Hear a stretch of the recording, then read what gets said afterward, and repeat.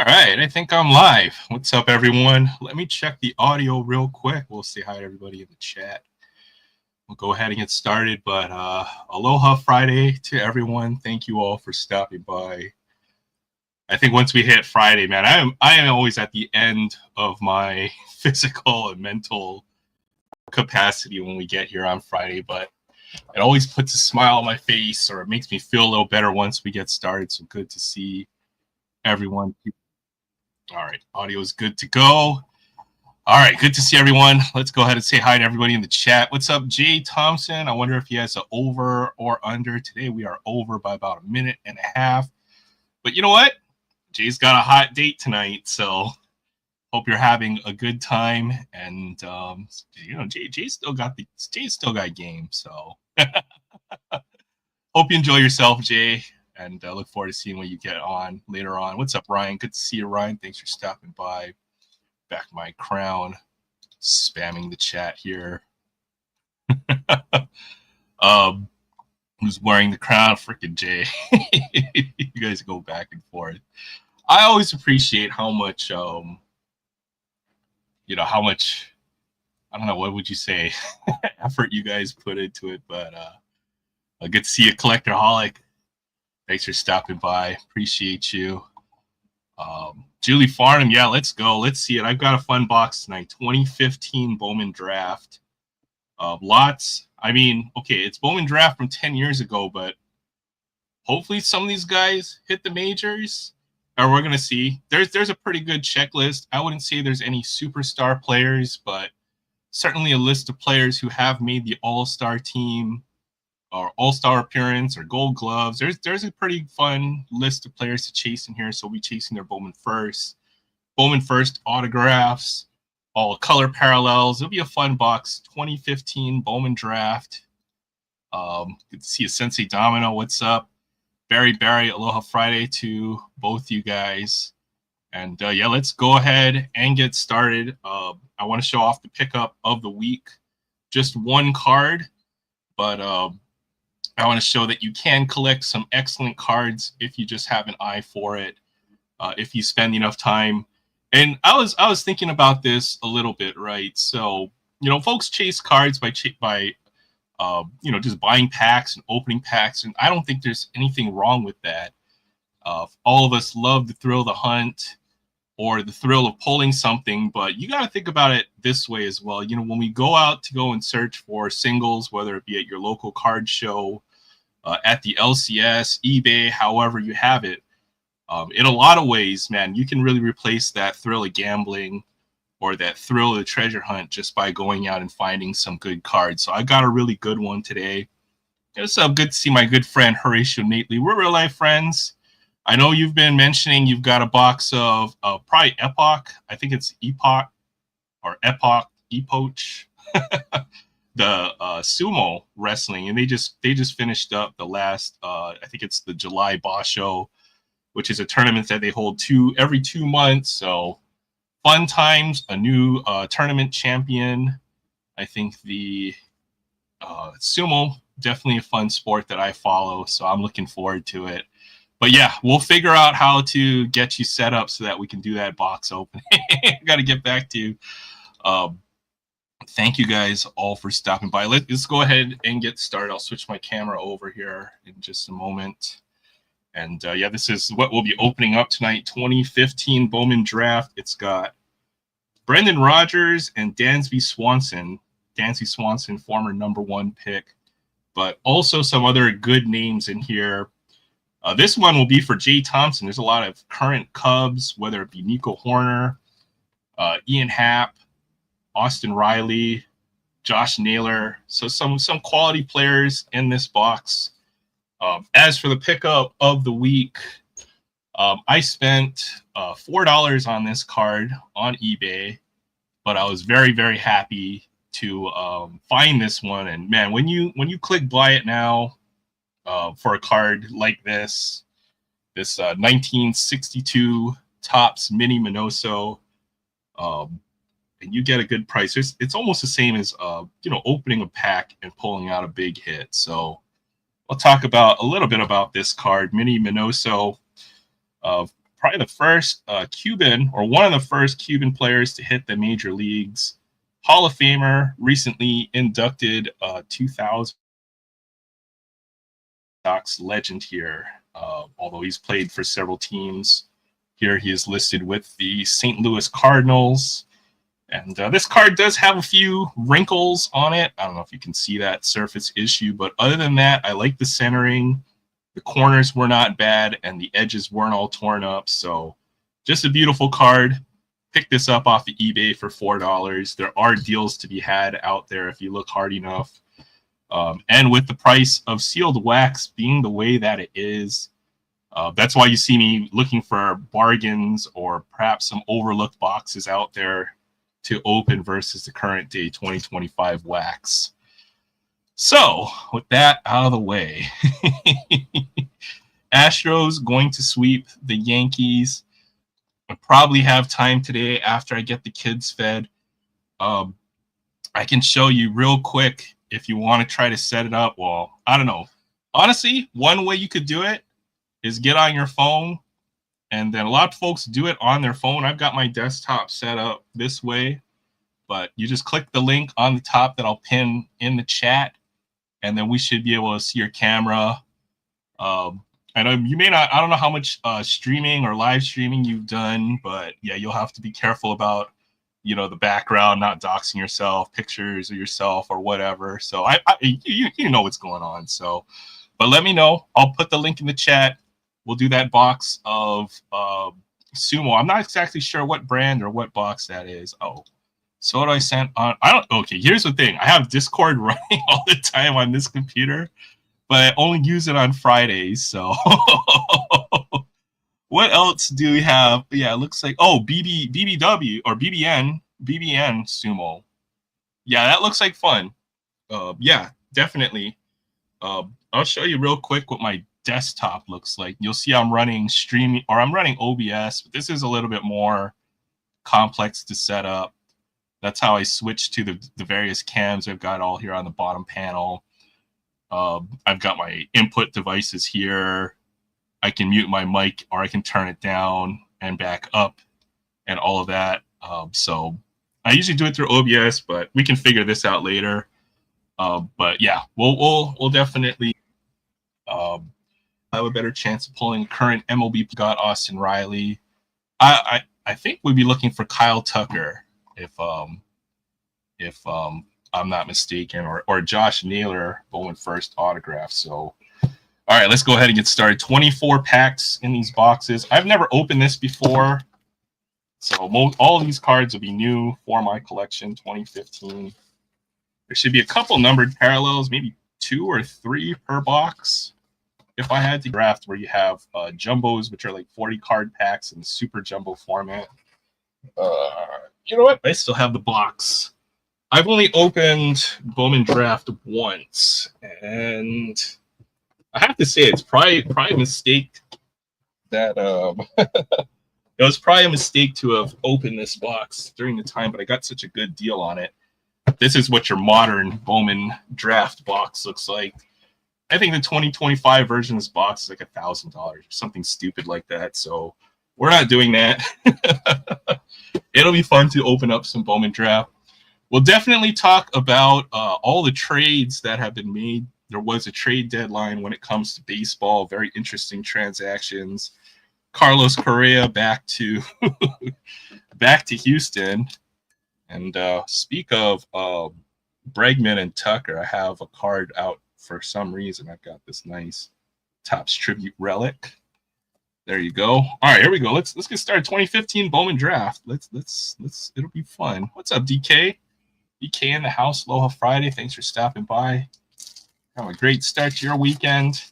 I've never opened 2015 Bowman Draft. We should get 1 autograph, 1 guaranteed auto. There'll be the Bowman Chrome. There should be some color in these boxes. But here's our first look. Sky Bolt. Hard to read those names, huh? That's going to be a shame. There's going to be a lot of prospects that didn't quite pan out first.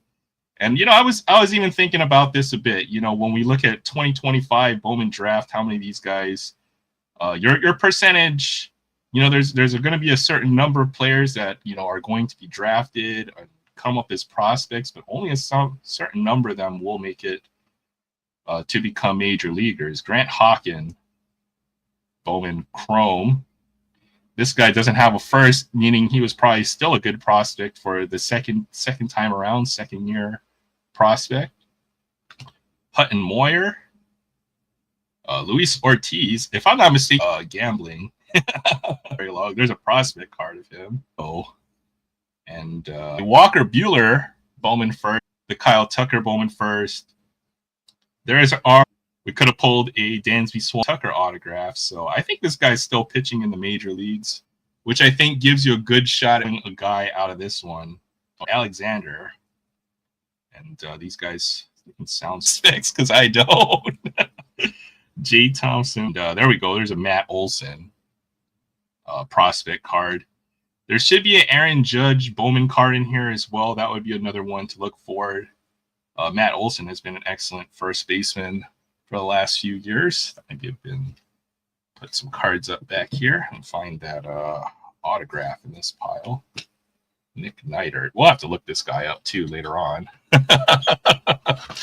All right, grabbing a stack here. We're going to go a little quicker here. We're just going to skip over the prospects I don't really recognize. They're probably no longer prospects at this point. Trent Clark, Tyler J., David Thompson, Trey Ball, Jared Foster, Drew Jackson, and Ryan Kellogg. Sounds like a cereal. Losing battery. I'll be back when I crawl home. I know you did mention beer earlier. When you get back, Alex Young. Sounds like, I think that name sounds familiar for Dina. We got like a colored parallel in here. Nelson Rodriguez, Forrest Wall, Cole Sapucky.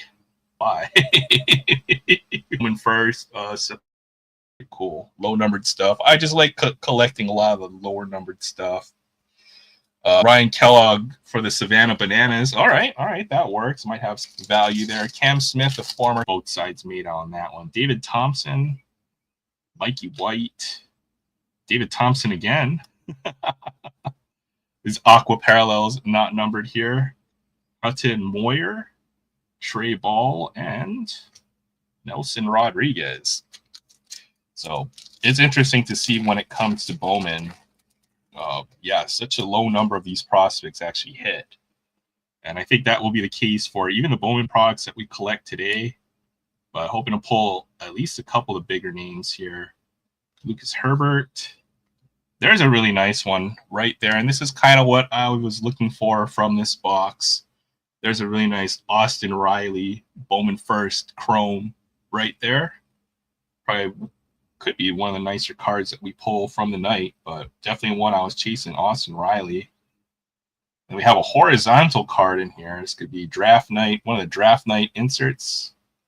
And it will be Mike Nicorak for the Colorado Rockies. So number 27 pick. He's pointing at his name on the draft board. Pretty cool card there. Chris Ellis. Chris Ellis again.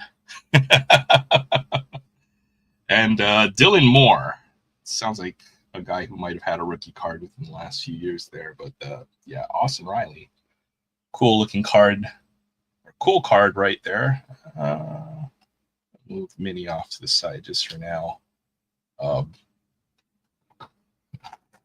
yeah, there's a little bit of a different format, definitely. Only 7 cards in these packs. I know even the regular Bowman packs these days have 10 or 12 cards.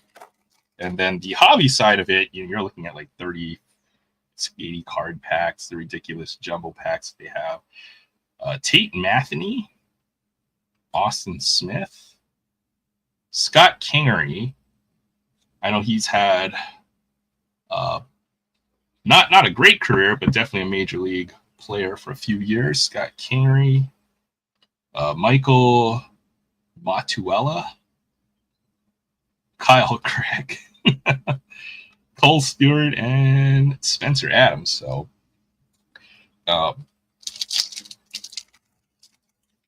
yeah, it's hard to get excited about these prospects, especially since a lot of their you know, they were prospects at some time, and either they've made it to the majors by now, or probably could be still be playing in the minor leagues, or but yeah, let's see if we can find some of the bigger ones. Woodford, Plummer, Tyler Stephenson. There's another pretty decent one.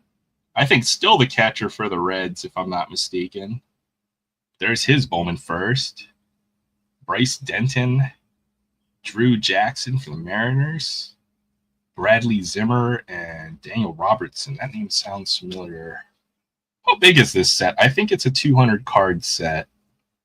So we're looking at a 200 card prospect set.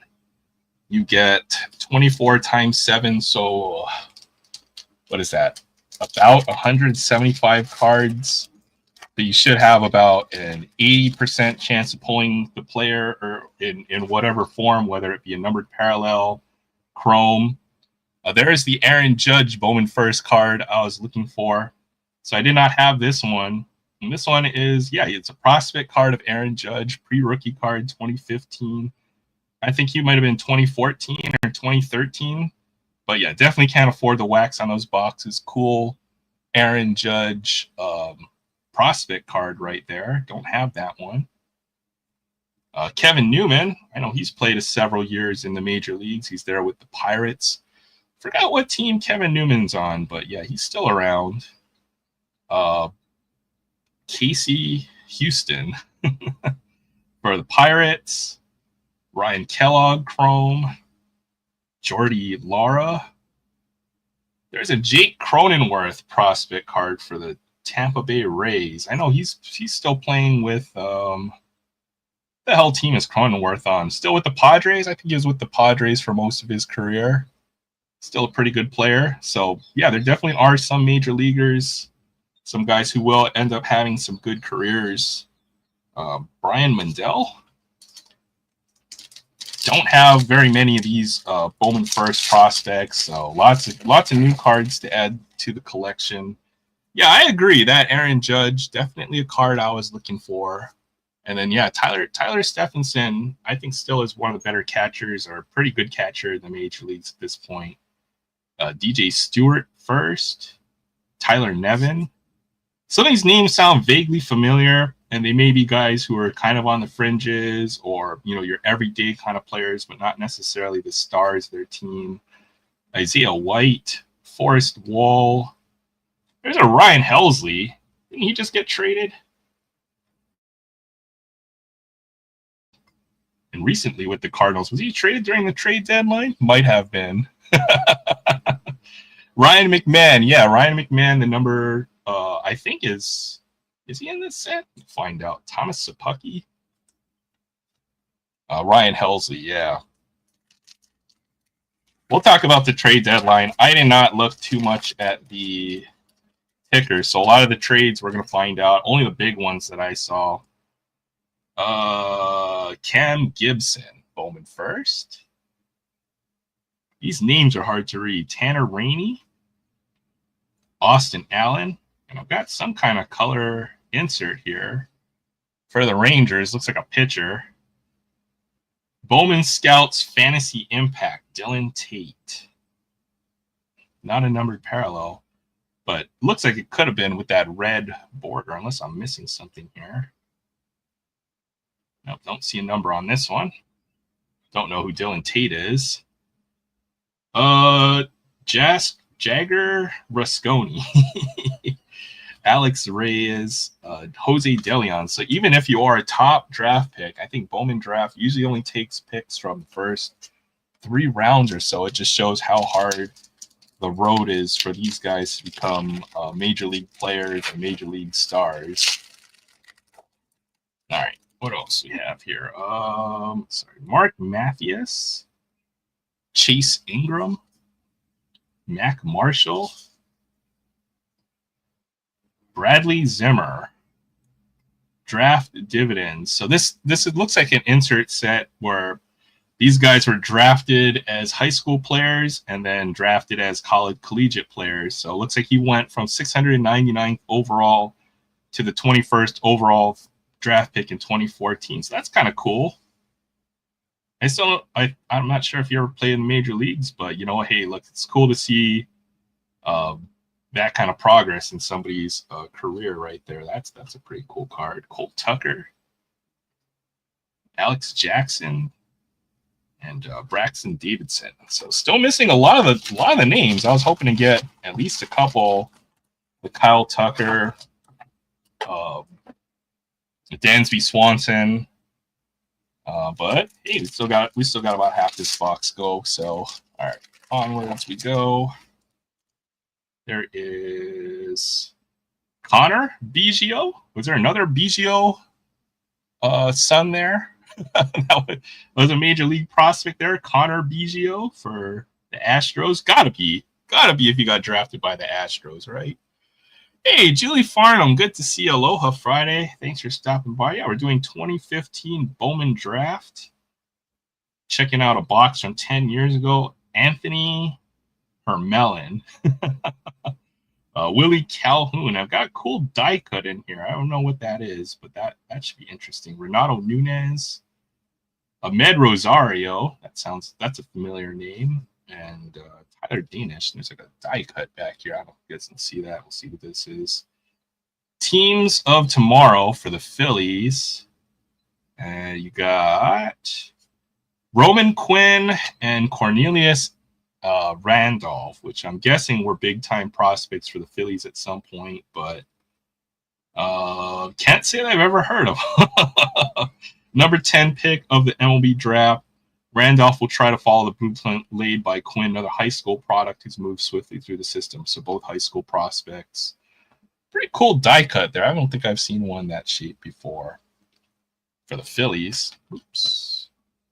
Cards all over the place. The Aaron Judge. I'll put that off to the side. Let's say Aaron Judge Chrome. So far, this box kind of a dud. Still looking for a lot of the big Bowman first. We'll see. Chris Shaw. Eric Jenkins, Tyrone Taylor, Jose DeLeon. There's a Blake Snell prospect card. What is he? Two-time Cy Young winner, Blake Snell. Yorn Lopez. Josh Bell prospect card. Good power hitter. Colt Tucker plays MLB. So hard with all these names. Yeah, definitely a lot of these guys definitely played. Not going to try to pronounce that name. All right, I will. Demi Oramaloye, Andrew Moore, Cody Poteet, Kyle Wilcox, Alex Jackson, Grant Holmes, Albert Almora. So I think there were 6 or 7 names I was looking for. So a little bit of a disappointing box so far. Ryan McKenna played for a few years for the Orioles there. Jeff Hendricks, Lucas Herbert, Jacob Nix, Raul Mondesi, Zach Lamond, and Jack Wingcoop. How much was this box? I got this one for $100. So it seemed like a pretty decent deal compared to current year Bowman. I think current year Bowman boxes are probably like $250 or so. But good to at least try this one once. And there definitely were some names. I just opened a poll, a couple good ones. We did get one of the better ones, us and Riley, but good to see you guys. Fabian, Jay Pylon, thanks for stopping by. Aloha Friday. You guys having a great day. Tristan McKenzie, there's one.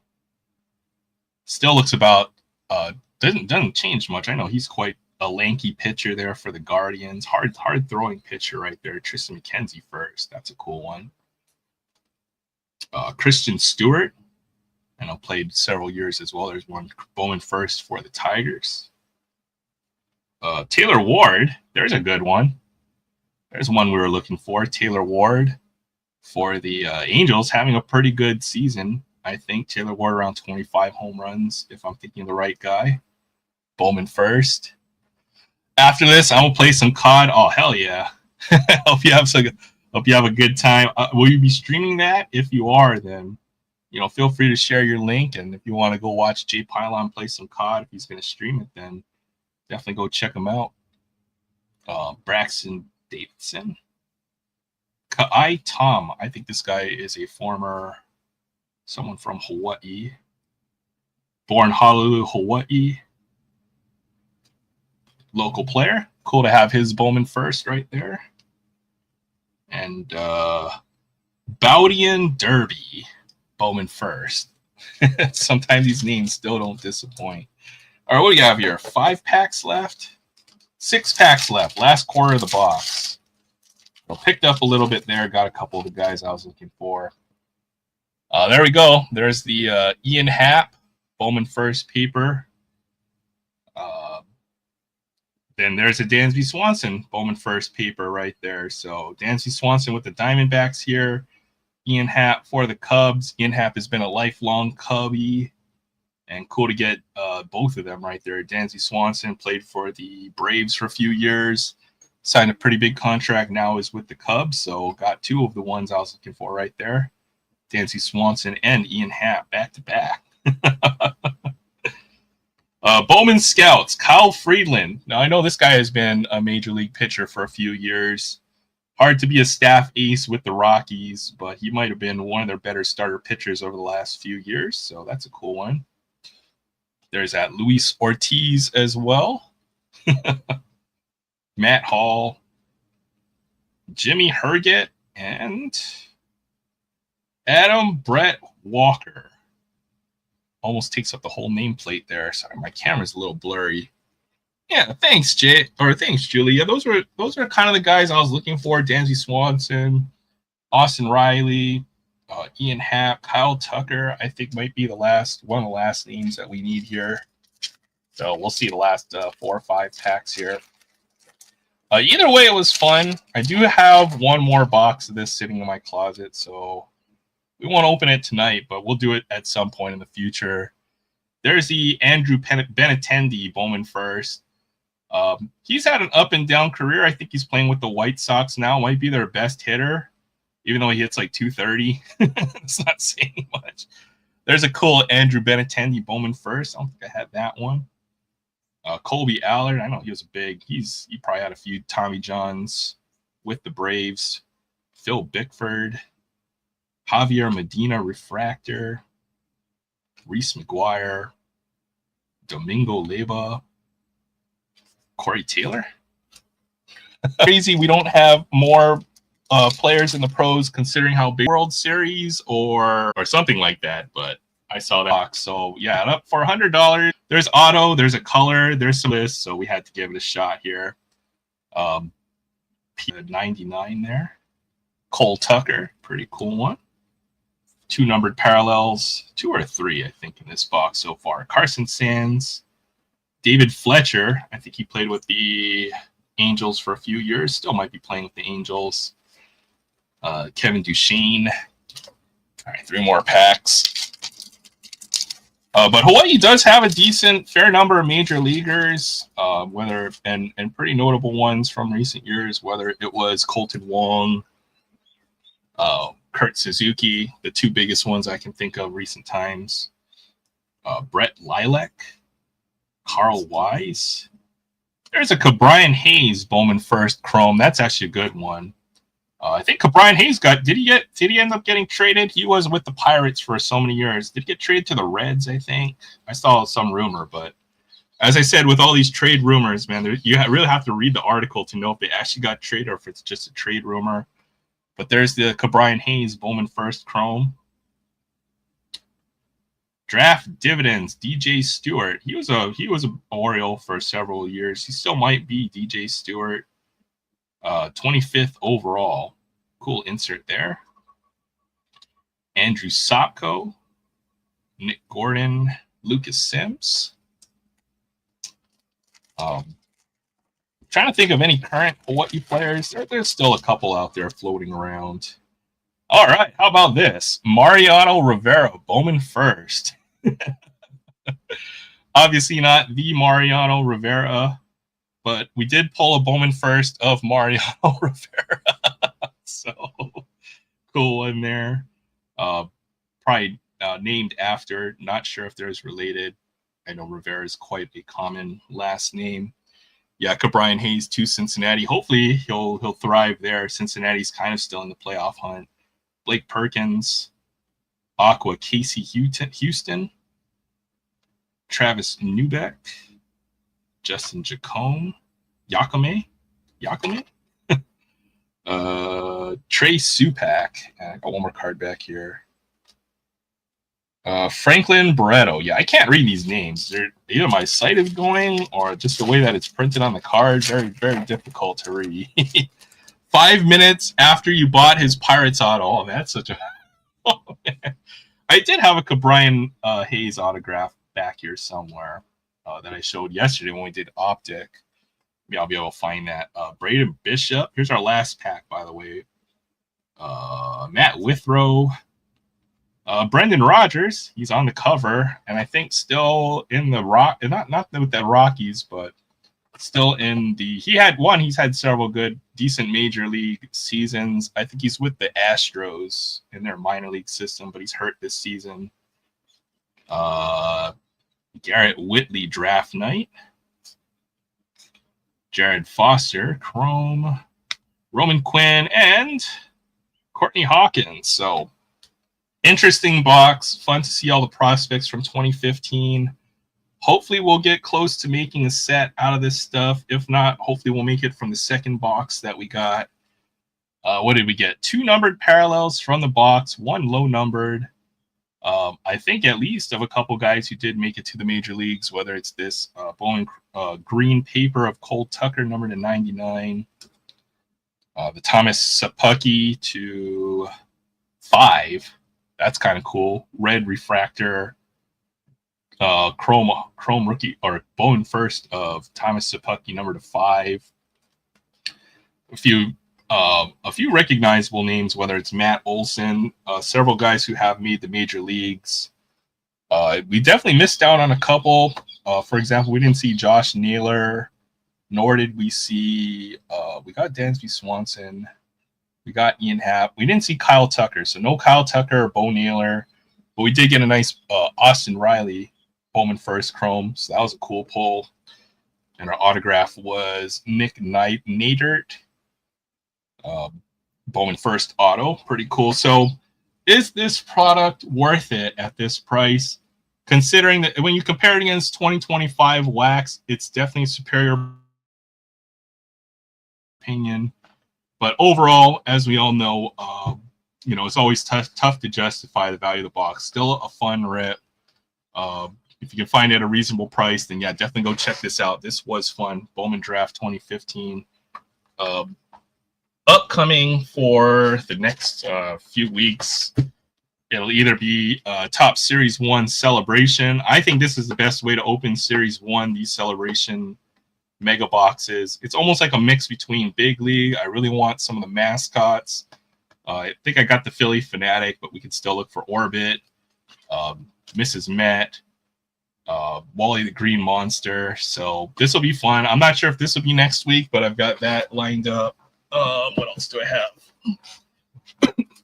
I bought a box of this 2020 UK edition, and this was an interesting opening. One, these boxes are under $60.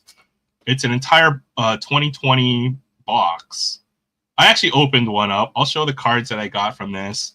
So if you're looking for a good cheap rip, this might be it right here, 2020 UK edition. You should get about 4 or 5 numbered parallels in these boxes.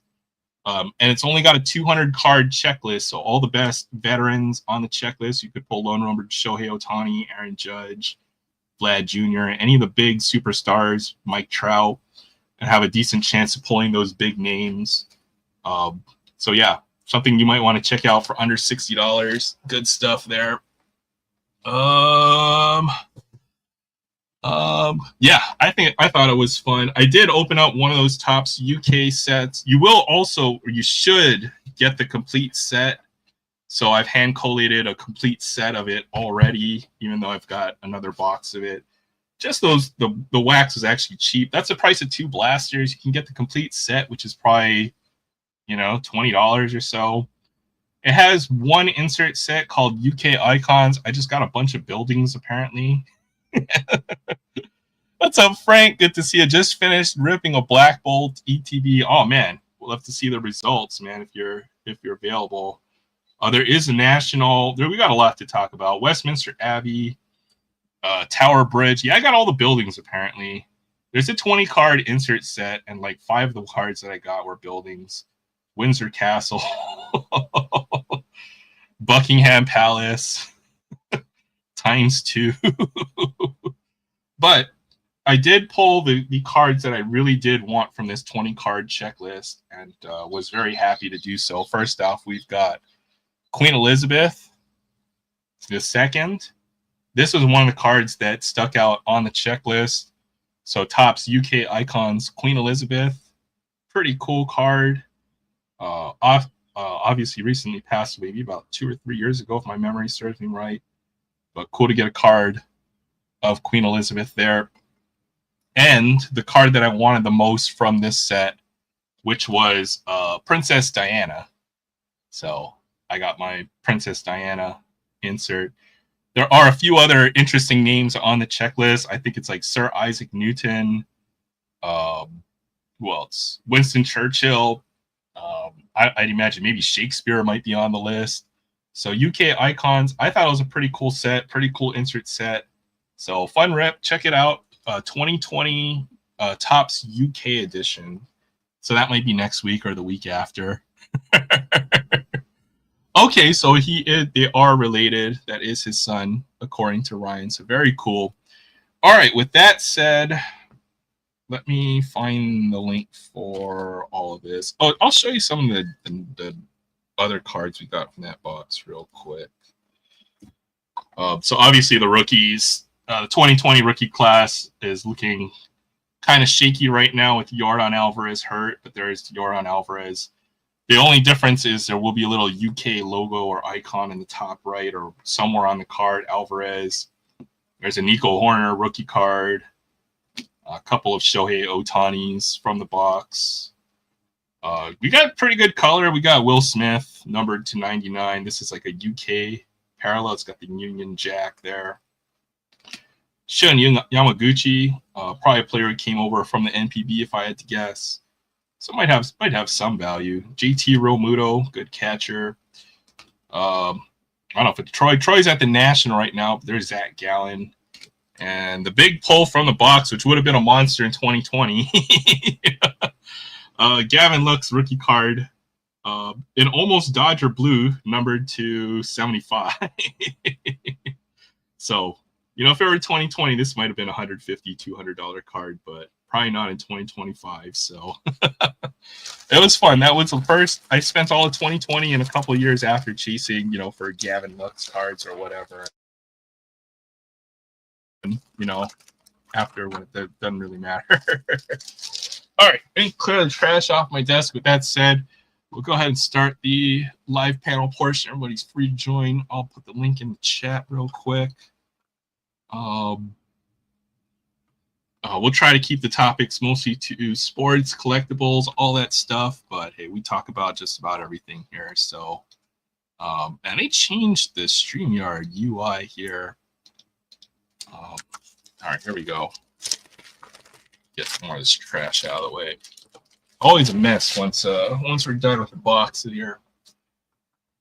To start, I think the National is currently going on. I've seen a few videos from, whether it's Adam's Card Closet, Matty Ice is up there, several others, Collector Dream. I think even Troy's at the National this week, so interesting to see what's going on. What's up, Sam? How are you doing tonight? Here's my good friend Sam. Not bad yourself? Pretty. Yeah, that last 2 seconds right there. Yeah, I'm tired. I'm tired. I'm exhausted. Oh, man. Some stuff to chase. Oh, really? Really? chasing buyback. Oh, you opening up Topps Chrome by any chance? Got some. Oh, Topps UFC. Oh, even better. Okay, even better. Because hell yeah. We did a blast. Yeah, we did a blast of this last week. It was pretty fire. We pulled numbered parallel to 25, and some legends like Chuck Liddell. And you can talk a little bit about the buyback if you want. Who are we looking I also for found here? these. Oh, you got the mega boxes too. I got two megas. They were just sitting on the shelf over at Target. I was shocked. And they weren't even behind the back. They were just out on the shelf. I know. Sometimes they screw up, and you've got to take advantage of it. Mm-hmm. Good finds, though. No, I abided by the limit. I got 3 one day and 2 the other. Okay. I was good. But so Max Holloway won. What's up, Ryan? Title, so he is the buyback. So if you get a base, it's what, $50, $25? Is it $50 for the base? Because I know for the baseball buybacks it's like $20. So let me go look that up real quick, because that would be freaking kind of crazy. Maybe it's the refractors are $50. Yeah, because I did a calculation on how much expected value a buyback was worth back in the day, like last year. Like if you get 30 cards and a certain percentage are going to be refractors, then if there's 2 or 3 cards that are buybacks, then the buyback can be worth up to, like, you can think of it almost as like a $2 or $3 rebate on your blaster. So if it's $50, that would be base is 20. Any refractor is 40. Yeah. Okay, so refractors are 40. Base card is 20. The set is about 200 cards. Then it's about $2 or $3 off the blaster. So, snap. Can do a couple of these and can switch out in between. Maybe do a couple more later. I don't know. I got no plans. All right. Sounds good. Yeah, I'm not sure where I had Ryan hopped on for a bit, but good to see you, Ryan. Thanks for coming on. Couldn't name 5 current UFC stars. Yeah, it's tough. Hey, what's up, Frank? Good to see you. I could name them. I could try another camera angle. Yeah, that works. We're here to wish Sam best of luck on these UFC blasters and megas. What do you want to open? Bonsai! The thing I don't know with these two is the difference between the inserts. Like what's a good one? What's a case hit? What's a top? We can go look it up for you. Tricky. Panini's insert game is where it's at, in my opinion. But fire it up. Yeah. That dog fired up. Yep. Oh, anything. You got a Goodwin's champion card or Alan. Oh, Dustin Poirier. Okay. So I just need a max. Tito on the. Tito Ortiz. Okay. Alan Ginter. That's kind of cool. I like that.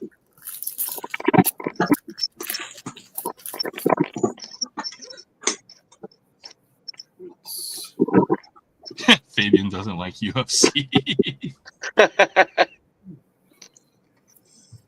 I mean, it is a combat sport, so, I think it appeals to a certain crowd. I enjoy it personally. Damn, all that punching and kicking. Patty Pimblett is a good current star. Zhao Nan? To 199. I like him. The one thing I will say I don't really like about the UFC is how many horizontal cards they have. Yeah. Yeah. Plesio. Shevchenko has got a champion belt there.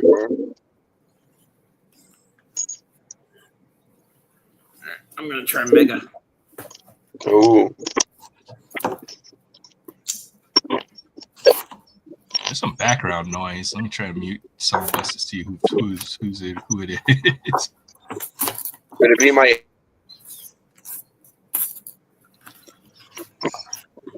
Might be. There you go, sir. The packs are a lot thicker. The names in UFC change so quickly. I think within a couple of years or so. That's usually the problem. There, I turned my. There's so many of the Kazakhstan, might be you. Kazakhstan and Yeah, I turned it off.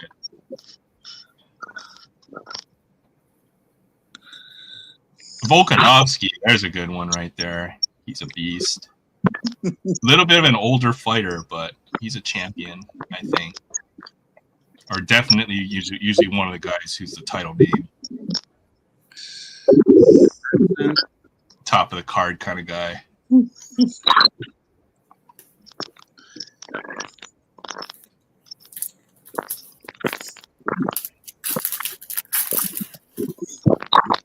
Yeah, there's just a lot of background noise here. yeah. You gotta mute your mic if you're not gonna talk, I guess. It goes for all of us. I have it where I just do it like that, but that's a cool one right there, and it is a refractor on the Allen Ginter. I don't think all of them are refractors. Those might be hard to pull. Misha Tate, that's a nice one.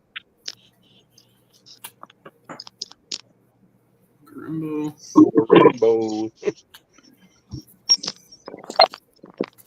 Oh, 1 second. Sorry. Portion. See if we can figure out the feedback issue here.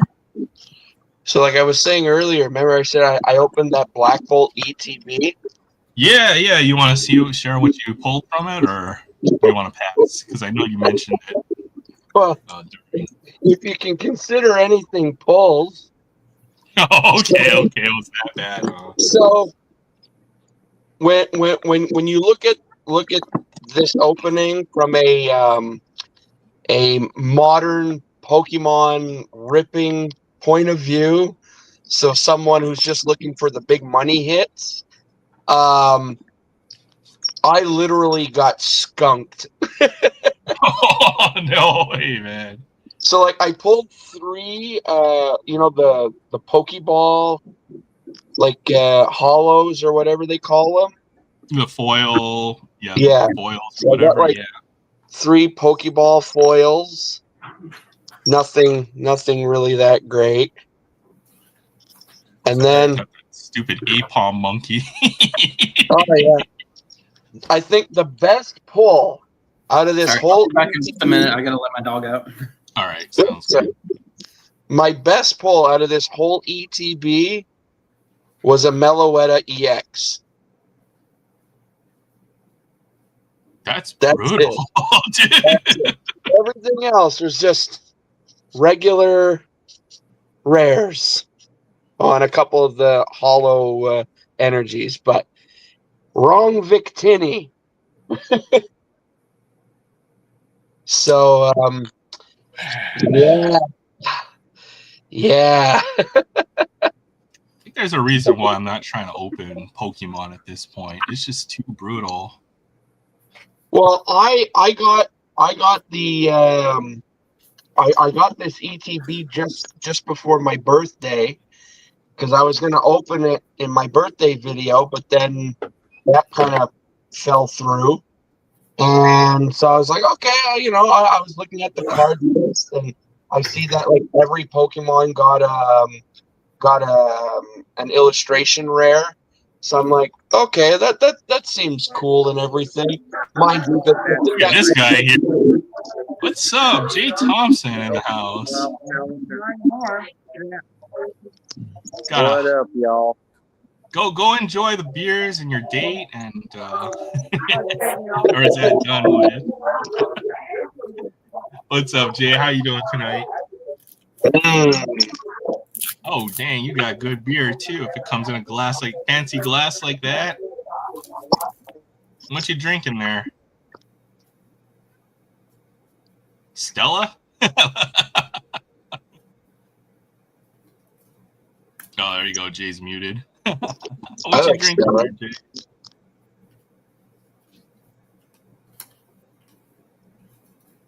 All right, I'll put us all back up. I'm back. He's just watching us, I guess. It's all good. Muted. All right. So I was going to say that the card that really got me wanting to get this was that black monochrome Zekrom or the white monochrome Reshiram, but I found out that only comes in the white flare ETB if you're able to pull it. So I'm like, I'm gonna try and get a white flare one also, and after that, then I'll just, if there's any that I really want to go after, I'll buy like the single of it. I won't go nuts and get open packs. So let's see what let's have Sam finish up this box. Yeah. Dustin Poirier. That was a pretty good my one dog has reached the age when she decides it's time to go, she goes. And so I saw her walking to the spot in my house where she goes inside. So you're going, no. Pretty much. I got over there and she was already about to pop the squat. So. I'll be curious to see if Ryan's got any cards to show off. Anything interesting after we do this mega box. Looks like he's doing some sorting there. Shevchenko. Oh, there we go. Oh, there you go. There's $40 right there. That's $40. Yeah, it's an X Fractor. It's a non-numbered, so I'm guessing that'll be a $40 buyback. Yeah, that basically paid for the mega box right there. Or close to it. What's up, Sony Sensei Nominal? Good to see you. Hey, what's going on? Yeah. That's what I was hoping for, one of those. Took some cracks on that 2015 Bowman. We pulled some cool cards, but a little underwhelming. Still was pretty fun.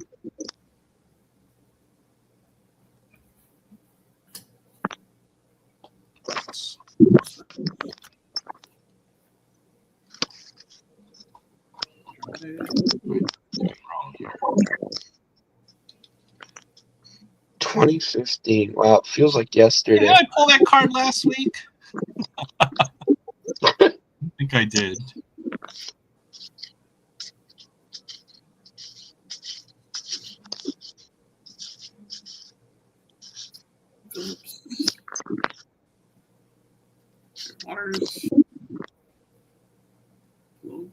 Pavlovich. Oh my goodness. Yeah, we're not gonna try that name. Try it. Jezjevic. Jezjevic. Yeah. An attempt was made. Try saying that 10 times fast. Exactly. That was that once or 10 times there?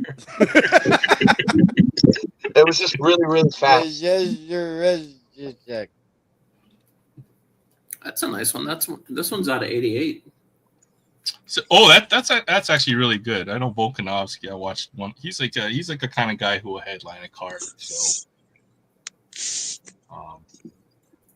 yeah, between forgot these two who he cards, beat. That was the last UFC card I watched, though. That made the box right there. That might be worth the box easily. All right. That's I'll save a few more for later in the evening. All right. Yeah. Throw some stuff off. I know there's a national going on this week, so a lot of folks may or may not be able to join us for tonight. Yeah. Did I hear that Troy was there? I think he is. Isn't he? Didn't he go to Cubs game? He was streaming from a Cubs game. I know I saw Adam's card closet at a Cubs game. I saw Adam and Matty Ice, I think, were both there. Well, Matty lives in Chicago, doesn't he? Oh, yeah, that's true. This is my vintage pickup. I got this off of eBay for $4. I'm not for certain, but I think either Matty Ice or Sports Card Ripping Teacher, one of them works at Wrigley. Yeah, I don't think you're wrong there. So, I'm not sure which. Might be you, Frank. In the background. No, I turned my AC off. Something's going on. That It's not Ryan because Ryan's No, it's not Ryan's. Ryan's muted, so It's not me because I heard it before I got in. Yeah. And we'll figure it out. It's all good. It's you, Aaron. It's you.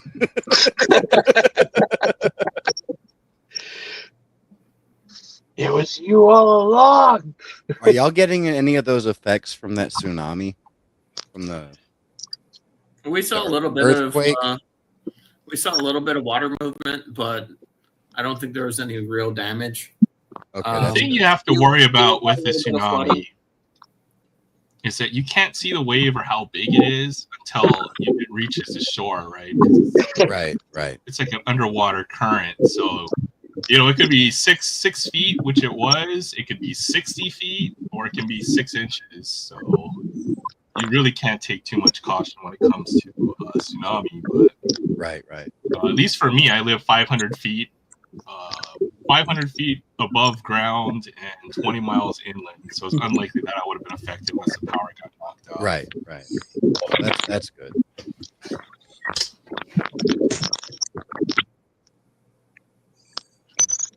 Oh, what's Ryan showing there? It's He said something about Moe's kid. Is Moe's kid in the new Bowman? Sorry, I had to adjust a couple things there, but yeah, let's see what. Does Mo Rivera's kid have a card in that Bowman that you ripped earlier? Apparently, yeah, I think I did pull Mariano Rivera Bowman first.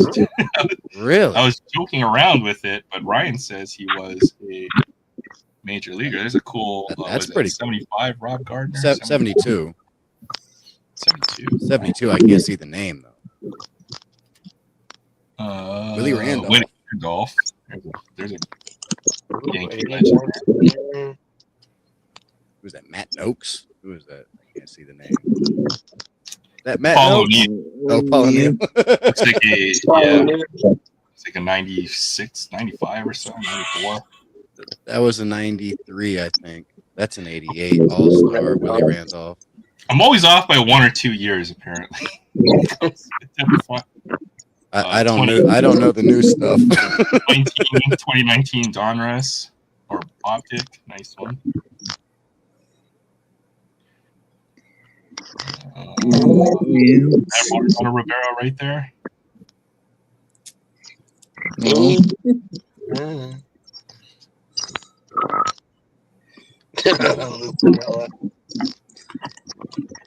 human grouch. Let's see if I can find that card. Canela manager card. Willie Randolph again. We talked on my old time net. Cool. I don't know about y'all, but seeing David Ortiz Jr. and seeing Mo Rivera Jr. just makes me feel old. That realization hit me when it was Glenn Robinson III and Tim Hardaway too. Jr. So that boat has sailed. Yeah, that ship has definitely sailed. I know what you feel. Wait a minute. Let me see if I. Oh yeah, thank you for showing those cards. Those are great pickups. I know. Ryan said he's going to the Old Timers game for the Yankees. Yeah, I saw that August 9th against the Orioles, I think. Yeah, that's gonna be fun. The Yankees have the best Old Timers games. They really do. They really do. Yeah. Although I heard, was it Derek Jeter turned them down? The Old Timers game. That doesn't surprise me. He doesn't want anybody knowing he's old yet. Oh yeah, that's true. Very true. Touche. I'm still young. I found this looking through some cards just because I heard his rookie card was going up in price. So I was like, do I want one or do I have to go looking for one? And it turns out I have it. So I have a Kyle Riley. No, Cal, big dumper, Series 1. Big I dumper. refuse to call him Big Dumper. I really Big do. dumper. Anybody that has a nickname based on the size of his rump I'm not going to participate in that. I could care less. It's too funny about that rookie class. That was 2022 Series 1. Yeah. So if you're collecting Wanderer Franco cards, then you probably have some big dumper rookie cards. Yeah, There's your consolation.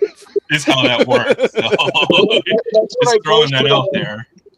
That's what I posted on Instagram, because I was like, Man.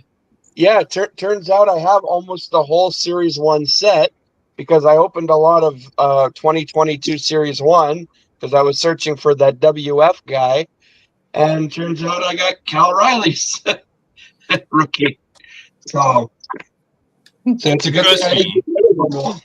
Trust me, I am going back through some of my older cards to go see, which Cal Raleigh cards I skipped out on. I certainly have found a few.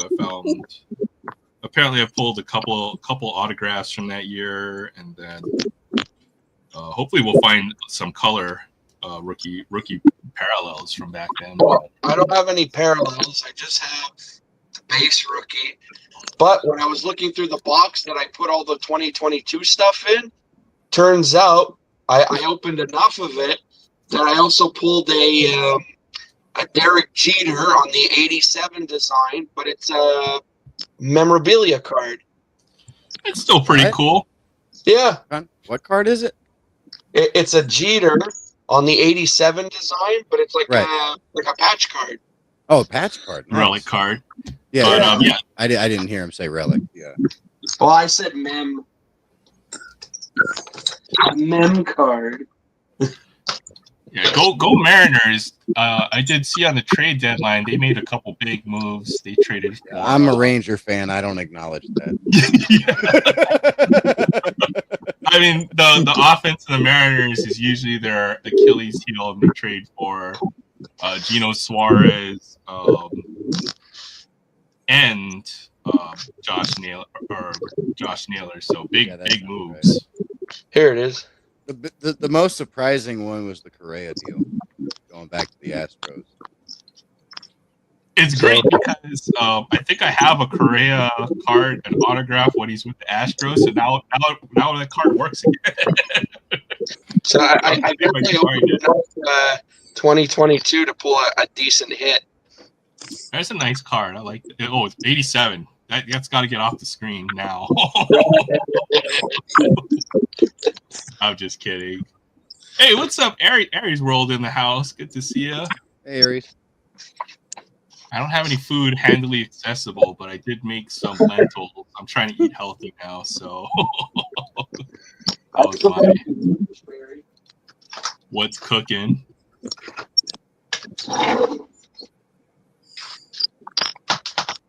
Oh man, I was shocked. I was looking at the trade deadline yesterday, and freaking Mike Yastrzemski is a Kansas City Royal now. I saw that. How do you feel about that, Frank? I'm curious. I don't know about that one. It's weird seeing him in blue and white, but at the same time, they played the Blue Jays today, and they killed them 9-3. And on top of all that, Mike Yastrzemski's first at bat was a 2-run homer. Well, there you go. So I don't mind, even though it's Blue Jays. I don't mind because it's Mike Yastrzemski. I guess you're more of the fan of the player, right? You being a Blue Jays fan, more than the Giants, so that's good. See, to have the patch card from something like 2002 Tradition, that would actually be probably a game-used patch, which is awesome. That's what I was saying last week. Anything prior to, I think, like 2000, maybe 2005 or so. Maybe or 2005. If it says it's game used, I believe it. Yeah, I agree. Yeah. The relics are actually the big chases, and then they just realize, we can, folks are chasing. More folks want to pull the relic cards, so we're just going to. They're like, we can capitalize on this. Just in general, the older autographs are so much better. I just have this lying around, but this is something that was signed in 2001 or 2002. That'd be cool. Infinitely better than the basketball autographs you get nowadays. So Scribbles. Tyson Chandler. Is there anything else lying Well, around? after opening that ETB, it looks like my brother's getting a nice stack. That's of cool. I just bought a Okay, Chandler just froze. autograph. Looks like my brother's getting another nice stack of Pokemon cards. I thought it was a good pickup. Seriously, whenever I open Pokemon stuff, if out of everything, I'll pick maybe like 1 or 2 cards to keep, and I give the rest to him. He has a nice stack of Pokemon stuff. So Okay, so I have a legit Pokemon question. This is legit. All right. Uh-oh. All right. Just like with sports cards, there are cards that essentially start out as not worth much and then end up worth quite a bit. And then obviously the reverse, start out worth quite a bit and then end up like just dumping in value. Right. Does the same thing happen with Pokemon? I know that they're not like actively playing in games or anything like that, but do you see that? Do you see cards that start out like essentially like not worth much and then over time? You see the stuff gain value. You don't see stuff lose value nearly as much. I think there's trends, right? So you see collectors. There's always trends on what they're trying to collect. Maybe some, they're collecting the the full art trainers at one point. Looking for waifu cards, or they may look for a certain set. There's so much background noise. I gotta figure out. We'll mute some people. Oh yeah, it is you, Frank. Yeah. It's just I think feedback from the camera. Itself. Yeah, from your mic itself. So usually you put headphones in it, it solves a problem. But your mic's picking up something there. There's always trends, and now it's like the trainer galleries or the SIR trainers. So I think it ebbs and flows based off of what collectors are interested in most. But as far as the specific characters, right? Yeah, well, that's more or less what I was asking. There may be popularity swings based off a certain character. Maybe certain characters become memes over time, and therefore have more collectability. So, I'm a big side-up collector. So there's that, right? But as I think we've said earlier, Charizard's not going to blow out his ACL or something. So Exactly. he's not going to drop in value all of a sudden because he popped hot for steroids or something. Yeah, or cheated or beat his wife. Or the popularity of the characters is pretty steady. You can kind of get ahead of it. There certainly are fan favorites that we don't talk about a lot, but some folks are fans of certain legendaries, like Zapdos or Gardevoir, or certain Pokemon, especially if they've been in the TV series, or if they have some kind of or if Pokemon itself hypes them up a lot. Like right now, the Evolution cards are all the Pokemon that evolve from Eevee. Like Eevee can change into like 8 or 9 different Pokemon. Right now, those are the big hot cards in Pokemon, or some of the hottest cards. So every time they print a set around Eevee and the Evolution Pokemon, it's big money. So recently, either the Evolving Skies set, which came out in 2021, you have still boxes of that already 2,000. So that's like a 15x multiplier over the MSRP. Crazy. And then the recent set, which was Prismatic Evolution. So those are big sets. So I would say it's more, the value is based more off of their pop culture value. Obviously, Pikachu or Pokemon that we see a lot in the media or the cartoons or heavily promoted, versus a Pokemon like what is the one that's just a giant boulder or something, aren't going to be nearly have the same value as those. But essentially, like, unlike baseball, where you're like searching through the 2021 stuff for Cal Raleigh, you don't find yourself doing that with Pokemon if you don't really find interest in them.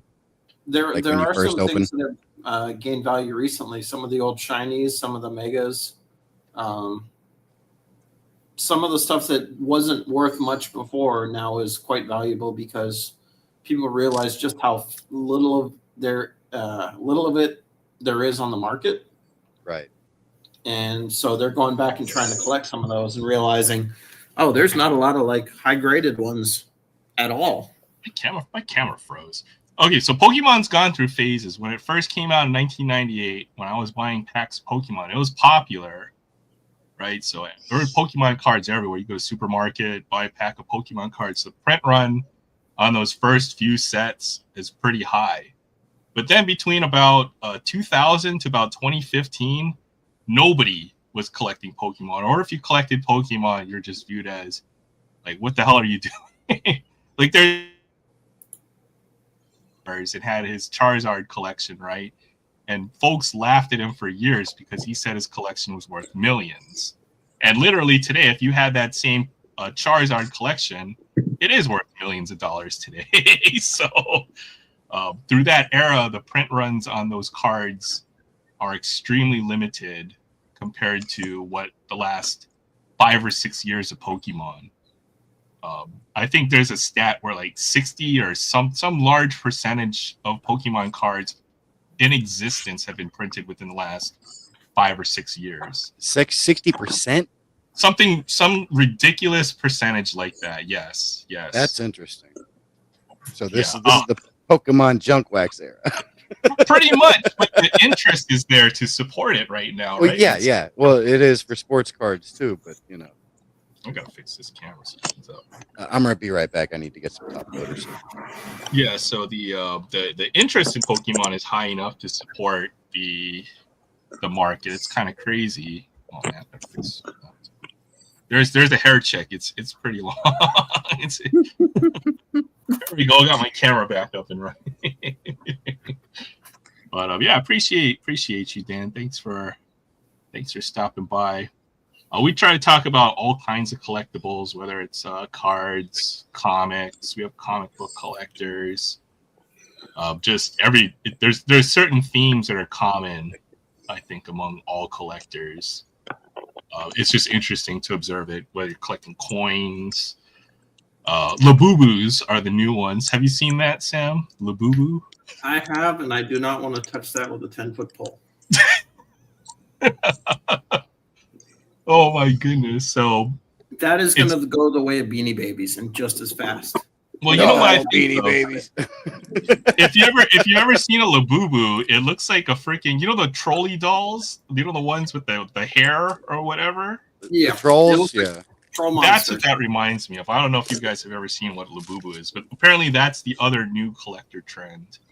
But basically, they took these dolls or stuffed animals, plushies, and they combine Funko Pop with blind box mechanics. So people are going crazy over Labubus right now. What's interesting is they've been around for a while. It just got really popular recently because some K-pop idol had one, and then everybody emulated that, and then it went to, everywhere. That's how trends start. Yeah. It pretty much is the Beanie Baby chase all over, except imagine if Beanie Babies came in a pack and then one in every 36 or 72 was a rare Beanie Baby. Like that Princess Diana freaking Beanie Baby. You remember that one? I actually have that.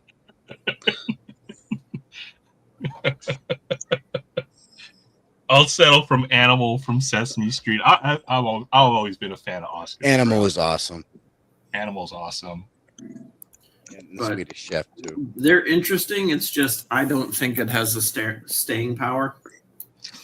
Yeah, it's like Stanley Cups are out and Labubus are in right now. Apparently, they are a hot commodity, but when they go, they're going to go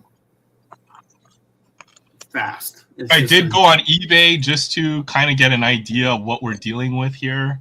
And, the blind boxes sell like retail. They're like $25 or $30.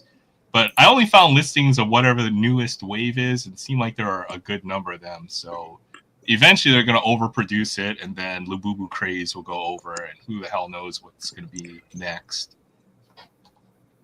I have no idea. Well, it's already reached the suburban moms, so it is going to the point where it's going to be not cool, and then it'll die. Yes, another year or so, maybe even less, 6 months. Yeah, I would avoid it. If you were to find some to resell, I would sell it as soon as you get your hands on it. I was just thinking, there's like literally you could be collecting anything else though, other than this, and it's just that it's the viral trend right now. Well, there's a lot of other black box or the mystery box kind items out there. It's just I went down the rabbit hole. Did you see any interesting ones? I saw there's one of the capybara from Japan. No, I haven't touched any of that because it's just I'm trying to sell stuff, not buy stuff. There you go. We'll eventually be trying to sell some stuff once they get a little bit more organized as well. So, trying to look. They had the NFL Hall of Fame game this last week. I think it was the Chargers and the Lions. I don't know if anybody caught that. No interest in preseason. I was thinking the same reason. That's why I was asking. I don't want to watch it because I feel like our break between the end of football season is too short as it is. So I don't want to get hyped about football until like 1 or 2 weeks before the season starts. I saw there was Terry McLaurin's looking for a trade. He wants out of Washington. So is Micah Parsons. Yeah, so Micah Parsons also requested a trade, and I saw a Photoshop of Micah Parsons in a Raiders jersey. I was trying to think whether that would be a good thing or a bad thing. I think that would definitely probably be a good thing. But then again, I doubt the Raiders' ability to compete in the AFC West right now, just the way how loaded that division is. I mean, if they want to give us Derrick Henry and, basically the same haul that we got for Herschel Walker, I'm sure they'll think about it. Yeah. I mean, I wouldn't be surprised if the Raiders did something ridiculous like that, but we do have a new GM at the helm. So I mean, we also seriously, cut Christian Watson this last week. Players in the NFL, I mean, essentially they don't have much leverage. I mean, they could have him under team control with the franchise tag till 2028. If he sits out, he doesn't get paid. And if he just wants to waste his career, I mean, go for it. That's very true.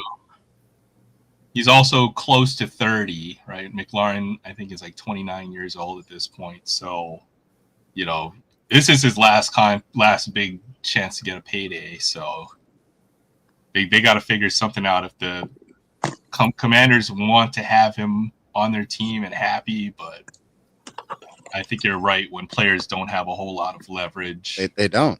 I mean, go ahead and sit out. You saw what happened with Antonio Brown. He sat out. Le'Veon Bell. Le'Veon Bell too. He sat out. He came back. He was never the same. Yeah, that's the guy I'm thinking of. Oh my, that was drama right there. Yeah, I had him as a keeper that year. My God. Nope. Trey Lance was throwing darts at preseason. Throwing darts 6.5 yards off the line of scrimmage.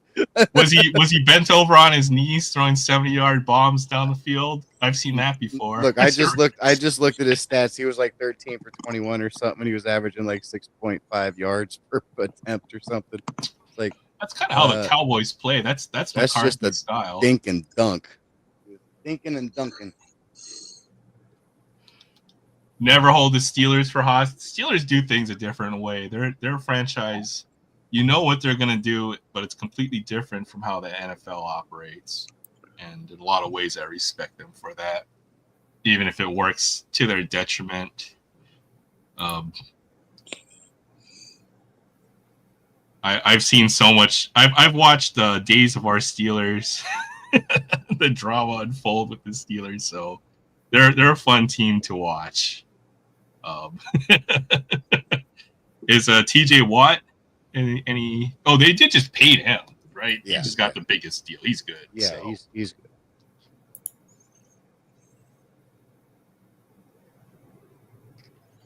But yeah, trying to avoid the preseason drama until we actually get to like the last week of preseason. Rosters are finalized.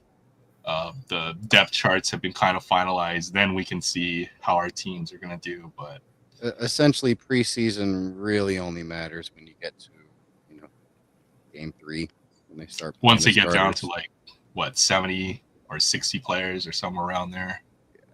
The first week you're not going to see it, and no starters are going to hit the field for even a series most of the time. I mean, shoot, I was looking at the Cowboys. The Cowboys have lost 4 offensive linemen just in practice. I mean, it's so bad they signed Lyle Collins off the street.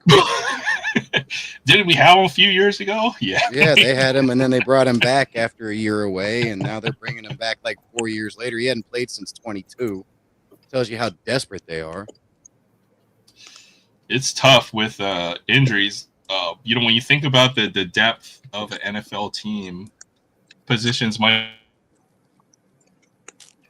for an entire season, you could easily lose that in like one game. So, but I understand why they're not playing players during preseason games, because it's just a violent sport. Yeah. Essentially, what I would do is I would get rid of preseason games altogether. And I know the players would probably prefer that. That's why they went down to 3 games. But it's just. I imagine preseason draw enough on TV to make it worth it. The NFL's while. That's the problem. It's about money. It's always about money. That's all it's about. I would honestly. I mean, I'm an old school guy, so I don't want to see like a 20-game schedule. But let's be honest, I would rather have them count than not count, because then at least we'd be able to see the players that you want to see. Well, they should go to 18-game schedule and do it over 20 weeks, and then get rid of the preseason. I think. And I would be okay with that with 2 bye weeks. Yeah, 2 bye weeks, and you put the bye week, when they have like a freaking Monday to or Sunday to Thursday game or something stupid like that, right? Yeah. You don't want them on 3 days rest. It's not going to be a good product anyway. But some teams end up playing that schedule, right? They'll be like the Sunday morning game, and then there'll be the Thursday game. It's ridiculous, especially when they do the Thursday games in like Europe or some crap or something stupid. Well, I got some stuff to share if nobody's showing anything right now. Oh yeah. We want to see what you picked up. My pickups for the week. Oh, hey, what's up, Will? Sorry, I've been missing the chat. Will popped wants to say goodbye. Well, good night before. I'm gonna just run this by. This is the 89 Upper Deck set. There's the Griffey. I thought about buying one of those. And I got there's the 89 complete set. I've opened it to get the Griffey, and they threw in an extra. That's actually the complete set, including the high series, and they gave an extra high series, so I'm not going to open that. I think it's got the Nolan Ryan with the football. Probably about it. Iconic set, so can't go wrong with that. I like to buy duplications, so this is a laughable purchase right here. So I got 16 of these EX Rasheed Wallace rookies. Yeah, I've got that card somewhere. This is the black border, not the blue border. I've got the Kevin Garnett, I think, in a blue border. And then I'm a big Michael Finley guy, so here's 19 of these. Oh, that was one of my favorite cards as a kid. I have the blue version. I didn't have the black version. It was looking for this card that I found the Rasheed Wallace's. Like, hey, and I got them for 99 cents each. So 99 cents for 19 Michael Finley rookies. Why not? Hey, what's up, Kevin? I collect. Good to see you. I hope you're doing that same seller. Well. that same seller had 5 Jonathan Like Ogden John for rookies. Ogden? Yeah, from Select Certified. It's a nice set. I got 5 of those. I already had one of these, but I mean, Jonathan Ogden's a beast. Yeah, Hall of Famer. And these are interesting because they actually sent me these one touches with these as well. And I was kind of surprised they did that. But here's a Stockton rookie. Some pretty good condition, too. Yeah, it's in nice shape. It was in a one touch. It's got a little bit of staining on the top, I guess. But you can kind of see that with these cards quite a bit. Mine has that problem. I don't know how that happened, but yeah, I don't either. All the tops of my cards are just brown. I have no idea. Here's this is quite off center, but I actually paid like under $5 for a Dennis Rodman rookie, so I'll take that. That used to be a $50 card. and again, they came with one touches. All 3 of these cards that I'm about to show came with one touches. So I mean, these are like $3 or $4 each too. So essentially, I got this for like $2, and this for like $4. So the Stockton rookie card, I mean, I feel like that's a $15 or $20 card still. It's a $20 card. It's a $20 card. I think the Rodman might be more. I think the Rodman might be $25. I haven't looked at a price guide in 3 years, I think. I've seen it. I've seen that card out in the wild. That's kind of why I see it around $15 or $20. But those are in good shape. The Stockton is beautiful. The Stockton is well centered. It's in nice shape, other than that staining on the top. This is in great shape, sharp corners, but it's off center. This one is a VG. Yeah, this one is a VG. It's got ding corners. There's some minor. That set is so tough, though, man. But this is the last card that I needed, so I have the entire set now. This is essentially a placeholder. I paid $45 for this, and this. Hey, I'm Michael Jordan, 45. The second year, Michael Jordan for 45. So this is the cheapest I have seen this card sell for in like 6 months. I still want that sticker. That's on the list. So I'm happy to get this as a placeholder. It completes my set, and I mean, I paid $350 for the regular Jordan. I don't want to pay $100 for the sticker. Yeah, I collect. You can feel free to reach out to me. I had a good time chatting with you. You're always welcome to come on. If you just want to hang out with the boys or get away for a little bit. But yeah, definitely hit me up if you want to chat anymore. And glad to hear. Hope you're doing well out there. The 87, 88 sticker, those can really be miscut as well. The diamond and this is well centered. And it's another reason why I bought it. I mean, it doesn't have that diamond cut really bad. I mean, it might be a tad off here and here. Looking at it, you should see the Charles Barkley I have. It's like so miscut. I would say that if this were to get graded, it would probably be a 3. But I'm okay with that, especially for what I paid for it. It's exactly what I was looking for. So. It looks a lot. It presents better than it presents well. I picked that up for like $350 or something. So Puckett rookie card. Puckett rookie. I got these from the same seller. I didn't have this Jeter rookie, or pre-rookie or whatever. I found the one that my uncle gave to me 30 years ago. So I ripped a ton of this stuff for the Shaq. For the Shaqs, right? I probably had this back in the day, but I don't have it anymore. So I picked it up. My uncle gave me the whole 4 sports set, and I was trying to find because I know it has a Jeter, it has a couple Shaqs, it has a few others. Yeah. I had to find the Harold Miner for sentimental reasons. I bought this. It's got 2 ding corners, but it's a Fred Lynn rookie, and it's off center. That's nice. But I think I paid under $3 for this, so pick that up. Picked up another Clemens rookie. This one's a little more better centered than the one that I had. Still off center a little bit. They're looking for the O-Pee-Chee version of that card, I think. Didn't have this. This is the Guerrero rookie. That's cool. It's a $30 card. 95, I think. Yeah, 95. I think it's a $30 card or something. Don't have that one. Yeah, I don't have any Guerrero rookies. So pick that up. And then I bought a chunk of autographs from the autograph bin. So I think there might be 18 Hall of Famers here. There's some duplication, but you're not going to find any of the Oli the goalies. So Yeah, as long as we're not seeing 50 freaking Oli, whatever. there's some duplication. I just finished sleeving these up. That's what took a while. But here's a Daryl Sutter. A lot of these are in pen, by the way. This is in pen. Daryl Sutter. In person or TTM? I would guess they were probably in person. That's 86, 87 OPG. Here's a 1980 Eric Soderholm. Again, it's in pen right there. But this, Yeah, I mean, back before the Sharpies. I mean, that's how people signed. You know, I've got a couple like that. 1980 Mike Torres. I don't have a problem with pen autograph. It's like a big pen. Yeah. This is a 66 Woody Woodward. That's cool. Yeah. Not sure if he's still alive or if he still signs, but there's quite a bit of hockey.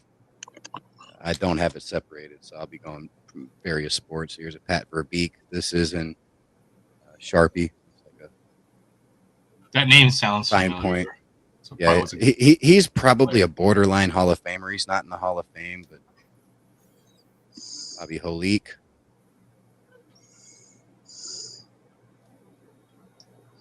Jamie Langenbrunner. I don't know what this is. It's like he tried to draw a dog or something. Or a snake. Looks like a cobra. Or a snake. This is a Darcy Walkaluck. He was a backup goalie. I saw a goalie. I got instant PTSD right there. Here's a John McClane, not the diehard guy. Here's a Billy Swift on his Olympic card. Here's a Hall of Famer right here, Bill Barber. He does TTM and he doesn't charge, so I was paying like $1 or $2 for these, so why not save myself the stamps? Here's a Joe Mullen. He's a Hall of Famer. Yeah, Fabian, I sympathize with you. I know exactly how that feels. That's me in a nutshell when it comes to hockey. Another Hall of Famer, Savard. Denny Savard. Yeah. And Penn. I know that name. I think I got his autograph from a box we opened. Anybody remember this guy? Yeah, Chris Warren. Drafted before Eric Dickerson. In fact, they were traded for each other. still a good receiver. I think he had a few thousand yards. He was a running back. Yeah. Running back, yeah. Yeah, he was a running back. Him and Dickerson. And they basically, the teams during the 84 draft, they ended up swapping picks because I guess Seattle wanted Chris Warren over Eric Dickerson. I mean, Warren was a good player, but he wasn't Dickerson. Well, Seahawks are terrible in the 90s. So hey, we don't talk about the 90s. It's the truth. There's a Yuri Lettinen. Rick Meyer. He won the Rookie of the Year. Yeah. Dale Hunter. That's kind of hard to see, but it's in ink. All right, here's a blast from the past. I got this just to laugh. And this is a 1989 minor league card of Kevin Moss, signed. Why the hell not? Why not? Oh, man. That card probably wouldn't be allowed in the modern day because it's got a beer out in the back, too. So. I have another one in here somewhere. Okay, here we go. Along that same lines, how about a Ricky Jordan minor league? Why not? This is my youth right here, man. 15 years from now, I'm going to pull out my stack of Bowman autographs and we'll have the same laugh here. Oh, boy. Back to some hockey Hall of Famers. Here's Bob Gainey.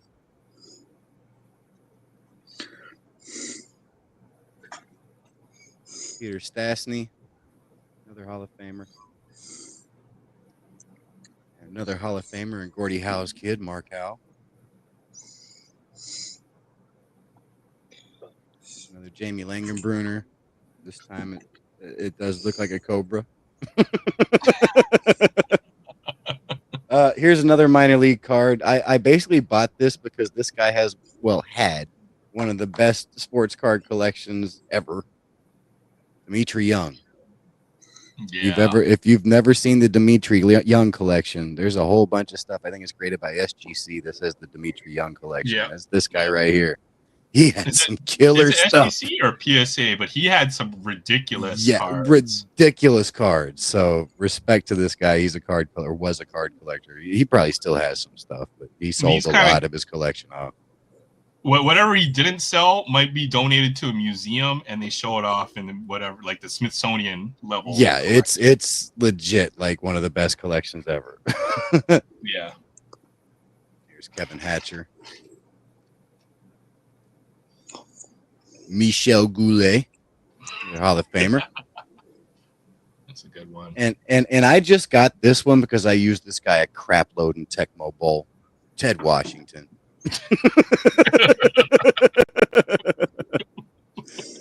I was go sack the quarterback with this guy. Good old Tecmo Bowl. Good old Tecmo Bowl. Ted Washington. I was like, man, I use that guy all the time. Let me get his autograph. Here's another Bill Barber. No Mavericks will.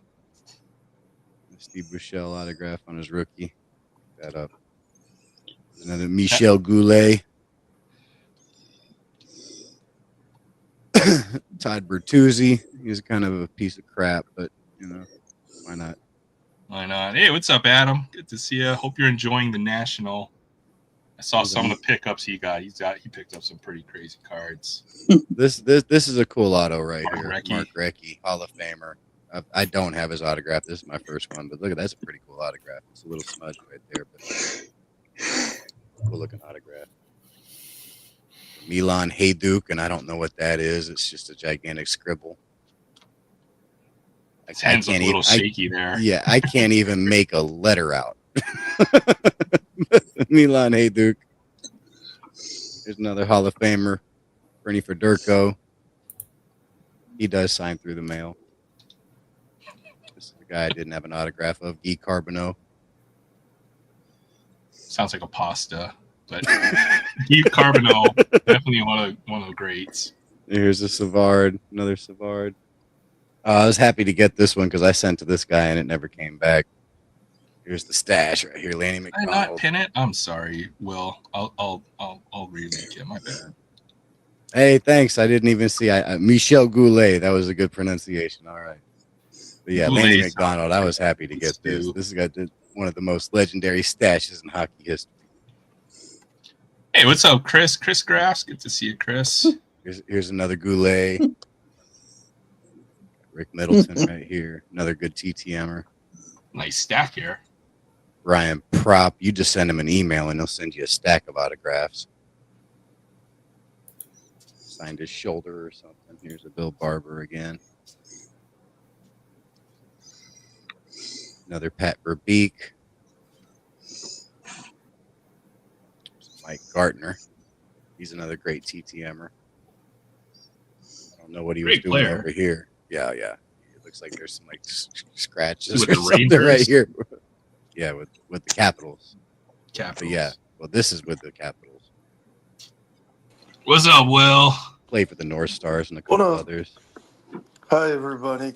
Here's Dale Hunter again. Hi, Tony. Hey, Will. How are you? Here's, doing well. Here's Bernie Fedorko with a perm. Is it for That's just his natural curl, you know? Okay. Yeah. All right. No, that's probably a perm. He probably got That's a perm, man. He wanted that That's a perm, perm. the 80s perm. Fedorko a Hall of Famer? Yeah, Fedorko's a Hall of Famer. Here's Rick Nash. Nash. Yeah. Love Rick Nash. He's retired, right? Or Yeah. So here are the last three. Two of them are probably two of the better. Here's Keston Hiura on his pro debut. yes, I sold all his cards too when I had the chance, but oh well. Sometimes you learn in life. So He's got here pretty nice is Will. It's appropriate that you're here right now because Neil Broughton, part of the Miracle on Ice team, on his rookie card. dude, my dad loved Neil Broughton. His brother. I did too. He was one of the original Dallas Stars. So. His brother was pretty decent too. Yeah. Aaron Broughton. Yeah. But anyway, got his autograph on his rookie. Oh, I that's have his sick. rookie as well, but to get that autograph. And then this guy, steroids, whatever. I don't care. Jason Giambi. That's right. Also, the what was it like? Okay, there's some other stuff with Giambi that's kind of weird, but Do you yeah. guys remember? Was it Jason or Jeremy in Moneyball where they're dancing? That's He's dancing. Jeremy. That's Yeah, Jeremy. I was like, Jason was a Jeremy Yankee. is such a douche. Jason was a Yankee, and they replaced Jason with Jeremy because they were Moneyball. So they didn't want to pay Jason, so they went and got Jeremy. They're like, we'll get the brother. Jeremy was rest in peace, Jeremy. But he was he passed away. Rest in peace. But yeah, I was happy to get that. I was a fan of Giambi, and yeah, I was a fan of a lot of the steroid guys. I mean, there are people that we will never know took steroids, and yeah. they probably did, and we were fans of it. So I have to admit something. I supplied Aaron with steroids. Well, is that right? I gave it to Saida in the back there. So, he's got his hand raised. He's got his hand raised. Like, yep, it was me. Look, So is he that's what I got. guilty? He's guilty. He's guilty. The freaking duck. He's guilty. You asshole. You. I have That's some nice. stuff. I have some stuff when you're done, Aaron. Okay. Well, is Sensei done? I'm all done. That's all I Hey got. Ryan, go Nice. Yankees. Not a whole lot of big stuff. It's more quantity Let me this get week my than stuff. quality, I guess.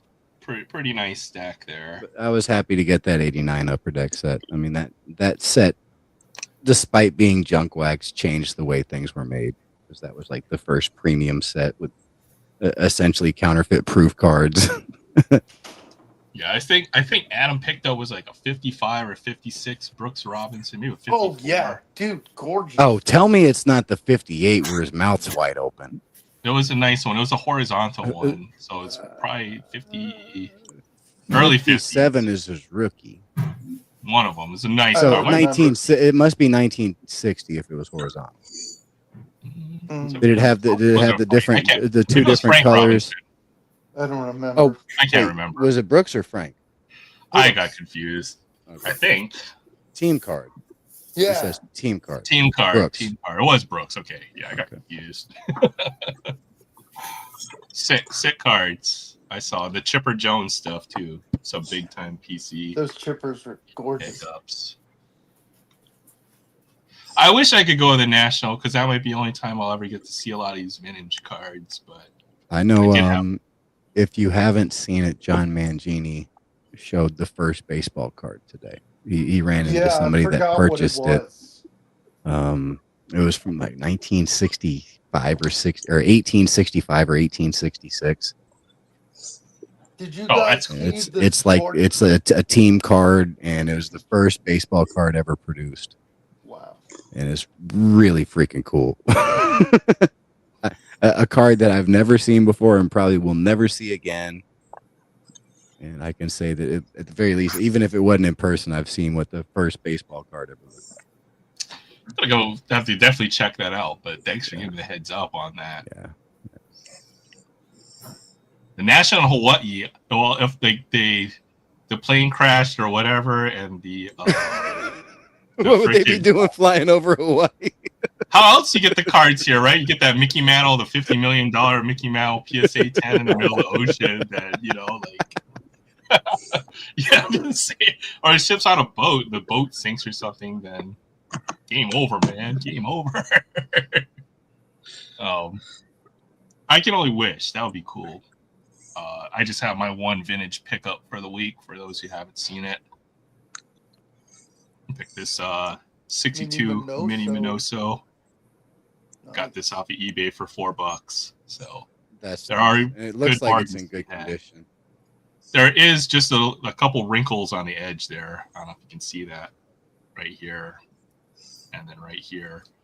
But other than that, the card looks like to be in pretty condition. Probably would grade, I would say, a 2 or a 3. So. Who's the lady in the back? Oh, yeah. I pulled this from the top. Is that Diana? Check this out. Princess Diana. That's what I thought. We'll do that. We may do this box either next week or the week after, but there's this 2020 Topps UK edition which has a 200 card checklist. So it's a short checklist, all good vets and rookies. All that rookie class from 2020 isn't looking all that great, but these boxes are under $60 shipped. So pretty good deal there. And who's the first Bowman? Yeah, Thomas Sapucki, but it's number 5, which I thought was cool. I think he had a rookie card somewhere around 2020 or 21. I was looking for, we did pull a nice Austin Riley Bowman first. I thought that was pretty cool. Nice. There's some other ones. We're looking for Nico Hoerner, Dansby Swanson, Josh Naylor, that 2015 Bowman we did earlier tonight. So Nice. it was a average box at best, I think. Yep. Some cool cards in there. But yeah, Will, what you got to show us tonight? Where's your remote? How many batteries do you own? I have comics. Is it to show. Energizer or Duracell? It's Energizer. The world needs to know. Yeah, I have these comics I want to show. Yeah, there you go. Comic books. I'll Is show it this. on me? If Jay Thompson is here, I'll show this beautiful bottle of Mountain Dew. Oh, I love that. That's right. All right, now it's on you, Will. So, Brian Coca-Cola. LCS. I don't know if you guys know Brian LCS, but Not personally, but I'm no, I meant like his channel. He did these polls. I won them on Christmas. It was a stream called Christmas in July.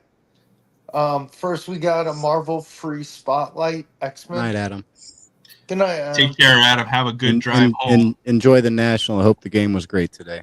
Yeah. That's right, at the White Sox. Troy, what's up, Troy? Troy's on the National, too. Yeah, he Yeah. is. Marvel free spotlight. That's cool. Does that mean it was free? No, I won giveaway. Oh. Well, was it originally free? I don't know. It says free spot. Come on, Will. The world needs to know, man. This is Dynamite with Vampirella.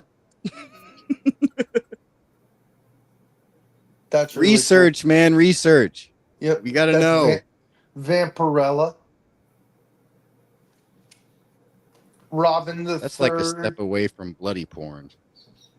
Yeah. Robin the Third, Cry of Hunters, 4 of 6. The official Marvel Index of the X-Men, number 1. That's cool. Batman Wayne Family Adventures, Batman Day Special Edition. Batman Day? Yeah. There's a Batman And then Day? there's this thing called Comics Curing Cancer. They raise Oh, money yeah. for the American Cancer Society. This was their exclusive last year. This is the Miko Sawaiyan Sonic the Hedgehog. That's pretty cool. It's got the Dr. Robotnik and the tails. Or actually, it's Shadow, and then you got Sonic. Shadow. Oh, okay. Shadow. Why does That's he false. Why does he look like Stripe from Gremlins? I don't know. And then there was a Just hardcover. being funny, man. Only One- Chuck Norris's tears killed Earth cure 1 cancer, by the Grant way. Morrison. It's a hardcover book.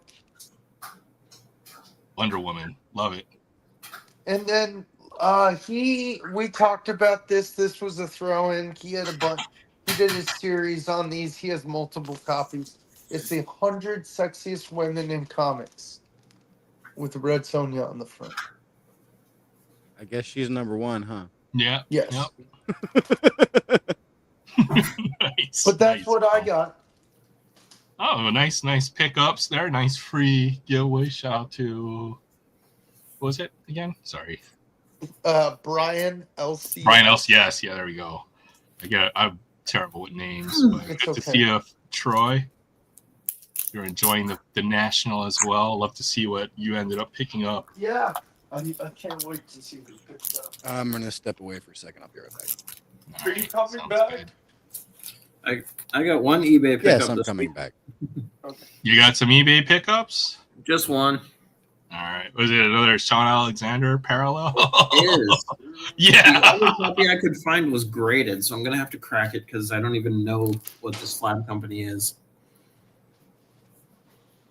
APG. It looks like a PSA. Is it numbered? Yeah, it's out of 15. Nice. Oh, aren't you going for the whole Alexander thing? Yep. Nice. So this was the only all-white one that I could find, but they had it graded, and I haven't been collecting the graded ones. So I'll probably just crack it at some point. For now, I'll just leave it slapped up. Just I mean, it's well protected now, right? So yeah. Until you're ready to do something. Nice pickup, by the way. So just another chip off the block to get you there. One of the lower numbered ones that I've been trying to hunt. So yeah, especially the 15. When are we doing our fantasy draft? Because there's certain days in September I'm going away. We are doing our fantasy draft the week before the season starts. So whatever that is. We can't do it sooner because of injuries and all of that. You don't want to draft and then find out your number one draft pick tore an ACL. That just sucks. Yeah, well, it'd be a bit of a bummer. So, and I still want. We need to find 2 extra players. I do want Sam in the league. We'll fill up to 12. We're going to try to invite back those from last year who want. So you're right. Thank you, Will, for reminding me because I do need to get on it. If there's interest in fantasy football from anybody in the chat, then we probably will have a few slots. We did a 12-team league last year. Will was our league champion. Yeah, but I was a regular season champion. Yeah, my team fell apart in the playoffs. So yeah, which sucked. Just like how that was my fear, though, right? Because every team that's a number 1 or number 2 seed never runs well in the playoffs. I've never seen a team run the table. It's so rare. It just doesn't happen. So my team peaked a little too early. But congratulations to Will. Yeah, reigning champion, right? There was a Barry. We can go up to 14 teams, but I don't know. I think 12 is the right number when it comes to fantasy. Yeah. 10 is a little too few. I think 12 we still have that group on Instagram. So we have the group, but we'll see if I want it to be an active league, right? So yeah, some folks, we'll definitely see if they want to, but if they want to rejoin. But I want to try to make it a fairly competitive, but casual league. So last year was great because pretty much every team managed their lineup. Active on the waiver wire. We didn't have a single trade though, so nobody wanted to trade. Yeah, it was weird. I don't think very many people offered to trade, but everybody was very competitive on the waiver wire. So, yeah, Barry, I'll save you a spot.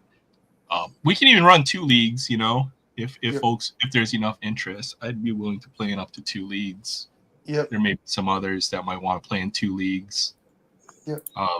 Aaron and I will discuss. We're drafting. It'll be there's no keepers in this league, so we're going to be drafting from scratch. And then I've got it set. I've got the way I like it, which is head to head. The main rule differences I always go is, all right, Ryan, take care, man. Thanks for popping in, showing off some cards. Ryan. Have a great weekend. Take care, Ryan. I try to run 12 teams. I always make it so that the last week, nobody plays on the last week of the NFL regular season. And the season ends, I guess, on week 18, if that's the case? Yes. And then week 19, we all go and watch. Just because you don't want your best players being held out in advance of the playoffs. And then 0.5 point per reception is how I like it. I think it's the right balance between it gives running backs running backs a little bit more for the receiving type of running backs. So yeah, Fabian, I'd love to have you in the fantasy football league. So we'll try to invite those from the chat, and then we'll try to bring in some others to make sure we fill up to 12 or 14 teams. I think will be the way that we run the fantasy team. And Aaron and I will talk about it. Yeah. Will and I will talk while I'm the commissioner. I have to run everything. I'm the just kidding. defending champ. Will is a patron. Like he thought of the fantasy to run fantasy football, right? So without Will, we wouldn't have a league. I think it was you and me. Yeah, it was, but you know, I'm lazy naturally. If you didn't say, Aaron, let's run a fantasy football league, I wouldn't have said, you know, hey, I have an idea, we're gonna run a fantasy football league. So it was your idea. True. It's just you pushed me to make the league, so we're gonna have a good 12 team league, or 2 even. Might even have 2 leagues. Yep.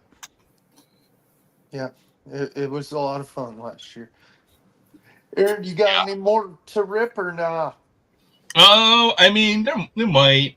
Come I've on, been here we go. trying to slow down on how much stuff I open. So I know. mean, I haven't bought any retail in 2 weeks. I'm so proud of myself. I'm so proud of you. I'm so proud. I haven't bought a blast. Okay, I bought 2 packs, like 2 bat packs of Donruss. That was I don't about even know any UFC fighters these days. Is that the women and men, Sam? What's that? Oh, it is women and men. Yeah, Yeah. UFC. This is a I good know product. Though. I Kayla like it. Harrison.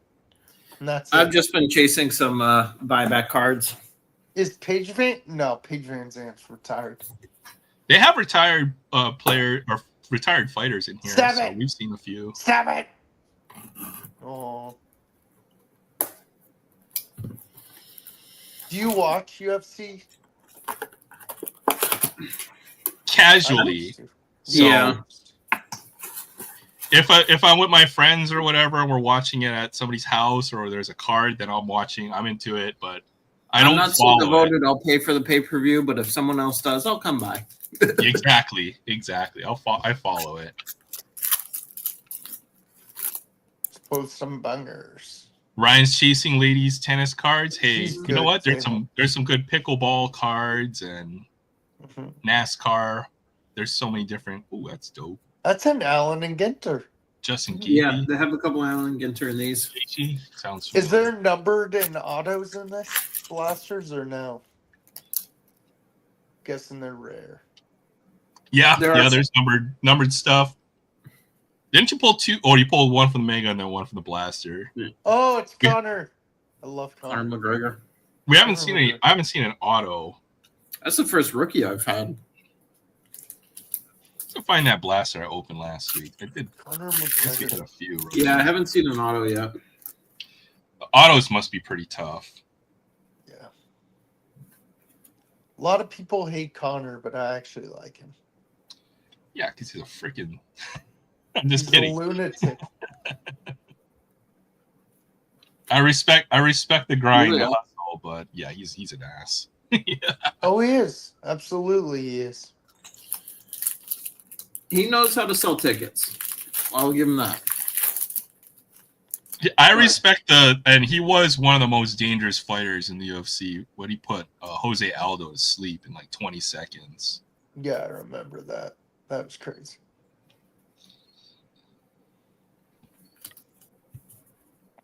Yeah, like we were watching it at my friend's house. We paid $70 for the pay-per-view. We're all psyched for the title. Oh, it's over? What? What? That's bullshit. But I missed it. I was taking a dump, but I missed it. You're like, dang. 1 second. Dog. Yeah, the tops royalty, the higher end sets, man, are so nice. Whether it's something like royalty, dynasty, tribute, transcendent, but they're so inaccessible to all of us. But anytime I see a good one for cheap, as far as singles, then yeah, definitely have to look to add to your collection, Ryan. That's the only way for us to do it in most cases. I guess I opened 1 blaster this stuff last week, so yeah, we did pull this same card. That guy. Yeah. just What the heck? Yeah, exactly. Who? Dude, he looks like a freaking One Piece character. Merab Dveshvili. I think that's a One Piece character. He looks like Hercule from Dragon Ball Z. Yeah. If he had the mustache. Dustin Poirier, Pavlovich. There's some good names in here. Ferguson, he's a great. Bo Nickel. Just looking for names I actually recognize. Tabitha Ricci. The UFC Allen and Ginter Chrome are pretty nice. Chandler, Michael Page. We pulled something number 25 too, but I have to go find it. That's right. You pulled a nice numbered card. It was low numbered. It was like to 25, so there can be some good stuff to be had. The Chrome or the UFC Finest Megas they had last year had a guaranteed auto. That was a fun product to rip. Yeah, I think Psyduck's still admitting he's using steroids, Aaron. I'm gonna have to drug test him later. You can. You're just a little pudgy. You know, you gotta get through the fat. He's got that. He's big boned. He's big boned. He's pleasantly plump. Yeah. He's pleasantly plump. He's got the old man strength. Fired up. Dude, Psyduck, deep down in each of one of us is our spirit animal is a Psyduck, right, Aaron? Ooh. Oh, an autograph. Nice. Oral ball. Or oral by. Oral by. Oral by. Sounds like something you brush your teeth with. Excuse me. Hey, autograph is an autograph. Like I said, I have no idea who that is. Like I said, Aaron, deep down in one of all of us is a Psyduck spirit animal. That's right. I aspire to be like Psyduck every day. With those blank stare he always has. The blank stare he always has. Oh my god. Peter Yan. He's a good player. Hey, I forgot, Aaron. The NFL equivalent of Psyduck, if he was fat, is Tua Tagovailoa. No. Why? Because he gets a headache all the time? Yes. He's Alakazam with the spoon, you know? He's Alakazam with the spoon. He's Alakazam if Alakazam was skinny and had a spoon.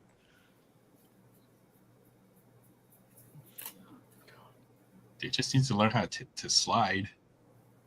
Who? Max Holloway, the insert. Yep. The inserts don't qualify for buybacks, right? It's only the base cards, yeah. Is Sugar Shane in this? Shane O'Malley? Possibly. I've seen a lot of legends. Chuck Liddell last week. I think that was pretty cool. One more mega. I just gotta be right back. Close the door. We might open something else, but I'm trying to pace myself. I guess we're trying to drop the hobby spend down to a reasonable amount. You're doing good, man. Aaron, is your hair still super, super long? Oh yeah, it's glorious today. Let me switch again. I want to see the glorious. It's glorious today. Look at this. Look at that. Oh my god, glorious. dude, the silver. Dude, how long? You need to grow it down to your back. It's about. How long is that? It's pretty long. Like, when was the last time you got a haircut? Do you even know? Well, let's go back. We can look back in the history of Aloha Friday, but it's probably been about a year and a half, if I had to guess. Are you gonna? Do you plan to get one anytime soon or no? I don't know. Maybe it's if we make it through summer, then probably not. But if it gets too hot, then I remember when you shaved your head once. I was like, "Oh my god!" It was like I didn't shave it. I just cut it real short, right? So it was just get the clipper. You just put the you put the 4. You go all the way around your head, and then you trim it up on the sides with the 2 or the 3, and then you can definitely buzz it a lot shorter. But Tony, how's the beard coming? Beard. It's been the You same have for a like little 20 years. beardish goatee. It's been the same for 20 years. Hey, Aaron, have you heard from Maiden lately? he's taking a break for the summer, so he'll probably be back later on. But he's just busy, I think, with life, and he's taking a break from YouTube. Good for him. You know who I haven't heard from in ages? Bert. Oh, Bert. Yeah, well, Bert had either health problems or he had either some family stuff he had to deal with. But he said he might he might be back online at some point in the future. So Tim still has his show on Wednesdays. So Yeah, him and Dan. Dan's kind of replaced all of us. He's on like everybody's show. So. Dude, Dan's everywhere like me. He's with Paul. He's with his own show. Yeah, Dan's doing great things. And he started a new podcast, so he's going to cover the Sabres this year. Yep. Yeah. Which will be interesting.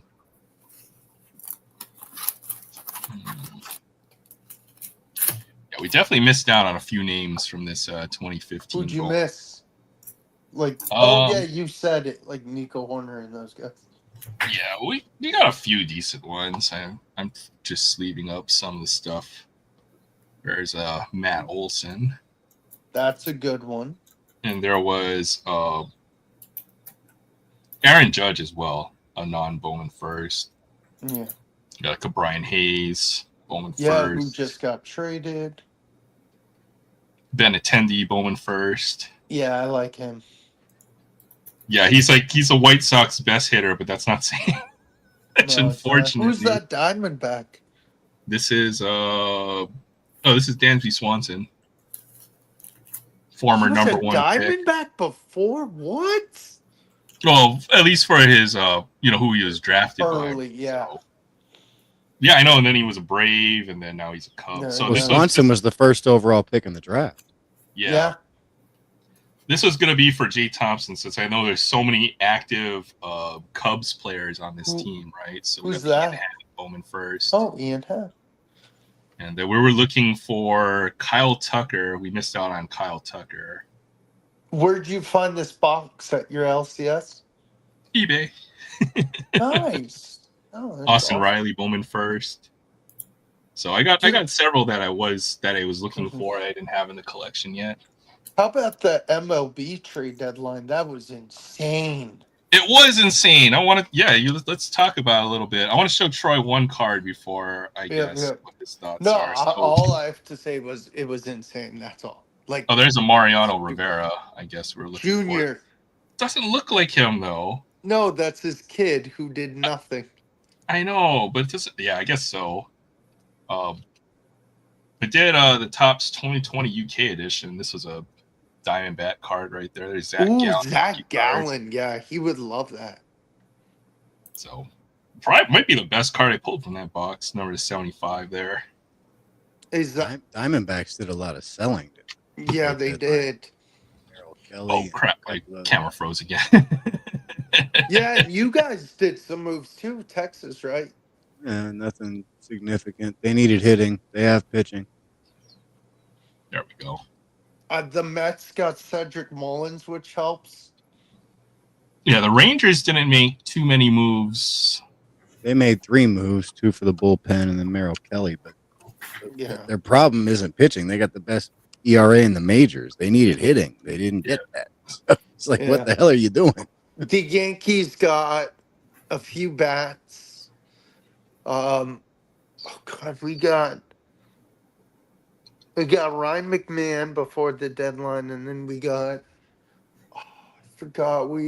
I think we got Ahmed Rosario, and then Rosario. we got pitchers, and we released Stroman today. And I'm really happy about that because he has underperformed the last 2 years. Well, he hasn't been the Stroman of old. Yeah, definitely not. And you guys are getting back Luis Heel, so that's why we released him. That's why you guys cut him, I think. Exactly. I'm trying to think what are some other crazy. Carlos Correa back to the Astros. Yeah, that was the biggest deal. My mind. And then what's the biggest his name? shocker anyway? Brian Hayes goes to the Reds. He's been horrible. Yeah. He's horrible. He's batting like 230 with 9 home runs. Yeah. Like, he's not even significant. He's a bust. He's You know a third. what He's a was defensive first type of third He, baseman. he is defensive. Yeah. But for a corner, like you have to have decent hitting, so that's not a Yeah. good thing. For a third baseman, you expect at least decent offensive production. So You know what was Not huge ideal. was the Blue Jays. The Blue Jays getting Shane Bieber. he's pitched 2 games in 2 years. I mean, what are you getting? You're getting I a know, but I contract. know. You're not getting a player. No. And then you're hoping for a Jacob DeGrom type of resurrection. That's what you're hoping for. yeah, dude, how about the Mariners getting what's it called? they did best. Eugenio Suarez. They They are got good. Suarez and they got Josh Naylor. So Dude, now I think their hitting looks good from 1 through 6. they're loaded right now. Yeah, definitely their batting lineup looks really good. The Padres made a big trade as well. They traded their top prospect for a big player. Yeah, I forgot who it was. Forgot who it was though. Dang it, I forgot too. I'm gonna go look it up. That was one of the other big moves because the Padres are like right on the edge. Oh, they traded for Mason Miller, Yeah, who's like a lights out kind of reliever, high leverage reliever, closer kind of pitcher. So that move kind of makes sense. They get big time bullpen help. Wow. Check out But they this gave guy. up their top prospect. I think they gave up Leo DeVries. Holy cow! Yeah. That's like what the heck? that's the biggest return in any trade. DeVries. I think That's he's the most third Oakland overall A's prospect in baseball or something. Yeah, I think that's what I something you saw. never see too. No, the Padres have been known to do that. When they traded away C.J. Abrams at the time was like a top 5 prospect, and Mackenzie Gore Yep. to get Juan Yeah. Soto. But they got Juan Soto back. Yeah, exactly. Not a what the reliever. hell? Not a freaking reliever. I don't care if he's a closer. You might pitch every other day if you're lucky. So that's crazy. Did it come like that? The card? Yeah, that That's was pretty bad. It felt weird on the back. So on the front, it didn't, but just the paper on the back, I guess. Yeah, the chrome layer on the back was all jacked up. Oh, pinhole, PSA 1. Always. A pinhole. Send it back. You can if you care enough about that card. So For a base card, yeah.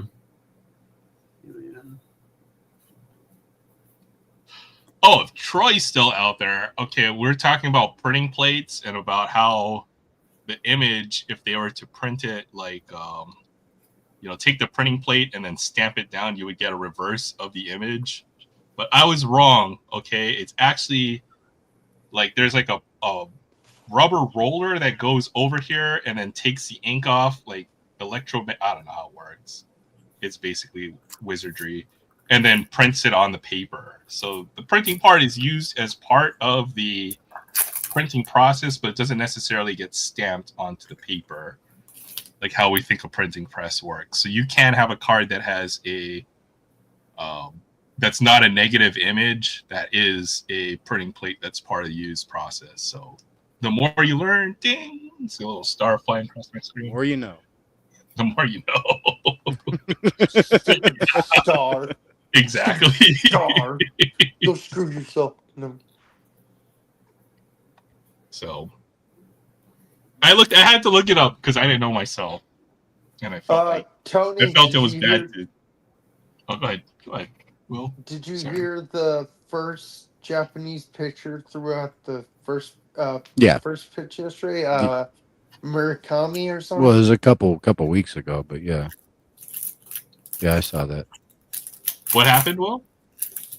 The first Masanori Murakami throughout the first pitch. Oh, nice. That's cool. Wonder how old he is. He's gotta be in his 80s. He was a rookie in 65 or 64. Caballero traded. Rays have a lot of prospects. He got traded in the middle of the game. He was like hugging everybody. Oh, Like, peace, really? peace, guys. Oh yeah. Oh, dang, man. Mid game. Yeah, it makes me laugh when two teams play against each other and they trade players and like, oh, I have to Well, go the to Blue the Jays dugout and the now. Orioles did that. Yeah, They had a traded player who played on reliever. both. Yeah. He didn't think pitch in the there's- first game, probably because the trade was in the works, and then he gets traded, and then he goes over to the Blue Jays, and then he ends up pitching an inning and struck out 2 batters. Scoreless inning, struck out 2 of his former teammates. he's like, you jerks. He's probably like, you jerk. Oh, Jackson Churio to the injured list. Ooh, that's not good.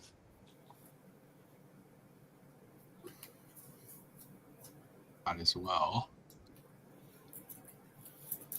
It's good for Jay Thompson's Cubs. Yeah, no, it is. Oh, the Marlins walked off the Yankees tonight. Yeah, it pisses me off, but whatever. 13-12. Yeah. Yeah, there's been a lot of high score games. There are. I see there's 16-9. Yeah, let's 9-3. see.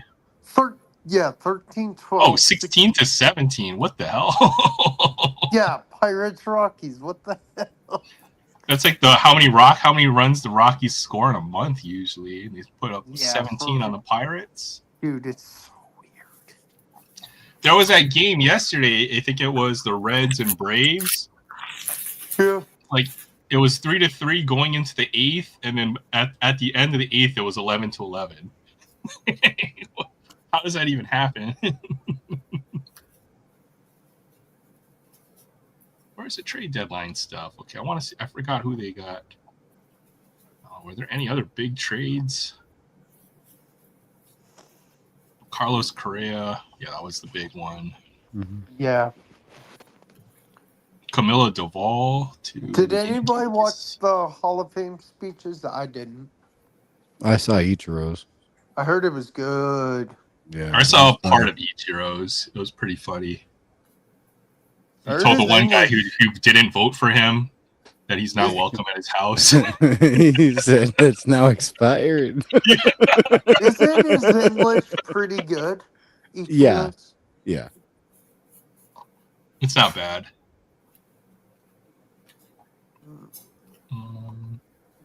Yeah, Caballero traded in the middle of the game. Just imagine. Bye. Where are you Dustin going? May to the Red Sox. Yeah, that's weird. Well, the Royals made some moves then. Yeah, they got Yastrzemski. Yastrzemski, yep.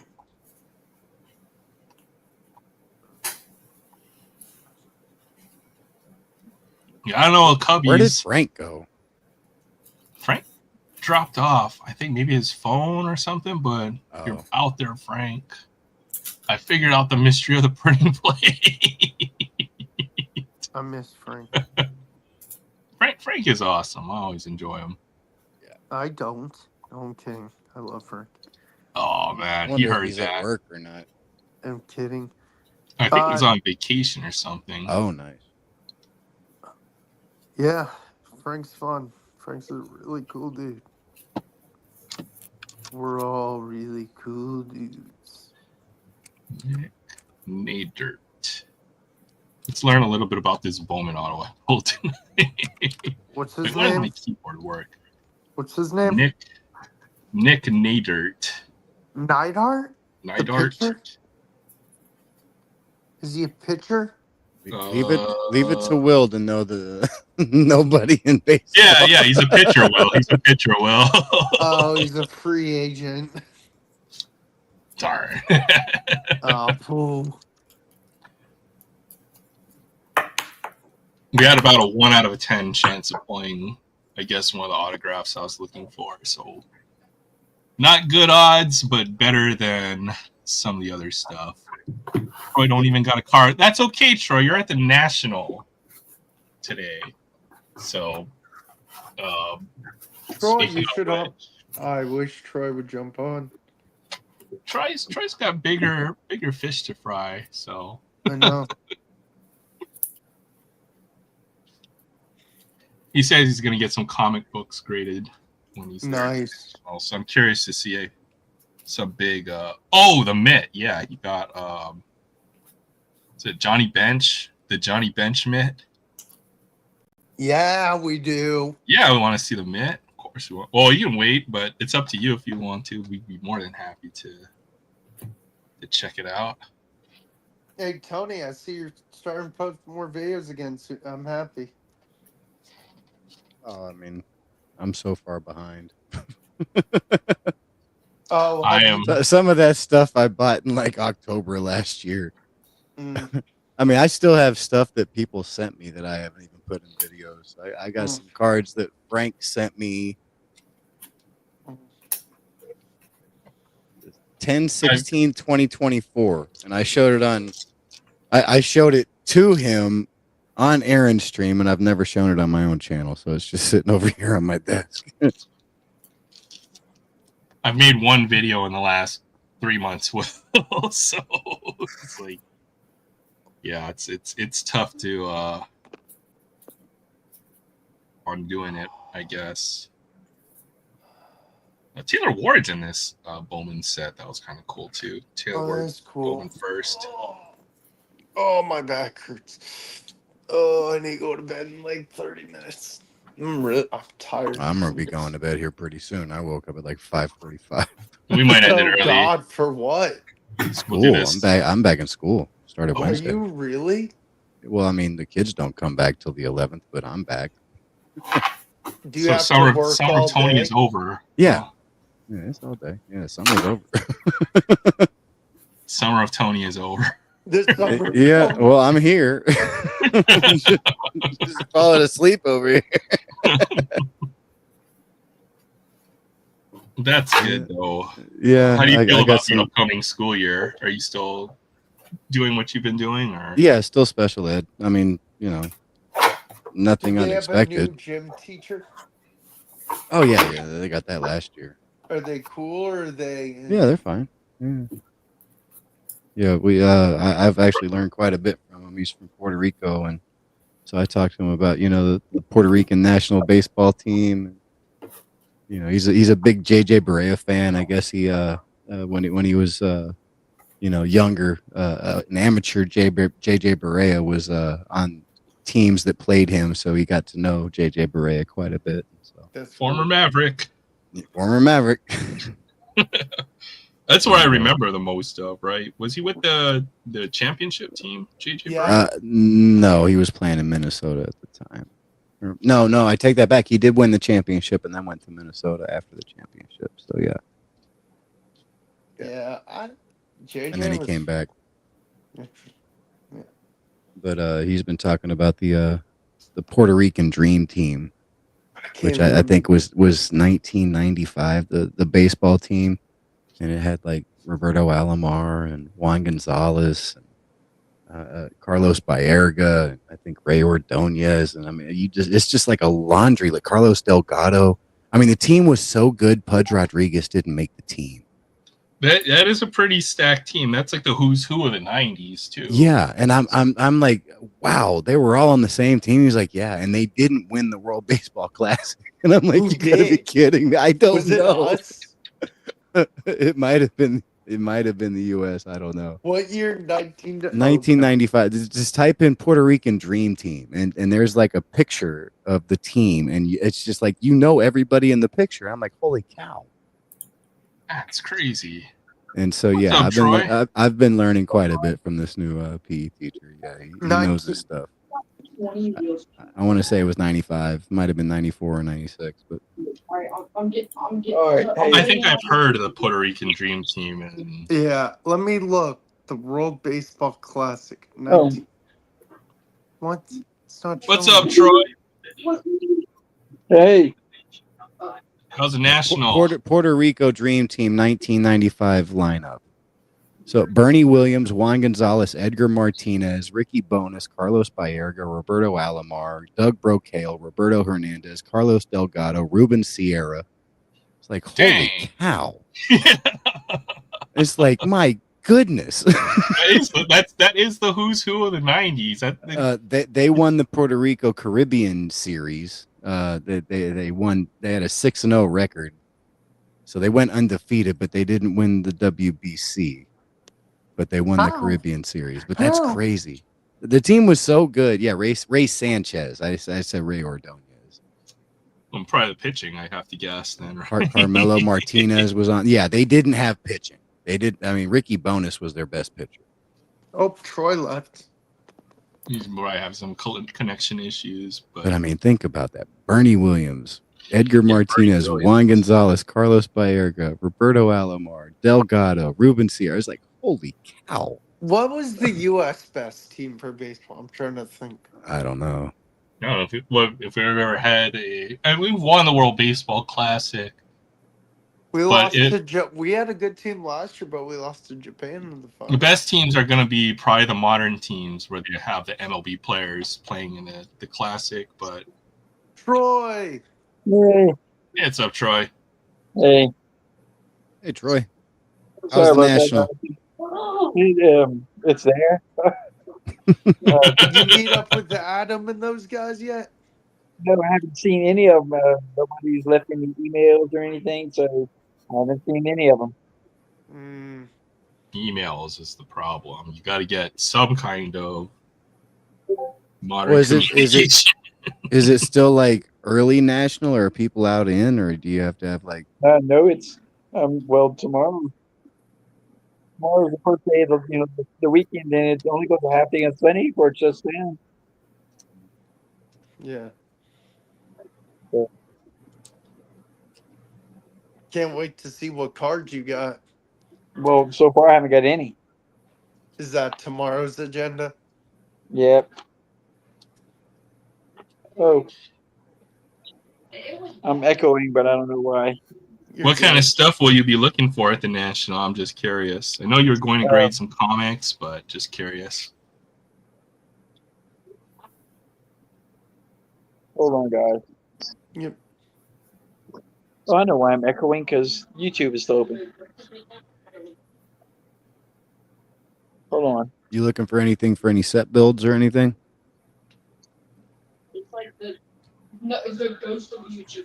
Tony, you think you'd ever make the National or no? Me, no interest. Well, this is my second one now. Not at all.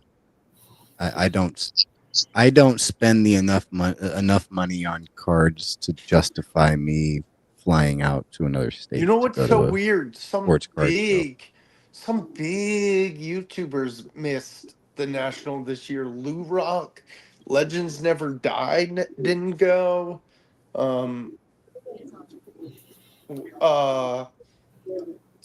do I close this? I'm trying to think. A bunch of big YouTubers didn't go this year. I mean, if I had like $3,000 to throw on something, it would be worthwhile. But anything that I'm looking for, I can find on eBay. True. It's kind of the way I feel. Unless you're looking for, if you're looking for white whales, stuff, if you're looking for that sort of stuff, you have to go to the National because that's the only place you'll find it. Unfortunately, I don't have that income. What do you mean? I'm looking for a Kwame Brown rookie card. I'm kidding. Yeah, I'll find that on eBay. I'll find that on eBay. Yeah, there are certainly cards that I would love to get if the National ever came to Dallas. If it came to Dallas, I'd check it out. I would go to the National. But I'm not going to fly to another state or drive to another state to go to the National. I just don't have money to spend to make it worth the investment to do that. So Troy, that makes sense. So Troy, what cards are you looking for? Just set builders? I'm going to be working on the trying to get more of those pre-68 athletics. Okay. And that's the biggest thing as far as the National goes. The vintage cards, especially vintage commons, you can't beat the price you're going to get here. Cards that you'd pay anywhere from $4 to $6 a piece on eBay, you can find here for $2 to $3. Guys will go ahead and take their vintage common cards that are in really decent shape and put them in a box and just label them all $2 a card. and that's what I'm hoping to get tomorrow. Just No shipping either. That was the question I was going to ask. Yeah, just go through a bunch of boxes of vintage. I And imagine it's the only worth it. way I buy that stuff is in lots. I mean, the only way you can get your money's worth. Yeah. Yeah, and well, going and trying to get athletics, pre-68 athletics, which is what I'm working on. That's searching and being nitpicky on eBay. So it doesn't matter where they're from. It could be Kansas City or wherever. It doesn't matter as long as they're A's. Yeah, Okay. Kansas City or Philadelphia. Yeah. Okay. Anything pre-1968. Um, Saying, wait, so this is what? also something else you can't do on eBay. What other? What athletes? have Oh you yeah, I met? want to see this. Hold on, Will. Let's see Hold this. on, hold on. Let me get out the bag. Hold on. What the heck? He's got a catcher's glove here, but Oh, this it's is a pretty signed. amazing one. Yeah. Is that Johnny Bench? Yes. Yeah. I got to see this. He's been talking about this. Wow. Wow. Oh, he inscribed it. 10-time gold glove. 10-time gold glove. I love it. That's beautiful. Oh, that is pretty. That is beautiful. Did you pay extra for the inscription, or did you just put it on there? You had to pay extra for that. But I bought this glove. I don't mind the old school people. They didn't get paid very I well. bought the glove just I for that. don't mind that for old school people. It's the new people that rub me the wrong way with that crap. Well, that and they put a good autograph on there. You know? That too. And that's another thing. If I can get it, I can get this on to work with me at all here. He really, really worked hard trying to get his autograph, his signature, and the inscription in that flat part of the mitt right there. Whereas a lot of the young players, they don't do that. They will just scribble something in there and don't care how it looks or anything. Right. Yeah, they have respect. They have respect for their fans. Those old school players. And then on top of it, completely different breed. It was my birthday.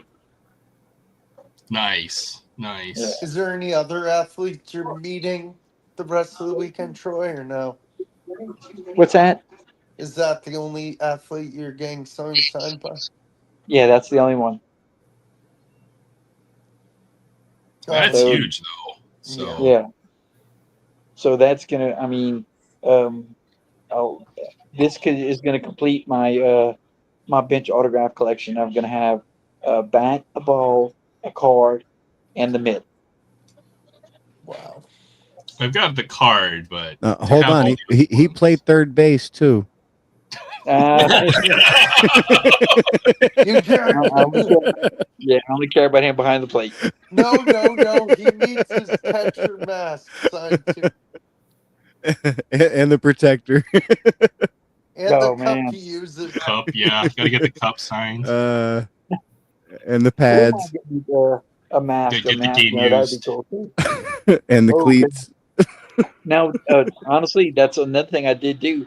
I got on eBay and looked for a Johnny Bench signature mitt to go ahead, and they were bad shape because, of course, he hadn't played in years. So there's not a signature model of his mitt or a mitt from just years ago. That's in. Did he have one condition. In his playing days? Did he have a signature mitt? I mean, did he have a you can find him with anybody? I think they were Rawlings. Okay. Because I've got a George Brett signature model autographed George Brett mitt. Right. I mean glove, not mitt, glove. So it would have been cool to do the same thing with Bench. Right. Have you met any other YouTubers? Oh, there you go, Barry. Barry says microphone for the announcing. But the signature stuff didn't really come like the players having individual lines of stuff, right? It was just more of the manufacturer. Yep. Yeah. And having period correct equipment, I'm guessing. Yeah, well, the signature and the autograph. I mean, the right the size. signature model stuff was right. It was just a marketing kind of thing, but still, they would they would have a like an embossed signature autograph facsimile or facsimile autograph. Oh, okay. So they So, did that kind. Okay. yeah. Is So it'd there be any? basically like he was endorsing that particular product. I Is there see. any? That's pretty cool. Did you meet any YouTubers yet? No, I haven't seen not a one of them. Actually, Adam was just leaving as I came in. I could have swore I've seen Adam twice, and every time I tried to walk up to said Adam, because I wasn't sure it was him. The guy never looked up or said anything, so I could only assume that I'm an idiot, and it wasn't Adam. Yeah, I possibly. bet you'll run into some people sooner or later. I mean, Adam was at the Cub game or the White Sox game today. So He's at the See, I think he was at the White Sox game. yeah, he was today at some at the Cubs stadium. game.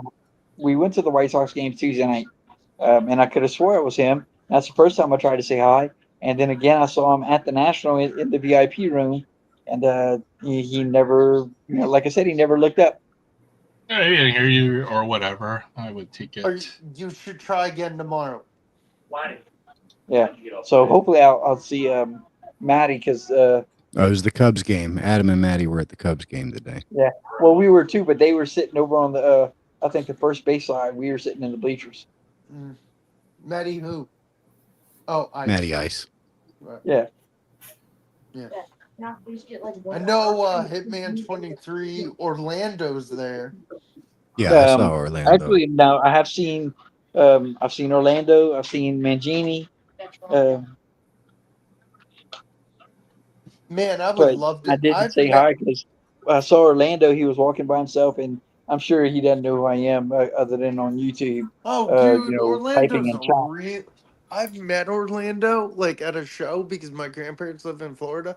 I met him at a show 2 years ago. Dude, he's one of the nicest guys. He would definitely. He is. Yeah. Well, you could definitely walk up to him. Mike, I've met Mike Moynihan. Is Sammy he cool? Thunder. I heard Mike is very cool.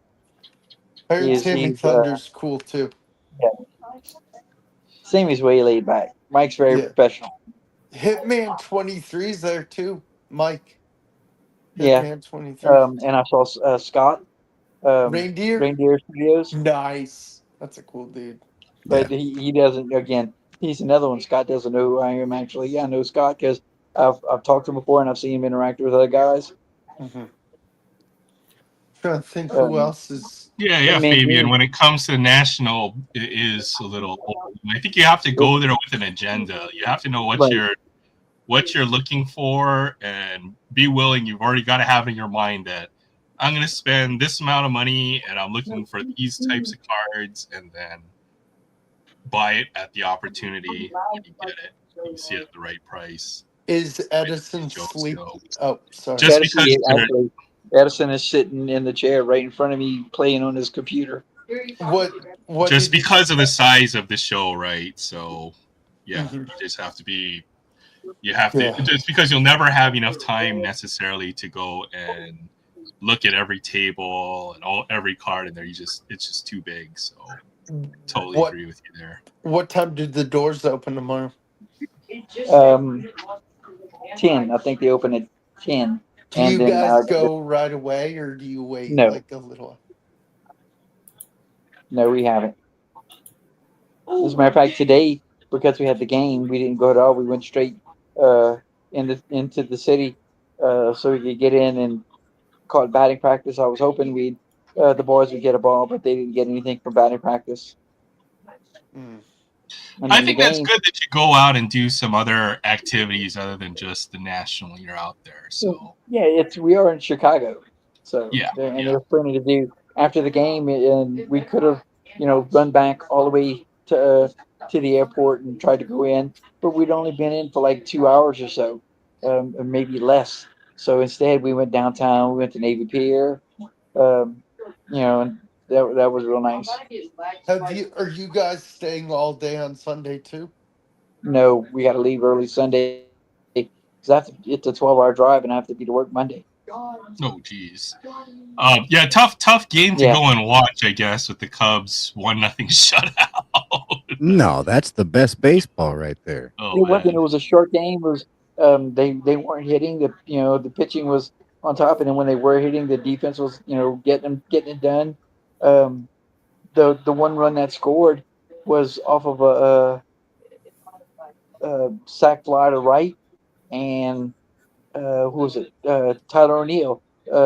Tyler's throw was off.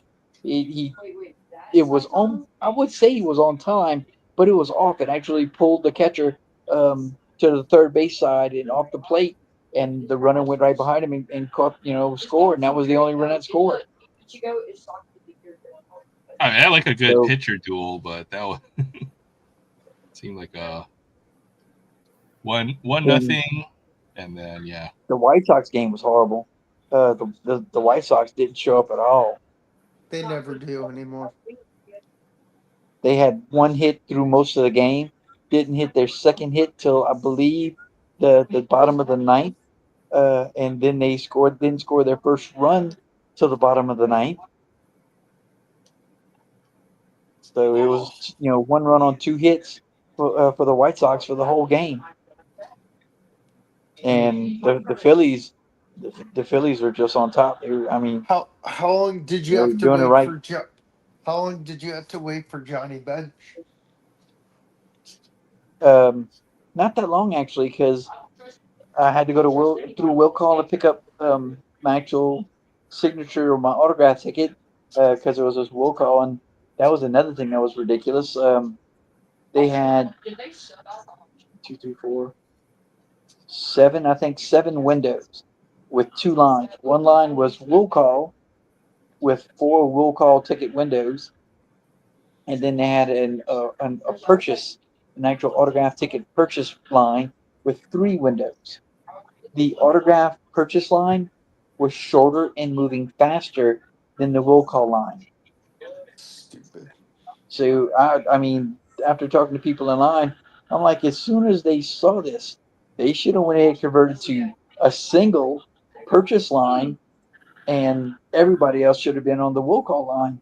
Or all the other windows should have been working will call. To just because you've got our money, move through. And another thing was, all you had to do was show your ID, yeah, and your voucher with your confirmation number to get your autograph tickets. I just didn't understand what was moving so slow. I didn't actually get in the will call line till 10:30, which was the time that Johnny Bench was there to start signing, and I was a little bit worried about that. But everything else was also moving so slow. Uh, it wasn't till 10:40 or so they announced that they were taking all access, VIP, and platinum, the platinum ticket holders, to go get autographs. And I was like, well, nothing's rushing. So by the time we actually went through the walk-on line, I got my autograph tickets. We still had to wait for them to open the line for us to go in to get the actual autograph. All in all, I'd say it took maybe an hour and a half. Is he a So it nice wasn't that guy? bad. I've heard he's a nice guy. Oh, he's great. One of the things I really liked is Edison was filming on my phone, and when I get back home and everything, I'll try to go ahead and get that posted on the channel. And this is not on the video. Edison was actually shutting down the video and closing up the camera and everything. And I think right at the end of the video, you hear me say, "This is my son Edison." Johnny had stuck his hand out to shake his hand, and when Edison didn't look up because he was playing around, he said, "Oh, hey," and then Edison looked up and shook his hand, and I really did like that. That's old school. I'm out here, don't leave me hanging. I'm out here to get it. So That's that cool. was really nice. That'll be a nice little memory, even though you can catch it on camera. Edison's Sometimes like, you don't who? need it. Sometimes you don't need it on camera necessarily Yeah. to have a good memory, I right? mean, So just the fact that when he was autographing everything, he's moving and stuff around, trying to flatten and everything, and doing so much. And he even said that it's in the video. He says, like, I'm trying to make sure this all gets in here. I'm like, anything you could do for me at this point, I will be extremely gracious. And it's awesome. I mean, just got his auto and the 10-time Gold Glove on the mid. That's exactly what I wanted, man. It was a great birthday present. That's Yeah. awesome. So, and tomorrow, hopefully, I can grab some, some of those vintage athletics cards to go with those. I thought about shifting because I bought the list also for those 2021 All-Star Rookie Cup cards. You remember those I talked about? They're in the 1987 border. So, yeah, Well, totally, yeah. yeah. Well, I thought about actually just spending the day flipping through dollar bins and everything, seeing what I could find. Because those are, I'm pretty sure cards that's what they'd end up. They'd end up in a dollar bin in most cases, Well, you find cool stuff except in the for dollar bins the high anyway. caliber. That's What's always that? a good. I say you always find cool stuff in the dollar bins anyway. That's always a good Yeah. place to look. You never But know what you'll find in those. well, I there find was, great stuff in the dollar bin. Yeah, I've and seen like you people guys were find saying, one of ones that people didn't realize were one of ones in those dollar bins. well, like you guys were saying earlier too about what I was saying about the lower price stuff. There were a couple of tables that we'd already looked at because we've done the walk around and everything. We just didn't spend, or I didn't spend any money. I found a couple of tables that had vintage cards put out $2 a card, and I'm gonna go basically start tomorrow morning straight to that table and start flipping through it. Hopefully, he's got some left.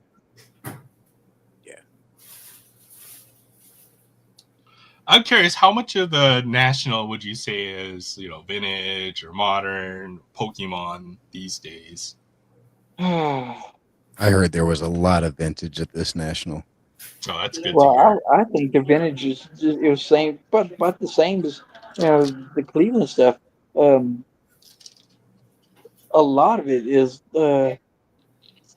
it's modern. I mean, all the trade nights and everything, and all these kids.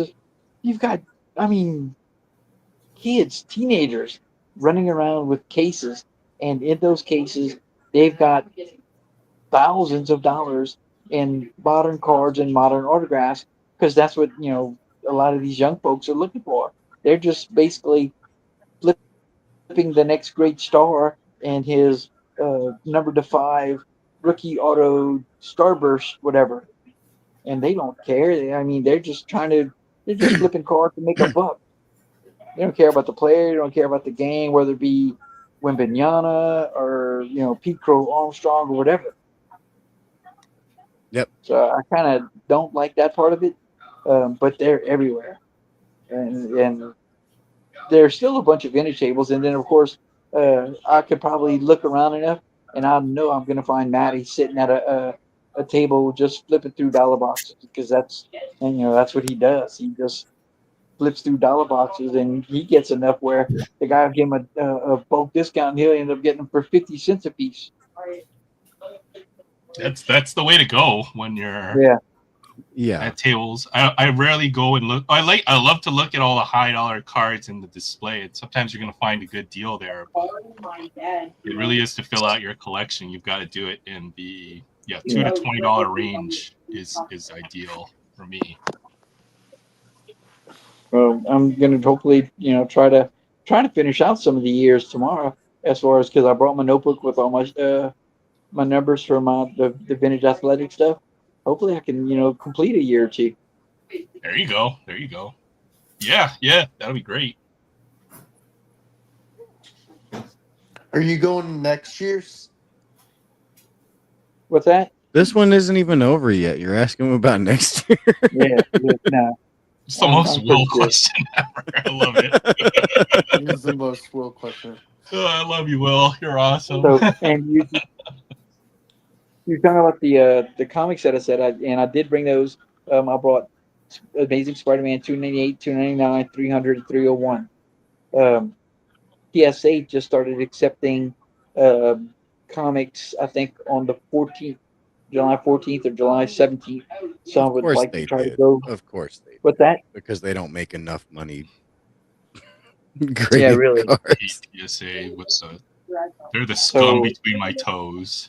I'm trying to get a few of those, and then I did bring the 68 Mantle, the 68 Ryan, and the 68 Bench to try to get those submitted. You know, Are you submitting I your s- comics to PSA or CGC? PSA actually. I On the saw a comic book, yeah. video today of a guy that's I don't even remember who it was, but he had a friend that gave him a bunch of stuff for a bulk submission, and I guess his friend submitted 5 different Leo Carlson Young Guns. I don't know if anybody saw this video, but PSA sent them all back. He got, I want to say, he got 1 8, like 3 9s or 4, maybe 2 8s, 2 9s. He had 1 10, but the 1 10 that he got, where it says Young Guns at the bottom of the card, like half of the foil didn't even print. So it's like Yo-uns, and they gave And they that one the needed 10. a 10? Yeah, It's and that one terrible. got the 10. And he's like, I don't know who did they even look at these cards? Man. Right. How would this be of all 5 of these? How did this one with the foil didn't even print out get the 10, and then you get these 9s and these 8s, and it baffles me. I mean, it really does. I mean, do they have like a quota of 10s, and once they hit the 10s, they got to stop doing it? I mean, are they even looking at these cards? Right. I mean, the difference Wow. between an 8 and a 10 and an ultra modern card is like negligible. It's an interesting question, I think, because you could say that PSA has a quota where they're going to gem somewhere around 30% of the cards that they receive. But then again, the law of averages say that you're going to run somewhere near the mean or what the average, the more cards you grade. So, But then again, it doesn't explain why the worst looking card of the bunch got the 10. True. It doesn't make Oh. sense to me. Why would you grade a card or buy a PSA 10 slab if you can't tell the difference between a 9 and a 10? Or there's no clear distinction. Is a question I've had for many years. Why would you even grade ultra modern cards? They come out of a pack. Basically, they roll the PSA dice to 9 or figure out so, which right? ones they're going to give the 10. Yeah, exactly. Go ahead, Will. Sorry. I'm going to bed. Good night, guys. All right. Good I night, will Will. be Thanks here for in a stopping minute, by. too. Yep. I Take hate care, to, man. but I'm Much getting love. tired. Yeah, that's never quite made sense to me. If they can't tell the difference between a PSA 9 or PSA 10, then what are we paying for here? It's like, but there is that part of the collector base that does care about graded cards. Love them or hate them, they are part of the hobby, so to say. Yeah. So. Well, we talked about it before, and I can't stand it. But y'all know my feelings about it. Yeah, those 68s just have to be slabbed. They just have to be. It makes sense to do some of it, especially if you're worried about authenticity and stuff like that. It makes sense to find a graded copy of it or get it graded to make sure it's authentic, especially if you're talking about 68s and you talk about the Ryan and the bench and some of that other stuff. Yeah, you have to, just for peace of mind. You also want to know if you're buying a card that's been trimmed or it just doesn't make sense to me for ultra modern, and it doesn't make sense to me to get most cards graded unless you're planning on selling it. And even then, you got to make sure you're going to get a fairly high grade, or you can't even justify getting it graded. I mean, you really have to think this stuff through. Well, I hope that those 368s do well, and I really hope the comic books do well. I think Aaron might remember that night when I brought those comics out and showed them to Kevin, and it was Kevin that was like saying that 300 is $1,000 book if it grades right. Yeah, certain books in high grade. But I wonder if put your tinfoil hat on, right? So, PSA wants to compete with CGC on the grading. Maybe they're going to give you some good grades here.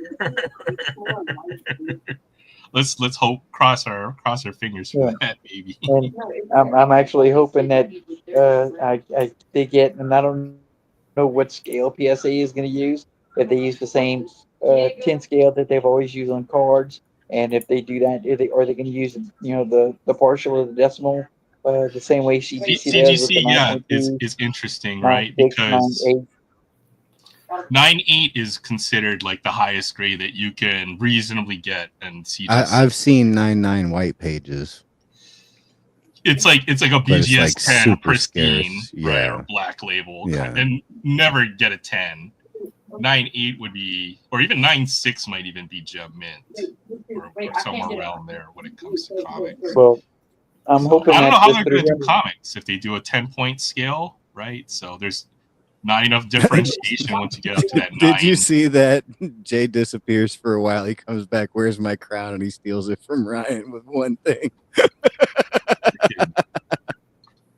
That is the most Jay thing. Jay, I love it.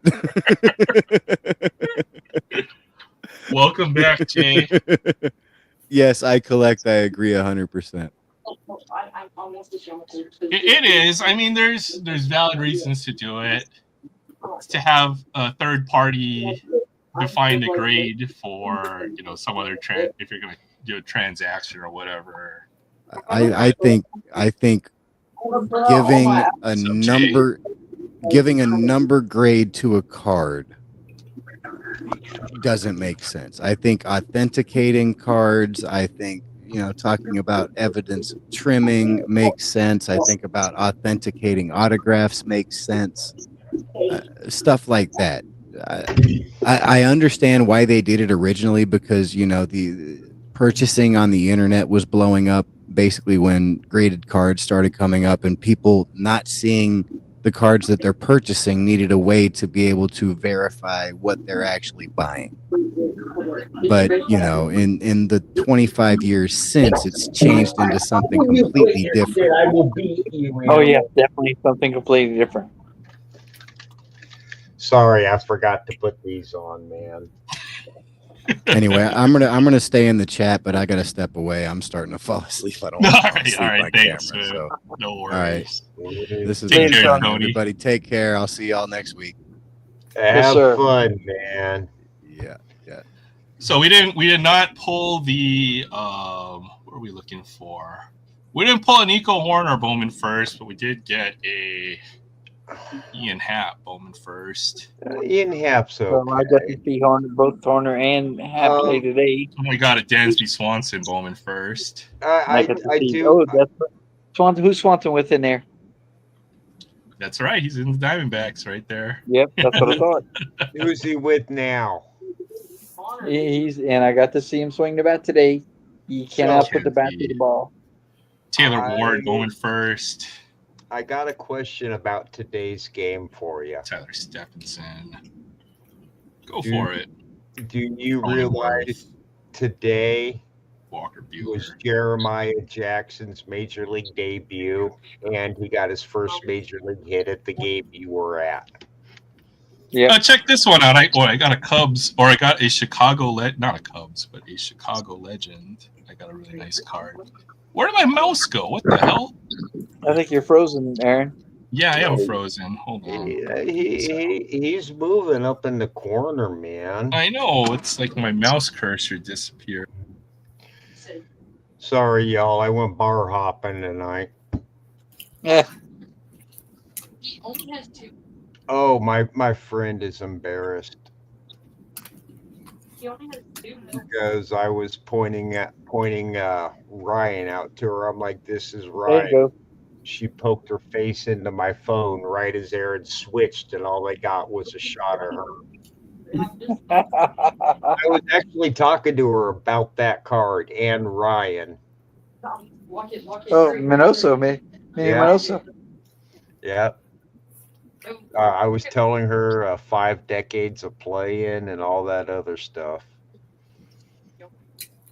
Don't go to the bar. They did a big tribute to Rhino today. I saw that. Big tribute to Rhino. Dude, today's game was fast. Yes. Not even, I think they said not even 2 hours. Not even. Yeah. Nothing's working here for me currently. So. Where the hell's that Will guy? Can you guys hear me? No? Yep. Okay, just checking. But yeah, Minnie Minoso played in 5 different decades, starting in the 40s and then making plate appearances all the way up to 1980. Yeah. It's pretty cool. So It's a hell of a career, man. I know it's a bummer he took so long for Major League to get him into the Hall of Fame, but he made it. I wouldn't know where he did. I think 2022 or somewhere recently. What the hell is wrong with my computer? Is it a Dell? No, it's an Aaron because I built this thing years ago. So that's probably why. It needs the spirit of the machine or the machine spirit.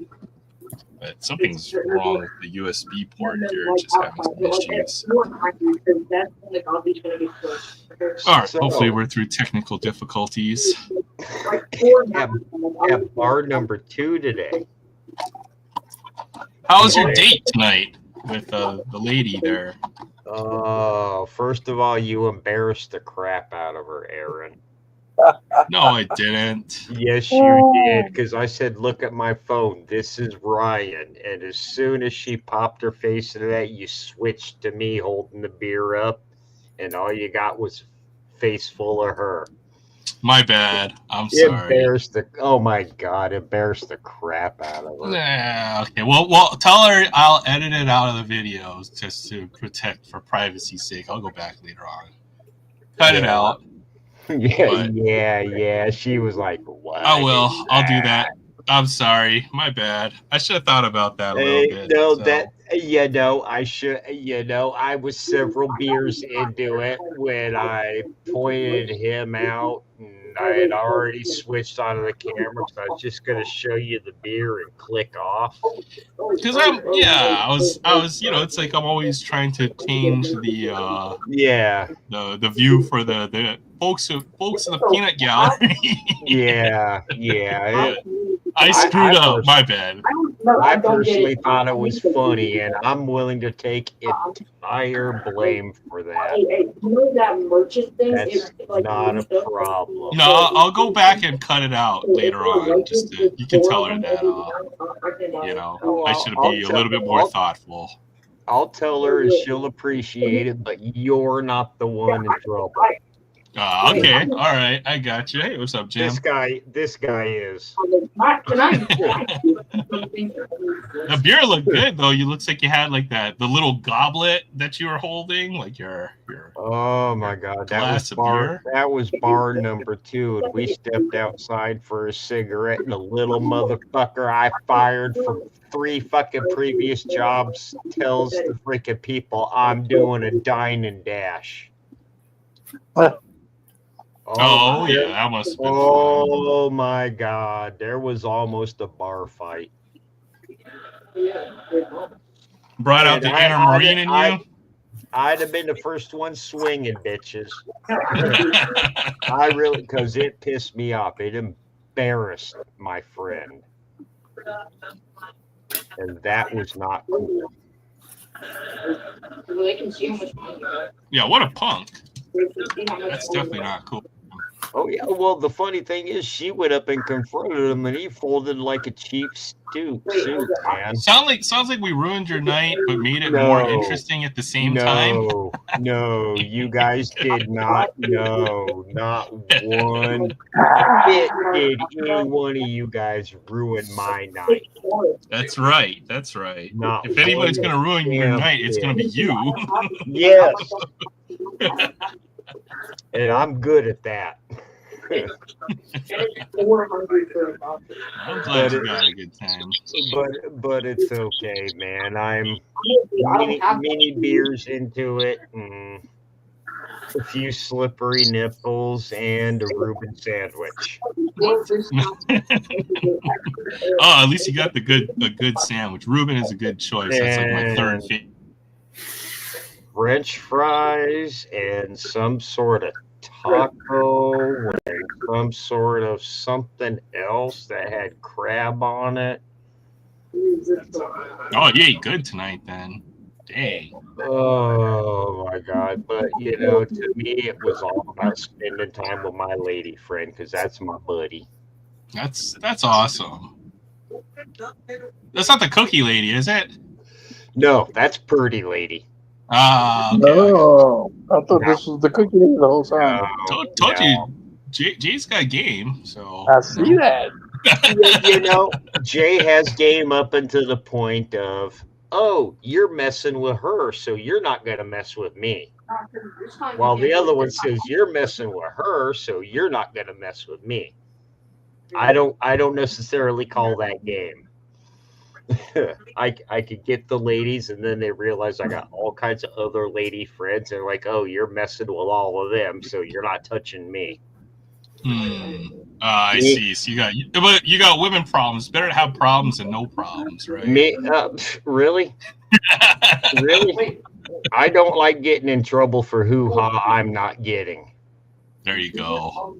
I've got a 5-year layer of dust on my junk. And these guys are like, no, you're messing with her last night. I'm, really? I'd like to know. This is funny. Geez, interpersonal drama.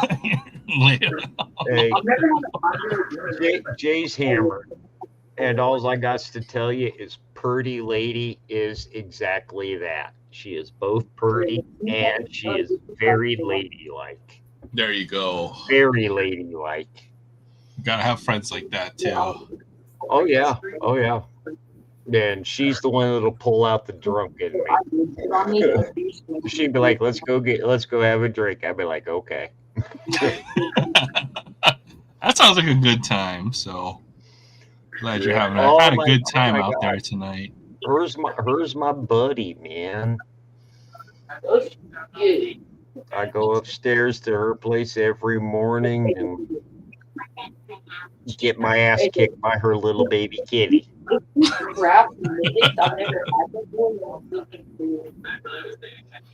I saw the squirrel videos you've been putting up, and yeah, I watched a couple of them. Oh, I love my squirrels, y'all. He puts up like 5 a day. Sometimes. I can only film when they come to me, man. Some days there's 0, some days there's 11. Scared those pearl squirrel half to death. You got Ritz cracker, you got peanuts. It's hilarious. It's fun. oh my God. Really? They like Fruit Loops and vanilla wafers. Those are their favorites. Well, I don't have Pepsi. I got Mountain Dew tonight, so that's what I'm drinking. Yeah, Mountain Dew. Did you see him buy? Did you just see him buy lately? And the other reason I'm drinking Pepsi is I don't have any beer in my household, and I'm not drinking my Cubs 2016 World Series champagne or wine. I wouldn't drink it. You might. Well, actually, you know what? That might still be good. I was about to say, if you had a bottle of Pepsi from 2016, that might not be good. Hell, I'll go grab them right now just to show you the bottles. They're still sealed. I'm looking for 2016 Cubs whiskey. I'm missing that for my collection.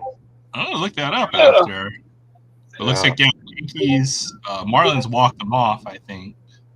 The Cubs won today, so there's that. 1-0 in a very fast game. I swear to God, it was one pitch fly out, one pitch ground out. Don't let It was, wow, that was fast.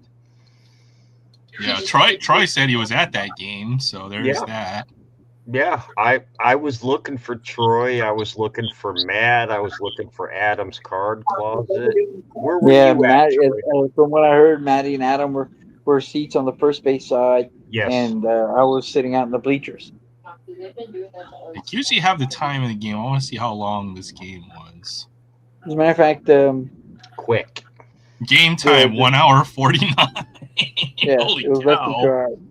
The catch crazy. that Tyler O'Neill made, that scored the only run. Yep. That happened not far from where I was sitting up in the bleachers.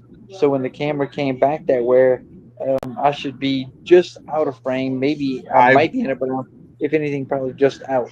But that's right where we're sitting in the right field bleachers. You see, that's funny because but I was more like right center. I was sitting with Purdy lady when that play happened, and I'm like, we got to look for my friend. She's like, how will I know what he looks like? I'm like, he's bald with a big beard and wearing a Hawaiian shirt. Oh, where's the shirt I had on? Oh, check this out. What you got there, Troy? Oh, yep. There you go. We got your Randy Johnson shirt. That's almost exactly as I described you. Bald, big beard, older than me, and had a Hawaiian shirt on. And she's like, that's half the crowd. My buddy Jamie got me this shirt for my birthday, and I wore it to the game. It's a hold on, let me get it laid out so I can put it. There you go. All right. I like it's it. Randy Johnson. That's cool. Big unit. That's cool. That means he doesn't have to do. It's not quite Hawaiian print, but it's that same kind of pattern. Yeah, it's that busy pattern kind of thing. Yeah. So I thought it was a lot of Just the people commenting Diamondbacks on it. colors, the teal and the purple. A lot of people would look at it and then they would go, "Oh man, love your shirt." It took me a while to figure it out, but then I saw it was Randy Johnson. For sure. So that was the shirt I had on. Man, it was other than the pitching duel thing and not any runs, I thought it was a decent game. I mean, it definitely flew by. It's gonna be good if it was the Cubs win. I was helping a buddy of mine out, and I took a 20-minute break between the first inning and the fifth inning. That's how quick the damn game was. I was like, really? Hell, at the end, the top of the ninth, the Cubs brought in Palencia. Mm-hmm. And it was like first two pitches flied out. Then who was it? I can't remember who came in, but he hit and got a single, and then the next one up flied out. And that was it. Game. Yeah, I mean, what, 7 hits today total? Yeah. Yeah. But that's which was still better than what the White Sox did Tuesday. Holy smokes, that was horrible.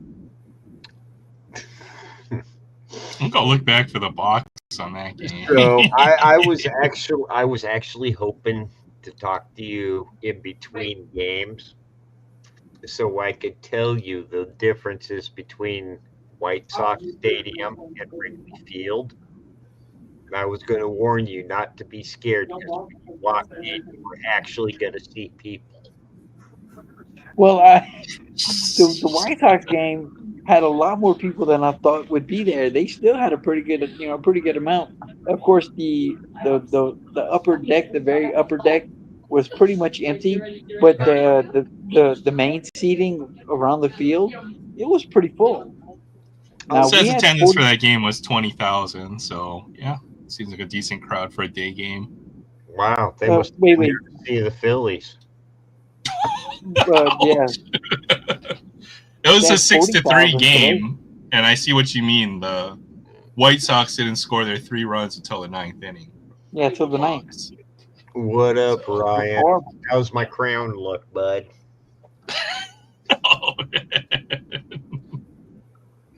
Oh, man. Oh, my God. I was getting mocked by her at the bar because I'd pop in just to keep my crown. She's like, what you doing? And I'm like, I'm messing with everybody. Give me my crown. That's right, man. You gotta represent.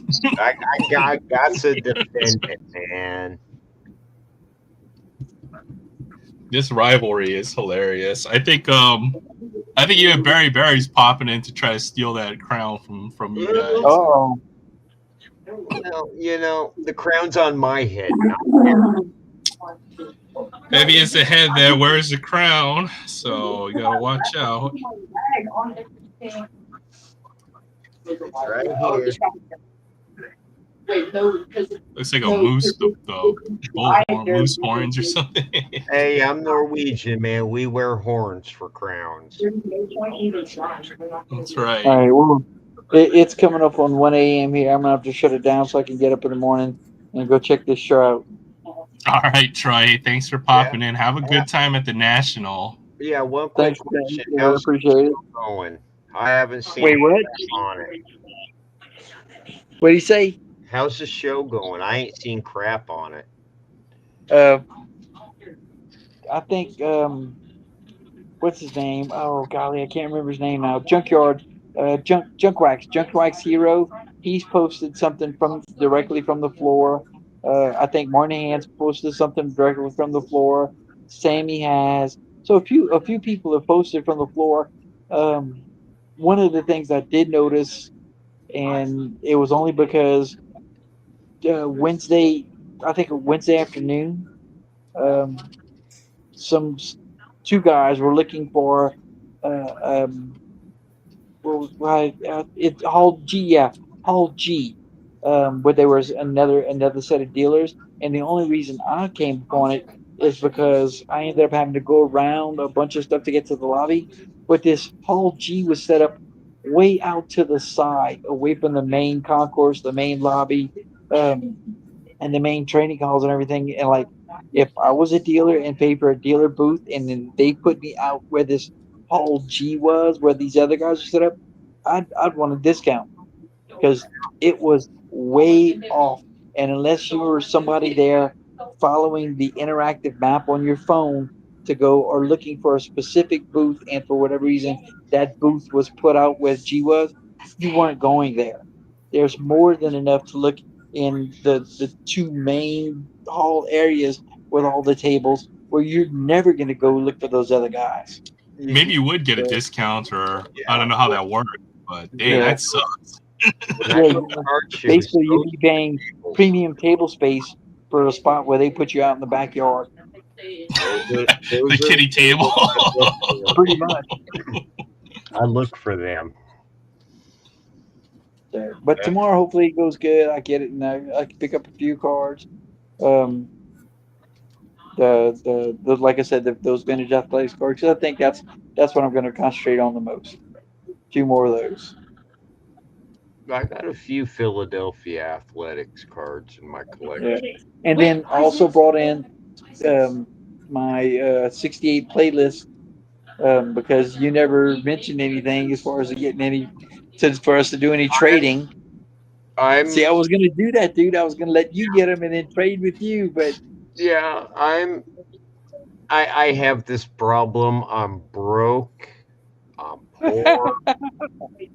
I'm See, now he gets to trade with me, the deadbeat guy who'll never send his stuff to Troy. So well, everybody else says, yeah, Aaron got me this and Aaron sent me that. I said, wait a minute, I've been talking to Aaron now for 2 years trying to get cards from Aaron. I can't seem to get anything. I actually need a list. I'll put it. I just know Yeah. I'll find a $20 Mickey Mantle 1968 game card, and you'll be like, "Yeah, I got it already." Yeah, that's Well, and I'll probably go ahead and try to pick up maybe one or two of those tomorrow, depending on what I find. So I know I've got a few of them in here, but come to my house and pull them out, and you can have them for free. I'll be right back. If I can find them. Yeah.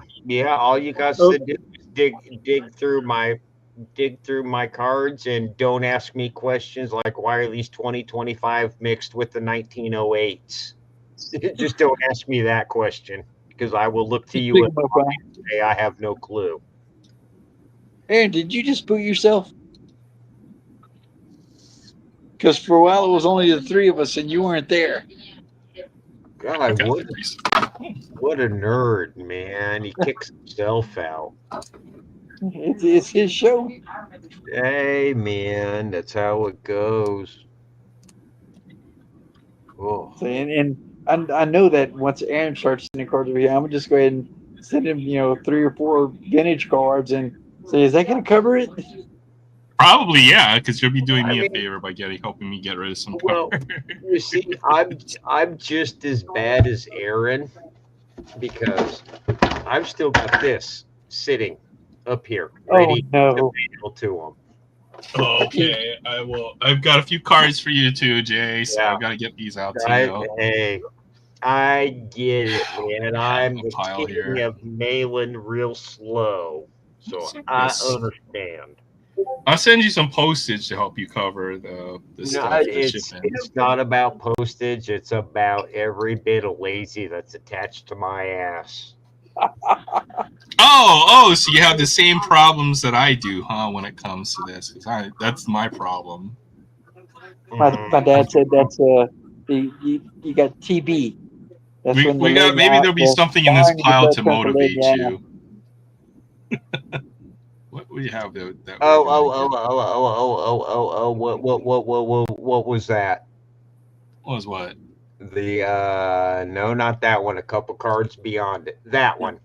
Back This? up. No. The one before This? that. Yeah, what is that? Oh, this is a redemption. Oh, that says Aaron Judge Shohei Ohtani. You should have mailed that in.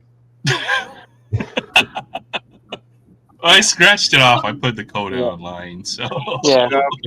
Okay. Because I was talking to Dad today. You know what would upset me is if I sent this off in the mail and I got lost. Like, how did you do it before the redemption? That would be soul crushing. You know, if you sent off the redemption. Check this one out. Freaking Bartolo Colon. Surfer sent me this one. I've got that card. I've got that card in the shiny version. I know, it just says big sexy. I love it. I've got two big sexy rookie cards. He was so much. I redeemed it, but I kept the redemption and I've got it top loaded, right? So it took them 2.5 years to redeem this card. So I earned that freaking card. I was talking about that dual auto today with my buddy Jamie. Is like, yeah, if Aaron ever wants to buy a retirement home in California, he could just sell that card. Yeah. It might not. It's maybe not a retirement home, but maybe like what would that get me? Like a boat, maybe, or something like that. It's not life-changing money, but it's nice. Really say that to a poor guy like me. That's all I got though, man. I got this. Okay, so for Jay Thompson, I got the $400 is life-changing money to me. Dansby Swanson relic. Looks good in a Cubby uniform, Troy? It does, doesn't he? Look at that. Look. Yeah, you look even better in a Diamondbacks uniform. Y'all had your chance. Yeah, CS Suzuki rookie card. I seen him play on rehab. I got the Pete Crow Armstrong rookie card. PCA, yeah. They love PCA up here. Pretty lady likes him. I've got the Flying Squirrel. This is the J. This has to go to Jay Thompson. Yeah, that has to. This belongs in your collection. Obviously, this one. My favorite card because of that poster and the way he corrected. Yeah, so last time I tried to ask for your address, what happened was I had this stream where I muted myself for 2.5 hours. Ah, yeah. So I was like, "Hey Jay, you gotta send me your email so you can." So you never heard me ask for your email address. I remember that stream. You ignored everybody. I was muted for 2.5 hours. So got my Philly Fanatic PC. I think this goes to Sensei Domino, which is a Michael Finley rookie card. Sure. Even though he just bought 19 of them of another set in what he showed tonight, but I think I put that one aside. So I owe a lot of people some mail. David Robinson. Well, that's okay. I'm in a rush. I want to get these cards out to you, so I spent the whole time at the bar bitching about the cards. See? The more you just have to light a fire under my ass. Oh, that's okay. That's what you got to do.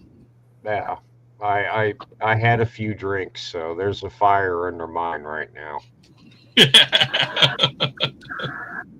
Something. Oh my God! Every time I turned around, there was a fresh beer in front of me, and I trying to get you drunk, trying to make a move. You see, her and I are kind of equals. We're both vets, so that means one has to try out drink the other. It's the law. It's the law. It's the law. I'll put this one aside too. There's a Shota Imanaga. Oh, I Very like good. Shota. He's cool as crap, man. Yeah. I'll put that. We need to rob this. We need to rob this. Oh, yes, 4 minutes. I was hoping to pull some of the other Bowman first. I mean, we missed out on Kyle Tucker and yeah, we got the Swanson. Yeah, we missed out. We didn't get the Kyle Tucker, which is unfortunate. Or the Nico Hoerner. Yeah. I was hoping to pull doubles. I agree with Ryan. No more beer for the rest of yesterday. See? At least you live up to the resolutions. You get your 1-day coin. Get your 1-day AA coin. Oh, let me tell you what, man. Today's drinking's probably about 3 times as much of the drinking as I do in a year. Mm. Oh, you actually did. Honestly, I haven't had a drink in a minute either. I've been pretty dry when it comes to alcohol. So Pretty lady drags it out of me. I not lie when I say drag. She says, "You want a beer?" And I'm like, "Yeah." Bringing out the best in you or the worst, or brings out the both in me. I see. Well, when it comes to those sumo cards, if you're still out there, we'll figure out how to set that up, and then you can go ahead and open that up, or we'll figure this out. My friend's got some BBM sumo. I love to see those cards. we gotta pull the 101 Hakuho. The link is in the top. It's always pinned in the chat if you ever wanted to just pop in. Even if you want to just test out your camera setup, then you're more than happy to help you out. Hey, speak of the devil, what's up? Will, man. This is my other good friend in real life. He can introduce himself, but we'll just refer to him as our good friend Horatio. And I'm not a big sports card guy. I'm a sumo. You got this setup though. You gotta pull the 101 Hakuho or the 101. I gotta know it. There's so I was trying to figure out how these. This is the second time I'm pulling one of these boxes. Okay. The checklist is on the back. It is not a very long checklist. I've got a question about those cards. Yep. Is there an Akibono or a John Tenta in there? You have definitely not John Tenta. There are, because Akibono was a Yokozuna, I think there were some insert cards of him, but I don't think they're in this kind of set. They were in some kind of other set that had the real older famous Yokozuna. Generally, what these sets are they're issued out twice a year. This is the second one for 2025 I got my hands on. So the cool thing is one box will get you 85 to 90% of the set. That's great. So at least if you're looking for most of the wrestlers, they're there, including insert. Like I showed on the back, including inserts, everything else. So. No, you know what we gotta pull? The Shishi 1 of 1. He may or may not be in here because he's in Jurio. I thought he fights at the top division. He does now. Oh no, you know what? He is. He was in Makuuchi in January. So yes, you're right. Yeah. So the way I only say that because if you we always used to say, if you're a little kid, your mom wants to take you to the bathroom and ask you, you got to go shishi, and it's a very unfortunate local slang translation. Yeah. So to answer the John Tenta question, I'm glad you asked. John Tenta actually didn't make it out of the second lowest division, famously saying it's the hardest thing he's ever done in his life, and he said his body would basically break down if he kept training that way. Because admittedly, he started late in the game. Some of these guys are training since middle school, grade school, and all the way through high school. In fact, the new in guy Ono Sato, Gonna do a Yokozuna. Yeah, he was. He's like mid. I think he's the new young phenom. But everyone who's in this is in at least the first 2 top divisions. Who's also in here of note are the referee and the I think some of the announcers, what they call the Gojis, are also in there. That's cool. For in there.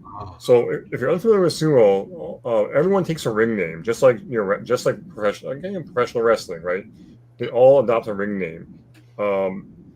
Even the referees and the what they call the yodobashi, the guys who do all the announcing and whatnot, they all have ring names too. And so to the point where like the top referee is like the 15th Shikimori Yonosuke, like there are 15 of you, you don't get promoted, you inherit the rank of the top ranked guy, Shikimori Yonosuke. There are autograph cards in here. I didn't hit any my last time. They're not. I don't know what they're limited to, but let's hope I hit one. That'd be cool to show. Main chase cards gonna be this gentleman right up front here. That's Mr. Hoshoryu himself. This was the first one after he got promoted to Yokozuna. We've had a pretty unusual year this year, where we've seen 2 Yokozuna promotions. So without further ado, I don't have an exacto like Aaron, but I have something else. I mean, get with the game, man. Freaking Bowie knife. Oh, Kershaw. Oh, that's cool. Yeah. Assisted opening. Nice. You know me, gotta have that. So I to find this, you can actually go. There are some places, like I think it's bigsumofan.com carries them. I was lucky enough to be in Japan earlier this year, and there's a card shop in Japan. So if you guys ever go and want to scratch that itch, called Mint Collectibles. They're a chain, and they have a ton of stuff. Oh, and my computer just went to sleep. Give me a second. There we go. Now I'm looking for Uma Musume cards, if you don't know what that is. Oh, God. Yeah, I saw you playing that. I looked it up and went, what is this? So, don't ask. Yeah. So we got our packs here. This is exciting too. I've never seen sumo cards either. Yeah, I'm curious. So we got 20 packs. I do not confess to be have a complete encyclopedic knowledge of the most of the Rikishi, especially the lower ranked ones. In the lower division, I will not know too well. I only know a few. I've been watching that Sumo Food channel, so I follow all the wrestlers from that particular stable, which is the Futagoyama stable. Oh, okay. Let me pull up. Oh, so there's also this other thing called if you're watching sumo, there's a pick'em. Almost like a fantasy league called Kachi Clash that I do.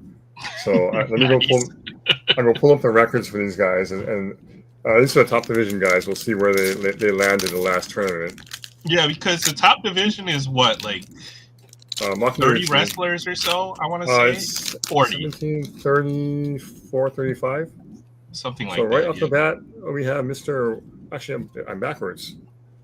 Wakamoto Haru, insert card right off the bat. One of 2 brothers one of several brothers in the top division. He's actually one of 3 brothers. His other brother also wrestles and is in the top division. Thank goodness they have the full names. Yeah, in English. Yeah, thank God in English. Romanji. Takeda Fuji.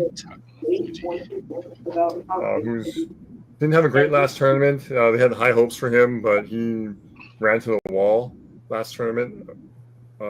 Abi is he's almost like a meme wrestler. To the point where he's good, but he has one strategy, which is push, pull, and if it doesn't work, he'll lose. There's a lot of fighters that are like that, who are known for one particular technique.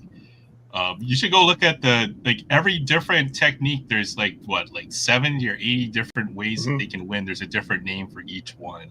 And so here we have the Gyoji. All right. Good night, Troy. Thanks for hanging out with us. See you later, Troy. Have a good time at the National. Yeah. Take care. So we have one of the Gyoji, the referees. There's always 2 referees ringside in case. And it's happened in the past where one referee gets taken out, the other referee is supposed to step up and finish the match.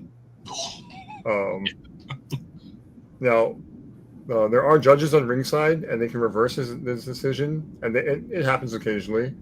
But they perform a lot of this, the quasi Shinto stuff with sumo as well. So we have another insert here. It looks like the JSA is actually doing some advertisement more than anything else. This is all merch you can pick up at the sumo stadium. I love when they walk out with all the banners with all the sponsors and stuff. Yep.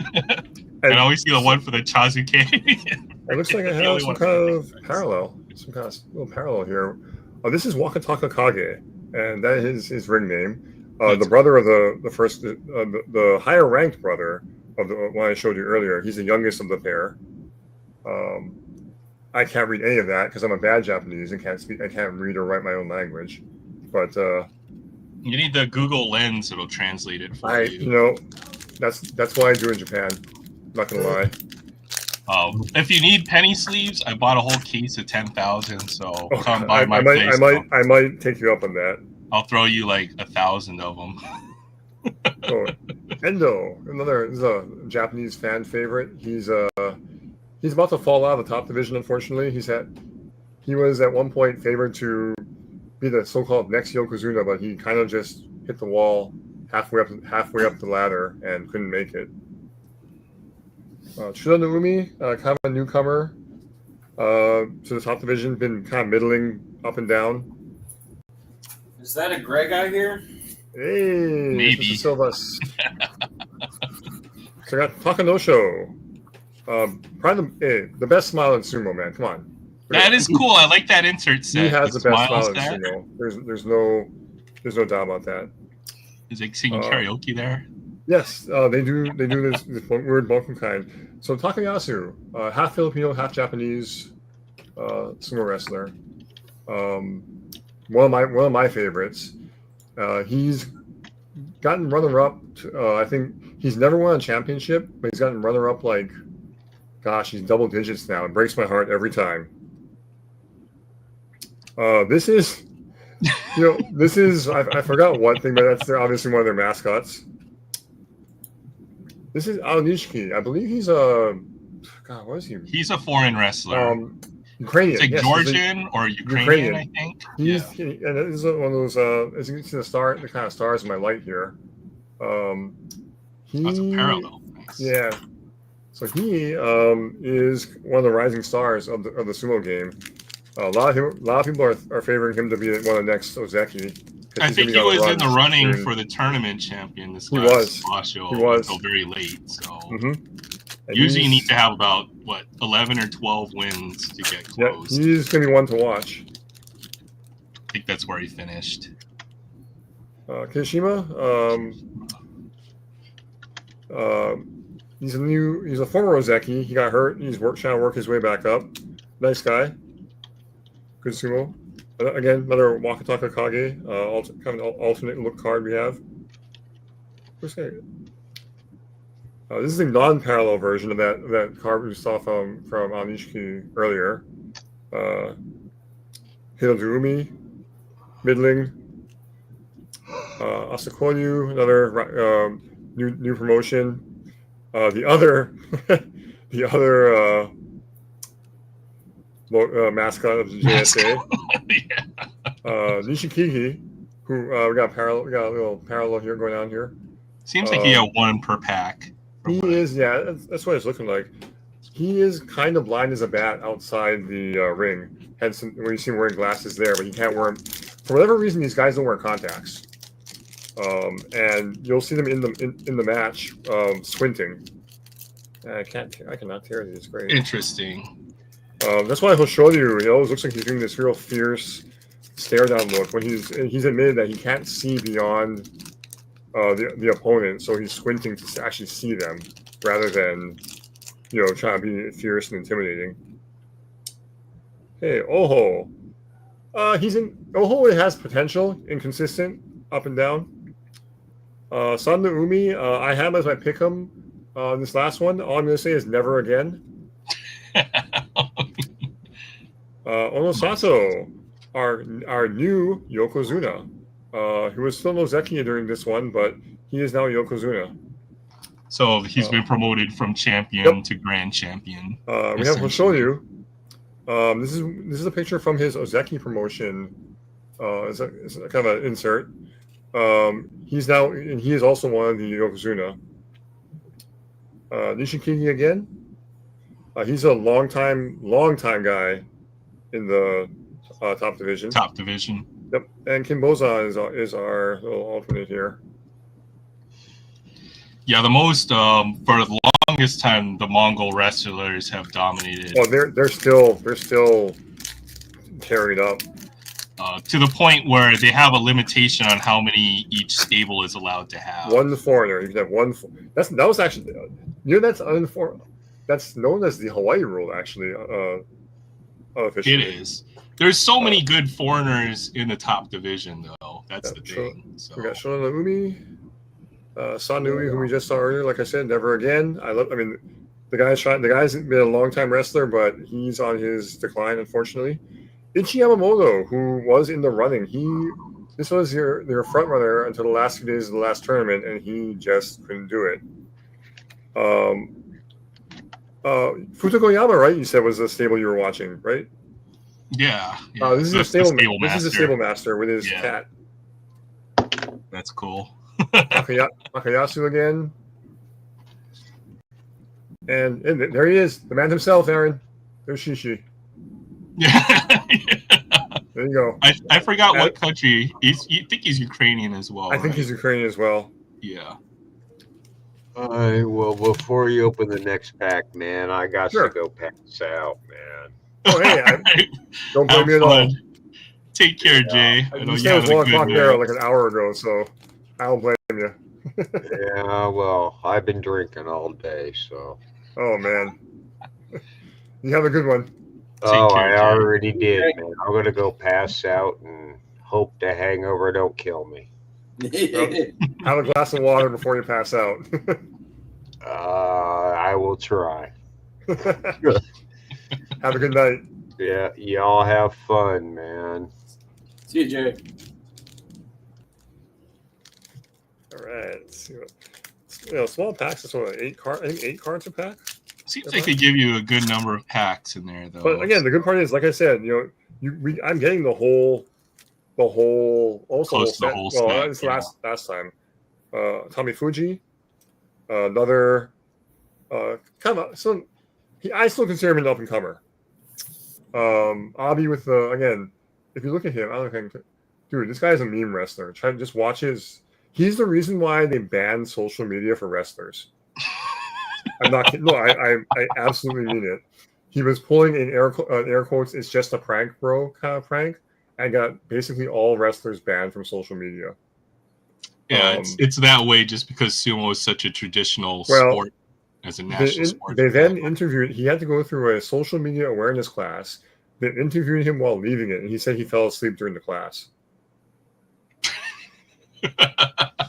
So, Mr. Tamawashi is the oldest guy in the top division, age 40, and he I think this last tournament at age 40, mind you. What was his record here? Went 11-4.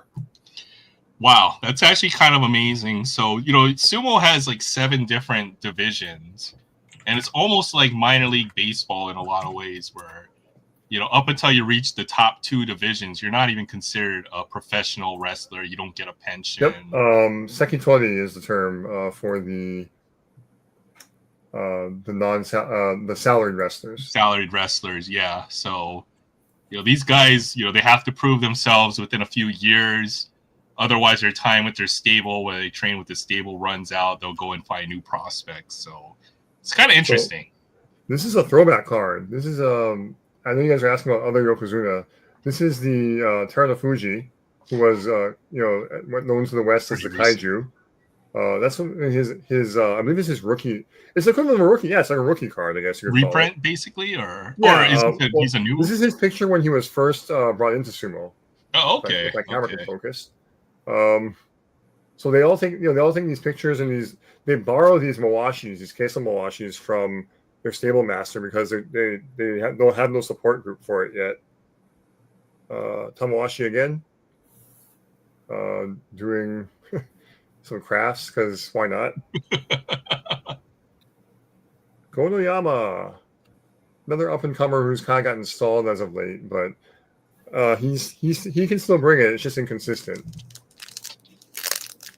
Sumos have fan clubs, or like almost sponsors. There's huge these supporter groups. Will pay for those queso mawashi. They'll donate money, and a lot of it's for that exclusive access to the wrestlers. So they'll have these parties wrestlers. And they get like a little newsletter. Well, if you see the highest ones will get they'll paid contact with the wrestlers, or if you're seeing those pictures at the end of the tournament where you have the sumo wrestler, his wife or whatever, the stable master, and a bunch of other who are these guys like going bonsai. Those bonsai guys are all the highest paying members. Yeah, it's pretty interesting. They've got they'll send them gifts, like food gifts and stuff, and all kinds of stuff. We've got another Wakatakakage insert. Takanosho again. Takeda Fuji, who's he's been around. Yeah, well, no, he's some of these guys where they made this meteoric rise, and then now they're starting to run into this they're stalled the real challenge. Yeah, the real challenge kind of thing. Just to produce a winning record is considered a success at the top level. Well, yeah, I mean, you're trying to win 8 out of 15. 8 wins. This is Hoshori ceremonially receiving that. What? Don't they get that when they hit? Yep. The rope, as they call it. Yeah, I forgot what it's called. Mm-hmm. Yeah, Yokozuna rank. Yeah. Oh, look, what's up, Robert? Robert Springs. Good to see you, Pops. Oh, Gramps now. My insert. And Koto Zakura, who's another Zeki that's been kind of going up and down in his results. He's consistent enough to stay up at the second highest rank of Ozeki, but he had the opportunity to get promoted at the same time as Hoshoryu and completely botched it. So yeah, to become a Yokozuna, you basically need to win or produce the equivalent of 2 tournaments. Yep. And then that's not even a guarantee. You still have to be approved by the panel to become a Yokozuna. Nishikigi, our piano, yeah, he's always a piano player as well, Nishikigi. So our blind piano player, our Zatoichi Daisho, another stalwart. He has 1 win, Emperor's Cup. He's been around for a while. Yep, he's still from the Hakuho era, if that makes sense.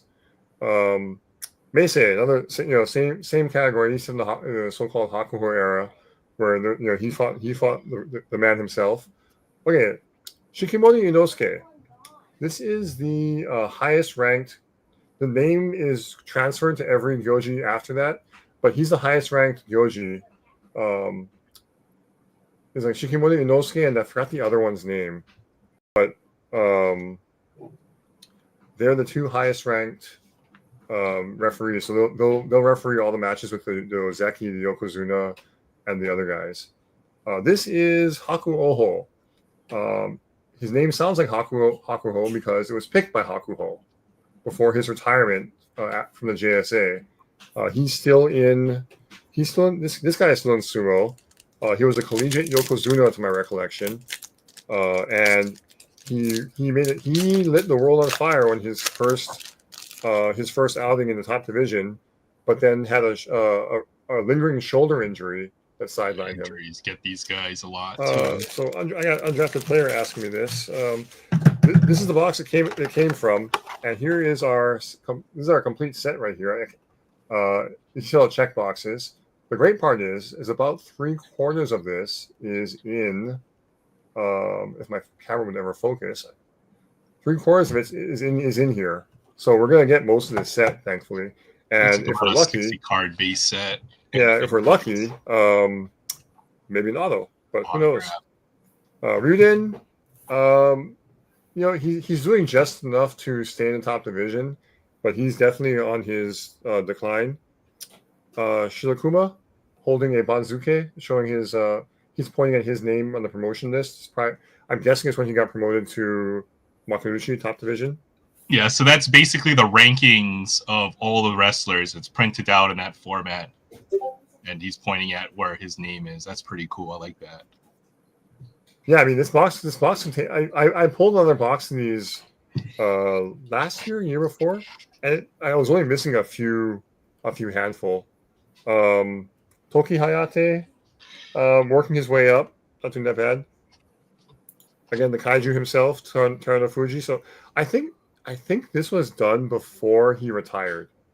It must have been. This set must have been finished before he retired.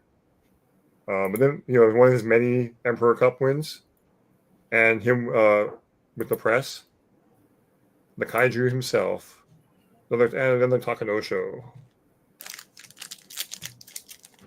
I've always been a big fan of sumo, Fabian. Ever since I was a kid, I think Horatio is as well.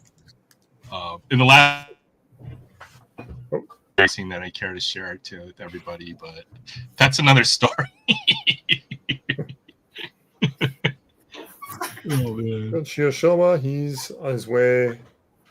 Yeah, he's kind of middling. Tobizaru, he's good. A little bit inconsistent, but he got them flashes of success. Another Daisho. And another insert of the JSA's mascot. Yeah. So this whole showed you doing his ring. It's called Dohyo Iri, which is their ring entrance ceremony.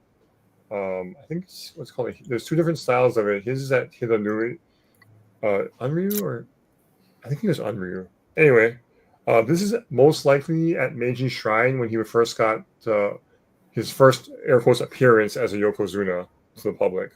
See that white rope around his waist that only Yokozunas can wear. His Suna. Yep, his Suna. That's what it's called. Suna. Hmm. And I got another Daisho refractor kind of card.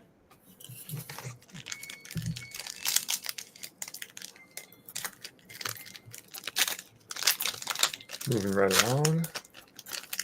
Yeah, I've been a Hoshoryu fan for quite a while, so seeing him get promoted was awesome. Yeah, Uda. That's pretty awesome.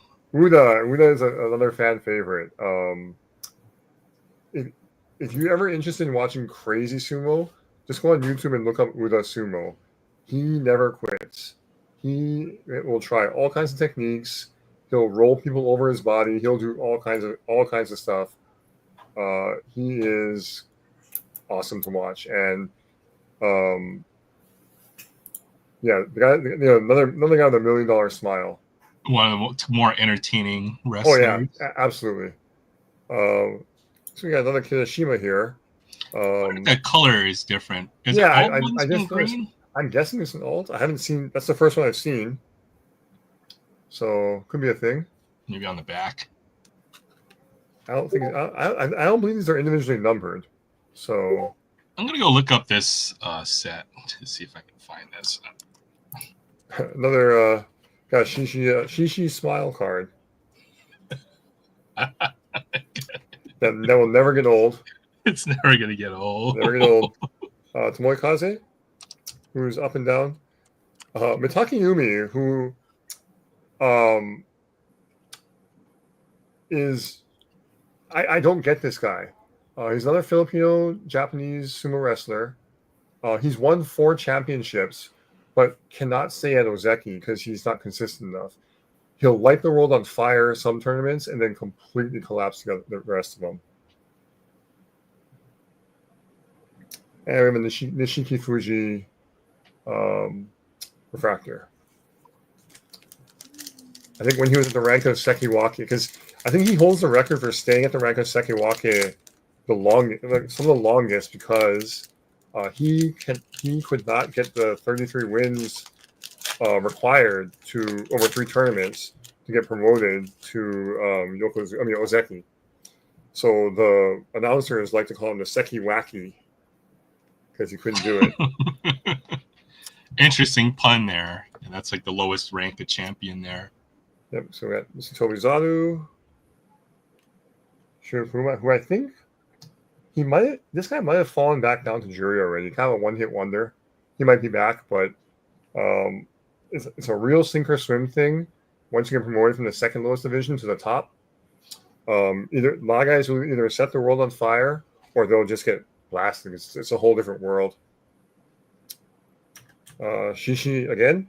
So all these guys, when they're out in public, they have to dress like this. Yep. That's and wear a version of their top knot. You can see it on him.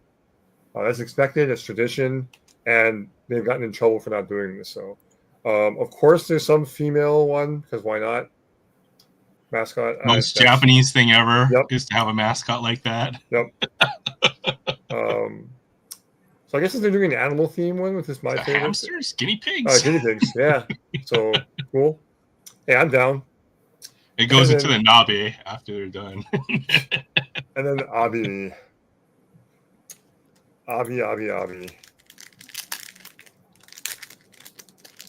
Very photogenic. Dude, look, he's like, but his, like I said, his smile is like a troll face smile. If you really know what he's about, you instantly know he's plotting to do something dumb to you or someone you know. Oho, another inconsistent, but not getting up there. Ono Sato, our new Yokozuna, finally. They saw him. It's a little purple, I guess, alternate in there. I wish I could fix focal length this camera, but it is what it is. Sorry about It's annoying. Yeah. It's probably focusing on what's behind the camera. I have that problem all the time. It's supposed to be. Wait, can I do this? Autofocus. This helps. 720. Yes. No. There you go. Hello? Also, yeah, we're only streaming, I think, in like 720, just because I don't have the full StreamYard. Yeah. All right. Well, that might help a bit better at 720. I hope for the chat that's out there, if you guys are, if there's any chat out there, hope that helps. Yeah, you're doing a good job of explaining the cards. So yeah, Mr. Koto Shoho, who won the last tournament. Actually, now that I think about it, he now has he has an Emperor's Cup to his name. Tournament win. Yeah, I mean, look, even if you never make it to Yokozuna, winning the whole thing that's no small feat. Teruno Fuji performing the Yokozuna entrance ceremony. This is probably also at the Meiji Shrine. Now, here's the thing about Teruno Fuji. His career was, I'm here for a good time, not a long time. Because if you look at down here, even in the ceremonial event, he's still wearing his knee braces.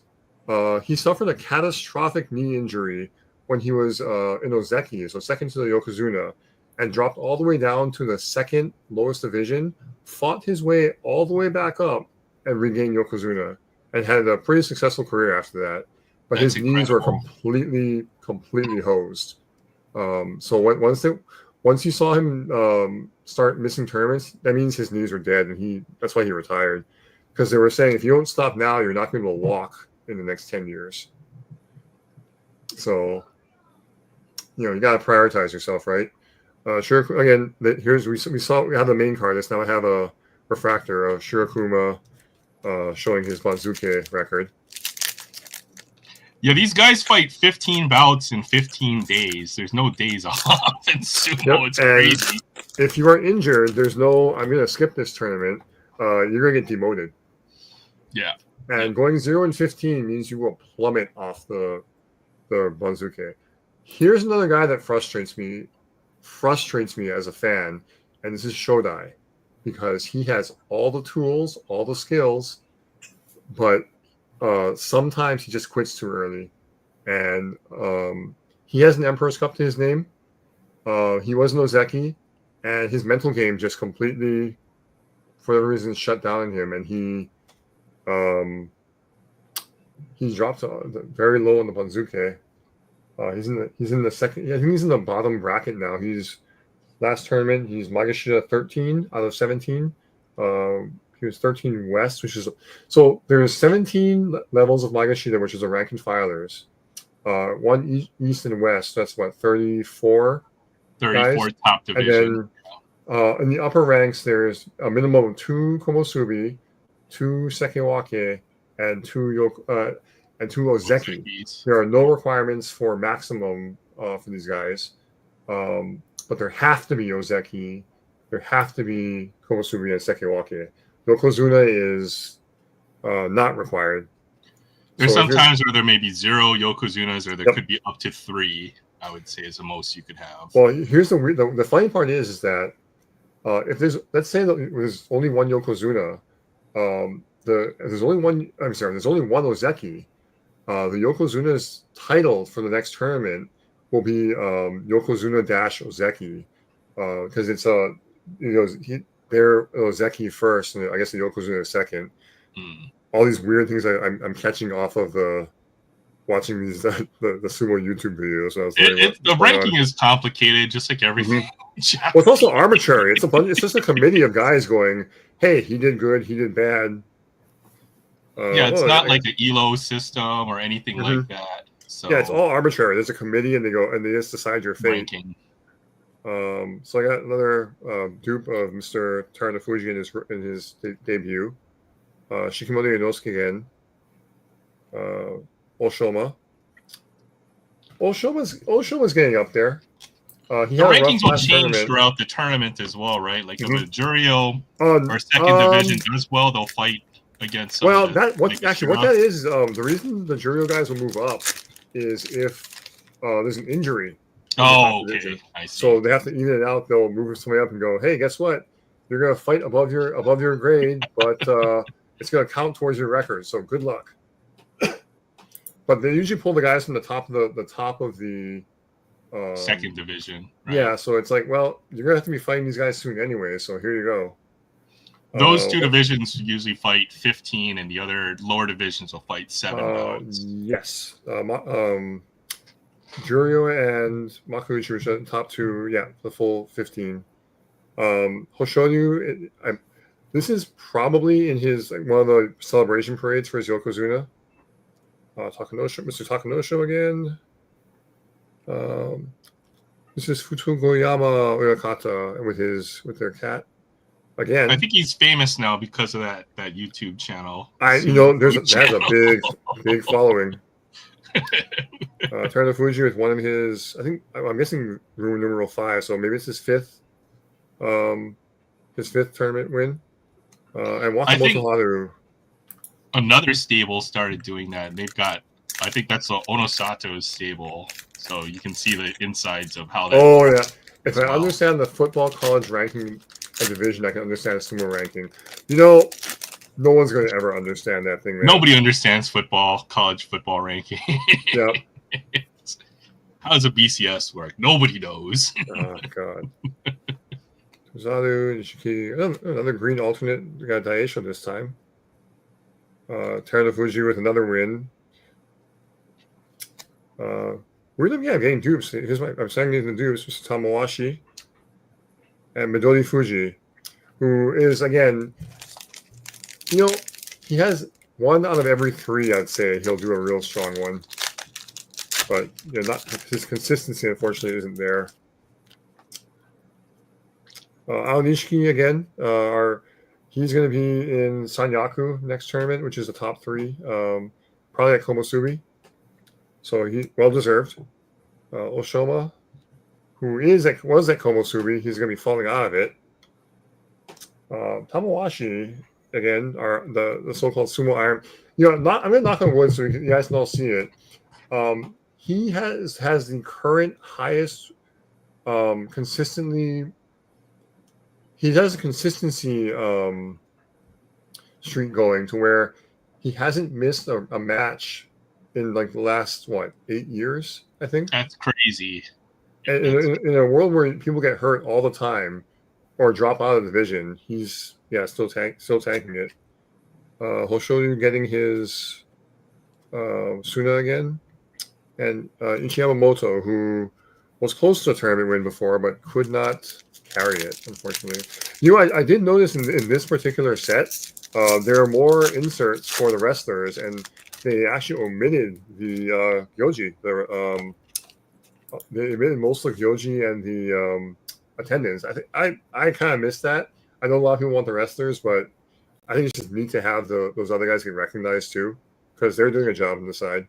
Maybe it goes by the different sets that they have. I noticed it's the second set from this year. Troll face. Is this an alternate color? I don't know. Could be. Meisei and the refractor of Mitake Yumi, which has very questionable pants in this one. That's a weird. That's a weird. That's not his pants. It's just his traditional dress. Yeah, the garb he's wearing. And I don't blame him because look, I tried to wear that thing when those things when I was in Japan, and it was short. That's all I'm gonna say. It was short. I stand about 6'3". It was short. Uda, the classic. Shishi again, dupe. Oh, I got another Tomoe dupe. Non-refractor version and a refractor of Kirishima. As you like to say it, Aaron, some last pack magic. We'll see if my. I mean, look, not gonna lie. I was saving this in case I didn't get anything. I'll save it for another stream. Nice. So I'll save it for another stream. But let's hope we get some last pack magic off of this one. For what it's worth, I picked up this box. If you want to count the exchange rate, which is about one exchange rates one. We have the price listed on the front of the box in the bottom corner, 8,000 yen. So that's it broke down to about 50 something, I think. Yeah, 60 something, which not bad. I might go look for this on eBay and see if I can find a box. Well, again, it's at bigsumofan.com, and they have the back ones too. So if you know what like when your particular wrestler was in the top division, even if they're now out of the top division or something like that, you can generally go find the set they were in and then go pull from there. But because of sumo's how popular it's gotten, I mean, it's gotten a big Western audience now as well. Yep. And our last one is Oho. Okay. They have highlights. They have the highlights. NHK Japan, which is their national broadcasting, will do the sumo highlights from the Basho every day now. So in English. So it's great. So and that is it. I mean, so that's actually probably most of the base set. That was freaking cool. I have a neighbor's son who's really into it too. So most of my dupes go to him. So it's by no means my sad that I got some dupes. So it's always something good to give. This is another hobby of mine. Collector thing. It's more of a pick'em thing. I love these Tomika Tommy cars. So when I go to Japan, it's like I see them in Don Quixote, and I can't resist grabbing one or two. Of course, I duped one last time. I duped one last time. This for Sam. It's a Subaru Forester fire command vehicle. Oh, that's cool. So Tomika cars are dope. They're a little bigger scale. I have a dupe of this. I gotta get that. I'll get that too. I have a dupe of it. Sam's a Subaru fan. I don't know if it's just a bit. Yeah. What was the first? Rid of a few. I got my Lupin the Third car. Yeah. Little like Renault rip off there. Well, no, it's a Fiat. It's a real Fiat. Fiat 500. Oh, it's a Fiat. Okay. Yep. So when you see Goemon, so there's a top, right? So Goemon can open the thing, slice whatever in half with his sword, and sit on it and going, what is it? I cut another worthless object, and the thing falls in half. Lupin the Third is an older anime series, but very influential. They're still making it though. That's the crazy part. And the animation is actually now looks good. So I'm shocked. Anime's changed so much now. It's so influential, but I see a bunch of other Tomika cars. Oh, sorry. No, so I just look at so I got all the I completed the set of my mascots. Yes. But yeah, I got I have it somewhere. A couple. Well, I haven't my Hachiro, they have an initial D set. I have the RX-7 FC Ryusuke's car. I have the base one. I also have the initial D one somewhere.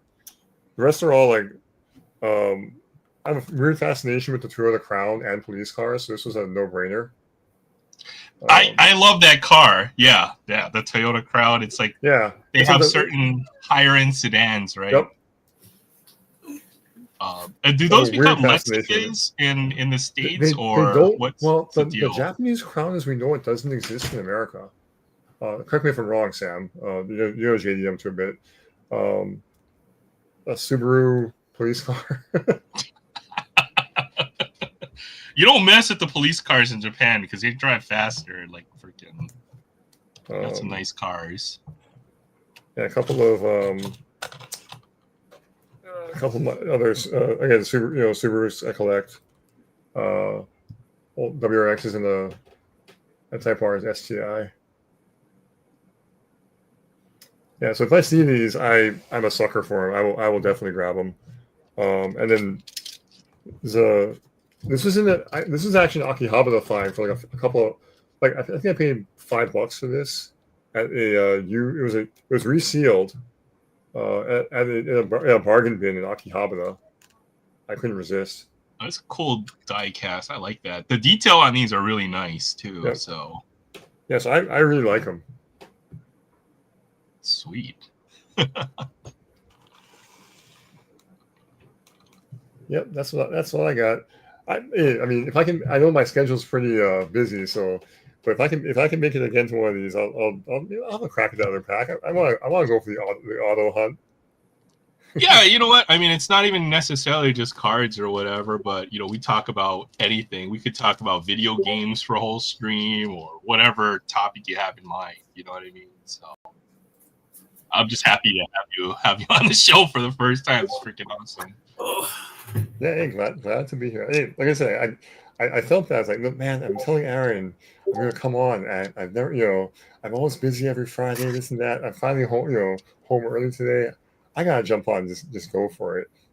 So I made sure this rig was set up and we could. Yeah, you got it. You're weird. You've got it down perfectly. You got a nice little setup there. It's like you don't need my help. Those sumo cards are sick. I like that. I mean, cool. I'm gonna look for some of those for sure. I'll throw you that link in my Discord. Actually, you know what? Let me pull it up. I'll just throw in the main chat in a second here. I know BBM also does baseball cards, so I've been looking at a couple BBM boxes. You know what's funny, right? Is so I grabbed those Pokemon cards right a while back. I was seriously debating buying you a J League set, a box, like blind. I was thinking to myself, the chances of you knowing all these J League guys is like slim to none. Oh no, the NPB guys, or yeah. I didn't know if you knew all the NPV guys, so I figured, I'm just gonna, grab you something you might know, just even if it's all in Japanese. Oh, you'd be surprised. There's a lot of guys who've been coming over from the NPB to play in the States, right? So if they're boxes from even just the past couple of years, we've shown several players. I mean, obviously Roki Sasaki this year, but so many other players, Seiya Suzuki, Kodai Senga. You'll find cards. I'll show you a BBM Shohei Ohtani that I traded for, or two of them. This is the biggest trade I've ever made online to get these cards. I had to trade a bunch of stuff. I traded a Jackson Merrill autograph. I pretty much traded my entire Padres PC to my good friend Paul in the 619. Who also has a YouTube channel, but I did get a couple of. I think I've seen him on here when I've been lurking. First year BBM Ohtani cards. I don't know if this one doesn't look real. Their cards look nice though. This one might be a repro. I'm not sure, but I think this one is real. Oh, even the design is awesome. So this is 2013 BBM Shohei Ohtani. This would be considered his first pre-rookie card. printed in Japan or one of them from the year. So pretty big card. Nice. 2013 BBM. So you were asking me earlier about the Hawaii guys. So on that link I sent you, there's one that's called, I think it's Heroes. It looks like that 2021 or something. Now that box is expensive. It's like they're asking $110, but it looks like it has like autos from a lot of the famous Yokozunas or the Ozeki Yokozuna and whatnot, and Musashi Mado's in there.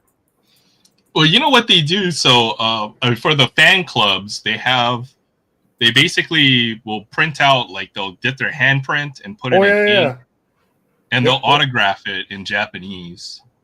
And you can find those on eBay. Too. They have that on this site too. Forgot what they're called, but I was looking at them. Tegata. Yeah, the Tegata. The real expensive ones are the ones that are. They have some that are reprints. They have some that are reprint handprints.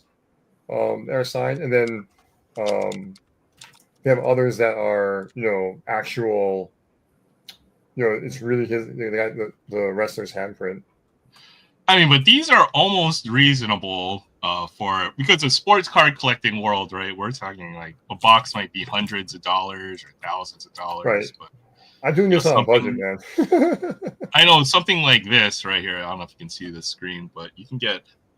This would be Akibono Tegata. It's got his signature in Japanese. It's got his handprint. It's like the closest thing you can get to sumo memorabilia, official sumo memorabilia. And these, the stable will hand these out to the whatever their members of their fan club. So this is like the closest thing you can get to like a memorabilia autograph, I suppose. That one, if you have that link open, that's Reddit, that GIF I just linked from Reddit is Takayasu spamming his Tegata. No. Oh shit. Okay, I think I can do this. They do the same thing, right? Because what they'll have is they'll have a stack of jerseys, like literally like hundreds of jerseys. Yep. We'll have the one guy sign real quick, and there's another guy at the end who will pull the jersey away right underneath it. So. But it's still officially worn, Yeah. At least it's really his hand. You know what I mean? That dude's got hairy back. He must be Okinawan. No, he's half Filipino. Oh, okay, I see. Oops. Wrong camera froze. My other camera froze apparently, so it's got me interesting. It's cool. Now that you had your full screen on, I didn't realize. I was wondering earlier when I was looking at the two, your center, your foreground, I mean, dead center pictures. Like, why does it have pictures of somebody in a dress on there? Like, is it like a UFC fighter or something? And no, it's the Queen and Princess Di. Okay, it's from Topps UK edition 2020. No, I mean on the right, it looks. I couldn't see that well. These are the two cards I was chasing from the set, which I got in the first box I opened. So Queen Elizabeth II, and then Princess Diana. Yeah, I was thinking, no, the way Princess Di was dressed, like, is that a UFC fighter in like a formal event or what? Oh yeah, they've got UFC. We collect all kinds of stupid stuff, and then one of my friends sent me this Duke Kahanamoku. That's cool. Hall of Fame cards. So that's cool. Got that up there. Oops. Got some Battletech stuff. See, I tell you, man, you gotta save up and go to Japan. But are you still kind of a caffeine junkie? Oh yeah. Yep. Okay. Not anymore. Not anymore. I try not to. Japan has these things called tough gummies, and it's basically like a gummy thing. Okay. No, it's a gummy. So I'm wandering around. I'm wandering around just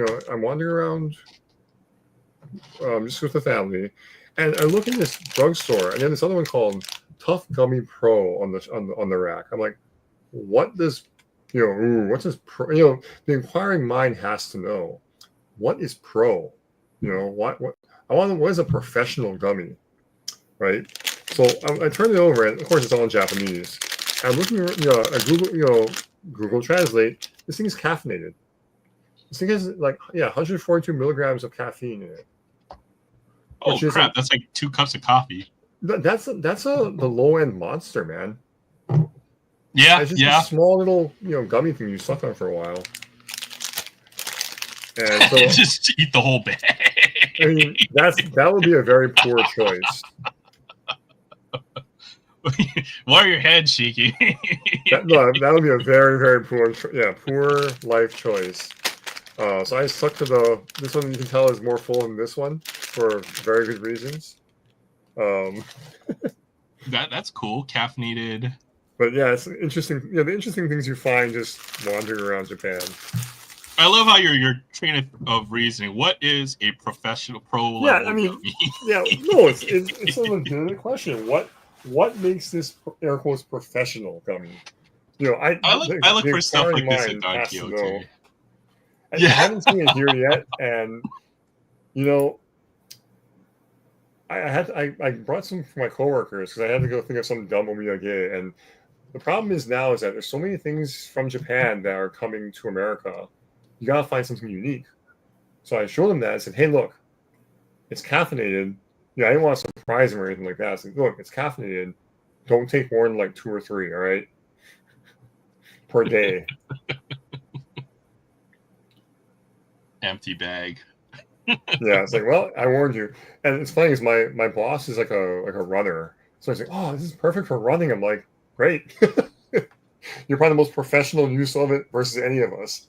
Okay, there you go. Actual professional use. Yep. Legit.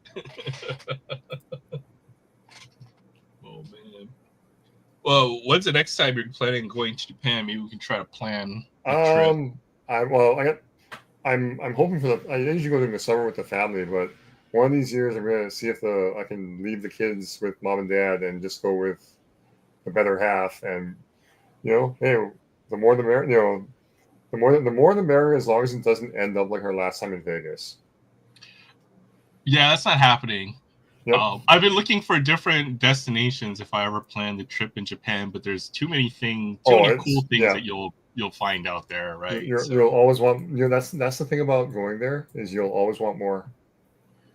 Or they just have so many different subcultures, right? So whatever you're interested in, you're gonna find something interesting that you're gonna want to see now. So.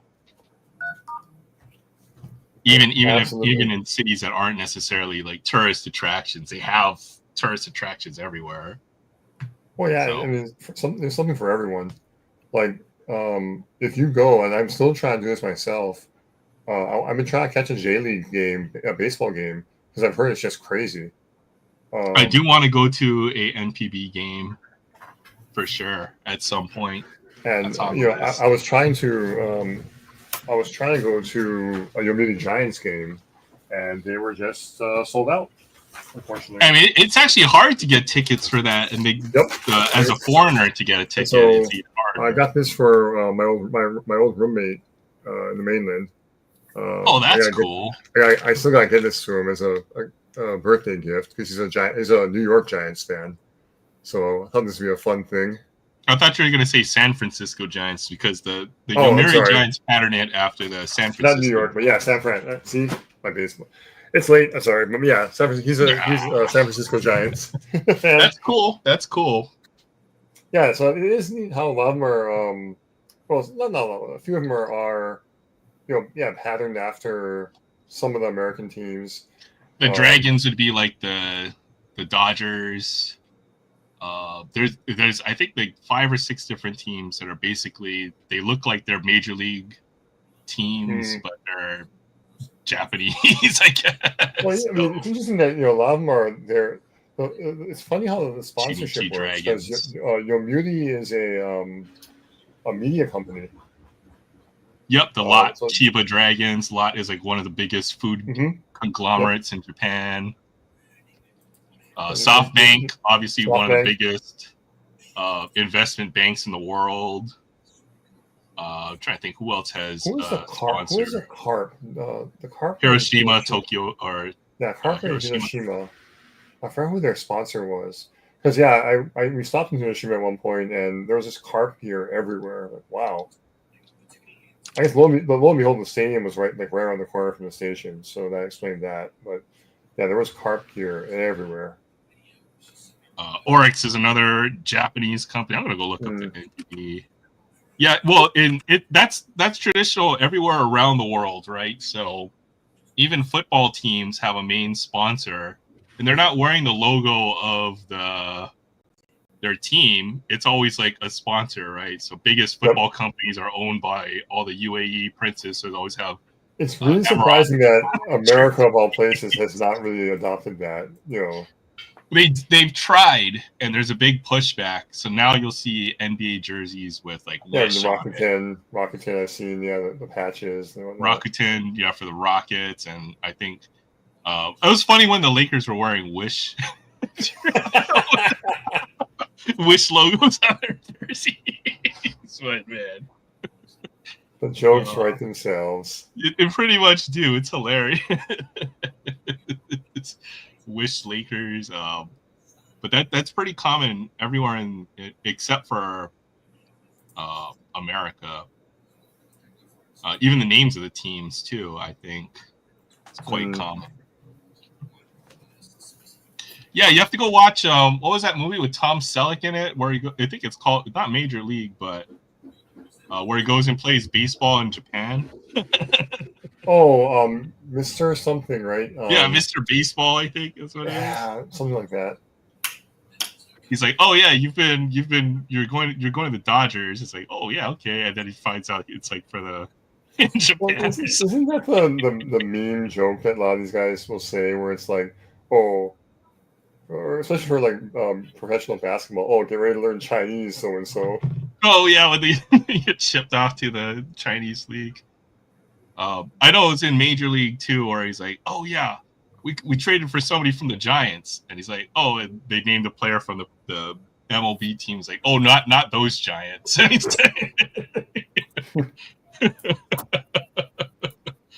Oh man, that's hilarious.